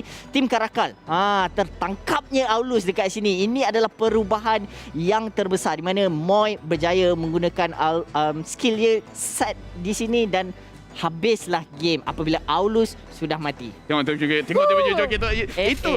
yang cakap dia punya win victory. Tapi macam mana pun CB Godzilla, let's look at the standings untuk inilah kedudukan kumpulan di mana tempat yang pertama Ready Sport dengan 7 mata, tempat yang kedua TODAK dengan 7 mata juga, ketiga Team CaRaCaL dengan 6 mata, tim keempat RSG 6 mata, manakala Geek Fam di tempat yang kelima 4 mata. Dekat sini sebenarnya saya sangat terkejut. TODAK sebelum ni sampai kita dah bincangkan adakah peluang untuk TODAK tak masuk kepada playoff, tapi sekarang mereka dah tempat kedua. CaRaCaL dah gerak pada tempat ke-6. Ini yang menjadi persoalannya di mana pasukan TODAK dan juga awak nak ke jawapan tu? Boleh juga lah, boleh jawapan juga. dia senang je. Pasukan TODAK menang lagi banyak 2-0 di mana pasukan CaRaCaL mereka banyak menang 2-1. Jadi mereka hanya berjaya untuk dapatkan 6 poin, manakala pasukan TODAK disebabkan ada 2-0 kat situ, mereka dapat 6 poin tambah lagi 1 poin kat situ yang mereka kalah 2-1 dapat 7 poin. Nampak? Quick maths. Kena intelligent, Arta. Kena intelligent. Pandai. Terima kasih. Intelligent Arta. Intelligent itulah yang penting. Kita dah tengok kedudukan kumpulan kita, Team TODAK. Tak nak kita pejam celik dah nombor 2 dah. Macam bagi saya tak jadi masalah lah. Dan yang paling ketaranya bukan 2-1 tau lah. Yelah, betul lah tu. 2-0 kan. Yang itulah lain daripada prediction Asha. Tadi sebenarnya prediction Asha kan tim lagi satu. Tapi tak sangka sebab lepas masa awal-awal tadi you guys pun intro pasal TODAK, tiba-tiba Asha jatuh cinta dengan TODAK. Tapi TODAK dia memang dia ada dia punya effect kat dia ada aura tersendiri. They are the king of comeback. Mula macam ni mungkin tak boleh kot, ni mungkin tak lagi jauh kot. Tiba-tiba daripada yang paling bawah nombor 2 dalam grup. Nombor 2 terus tu impact yang paling besar. Dan ramai juga yang tertanya-tanya, ada beberapa player yang harus dimasukkan untuk pasukan TODAK. Bagi saya, kalau prestasi mereka macam ni, kenapa nak tukar? Betul? Tapi esok player tu akan ada dekat sini. Kantoi Fel, kantoi. Kenapa lah Fel bagi tahu benda yang sepatutnya untuk esok? Esok is esok, today. Alamak, saya terlepas cakap. Terpaksa lah untuk semua orang tengok pada hari esok untuk tengok player mana yang akan datang. Tapi macam mana pun, selepas ni kita kena tengok key to victories mereka. Sebab kita nak tahu adakah mereka berjaya untuk capai ataupun tidak. Tapi berdasarkan performance tadi, saya rasa memang pasukan TODAK, I pun tak tahu, kena letak key to success yang baru. Kalau ada dekat atas stage, dia punya key to success tu dah 50% terjadi. Ya, inilah dia mana key to success untuk TODAK di tempat yang pertama contest Beatrix and Esmeralda. Kedua, Ajik Tusuk to play at own pace. Tempat ketiga, prioritize wave control heroes. Keempat, when in doubt, langgar all the way. Oh, tersasul-sasul. Tak apa, awak do very good job. Tapi langgar all the way. Saya rasa nombor 4 tu, itu yang paling penting, Arta. Yang paling penting nombor 4. Dan bila saya tengok nombor 2 ni, saya rasa macam Ajit Tusuk dah lain macam sikit lah. Mungkin dekat offline, dia punya prestasi agak merudum, mungkin sakit ke kita boleh tengok. Tapi dekat atas stage ni mungkin sokongan daripada rakan-rakan ni, even dia orang punya communication. Mic check tadi pun kita dah dapat gambarkan yang okay, ini confident level. Even interview pun Asha interview tadi pun confident level dia orang memang tinggi kan. Sangat tinggi. Sebenarnya Asha suka dengar masa permainan dia orang terlampau rancak. Dia mana-mana rancak berdosa. Ya. Arta sampai dah cringe dah. Tapi macam mana pun, yes, kita boleh tengok dekat sini daripada segi key to victory, walaupun mereka lepaskan Beatrix, berikan kepada Lolias, mereka masih boleh menang. Tak apa sebarang masalah. Ajit Tusuk performance yang sangat-sangat bagus dan langgar all the way, kekal dengan mereka punya style of gameplay yang betul-betul menunjukkan. Dia langgar all the way tu adalah trademark mereka ke atau memang langgar? Memang langgar. Memang itu diorang punya trademark. Kalau plan A, B, C, D semua tak siap, kita langgar je. Tapi macam mana pun, kita akan tengok juga pada hari esok siapa yang akan main. Jadi inilah kita punya schedule untuk hari esok. Kita akan game pembukaan kita MAB menentang dengan pasukan Homeboys, kemudian RSG menentang dengan CaRaCaL, dan penutup dia Red Esports menentang dengan TODAK, di mana ada sedikit rivalry dekat sini, Arta, sebenarnya. Yang mana satu tu? RSG dengan CaRaCaL ataupun MPL dengan Homeboy? Tak banyak tau. Semua sekali. Tak, Fel. Even nombor 3 tu pun TODAK nak tempat pertama dalam grup dia. TODAK nak kalahkan dia untuk macam-macam sebab. Antaranya Dragon dekat pasukan dia sebelum ni daripada pasukan TODAK. Ada personal vendetta. Okay, game esok memang best. Esok best. I dah tak nak tanya dah. Kita nak tengok game mana. Semua sekali kena tengok.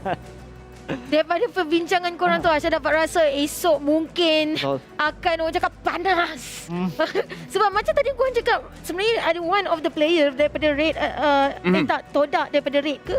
Ya, ada. Sebelum ni dia daripada pasukan TODAK, lepas tu dia pergi kepada Red. I see. And sekarang TODAK macam, okay, kita nak kalahkan awak, and Dragon tu pun macam, I nak kalahkan TODAK. Tapi either ways, itu adalah permainan untuk semua orang yang masih tengah tengok. Terima kasih untuk stay sampai sini. Inilah kita punya lucky winners. Terima kasih untuk 1000 share. Kalau kita kekalkan kita punya 1000 share, ramai orang akan dapat kita punya lucky prizes. Tapi either way, itu adalah kita punya lucky prizes untuk hari esok. Perlawanan yang sangat-sangat hebat. Dan kita juga ada kita punya special guest dekat sini. I nak cakap thank you Arta, analisis yang bagus. Thank you Sleepy Godzilla, very charming interview di atas stage. Either way, untuk hari esok kita akan tengok banyak perlawanan yang ada personal vendetta. Tapi itu adalah hari esok. Saya dekat sini nak ucapkan terima kasih kepada semua orang yang menonton, dan kita akan berjumpa lagi pada hari esok untuk match yang sangat hebat. I'm a rock star. Yeah. Rockstar? Ay.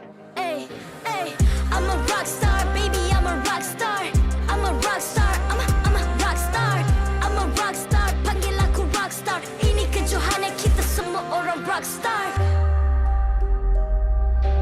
Kita rockstar, kita buat saja gaya kita. Makin panas apinya sudah membara. Macam mana pun kau menempuh segala. Demi negara kau buat semua bangga. Step into my world, you know I'm always in my zone. You know I got my team, no I'm never alone. Bring out my best, buat yang terbaik. Jadi juara perlahan kita naik. Get on my way, aku nak push, naik-naik jadi lebih bagus. Jadi hero, ku ada skill. Berapa banyak musuh aku dah kill. Ramai cuba mencapai aku pasti jadi MVP. Easy. I'm a rockstar, baby, I'm a rockstar. I'm a rockstar, I'm a rockstar. I'm a rockstar, panggil aku rockstar. Ini kejohanan kita semua orang rockstar. I'm a rockstar, baby, I'm a rockstar. I'm a rockstar, I'm a rockstar. I'm a rockstar, panggil aku rockstar. Ini kejohanan kita semua orang rockstar. Tengok nanti siapa yang juara. Ni peluang kita bawa pulang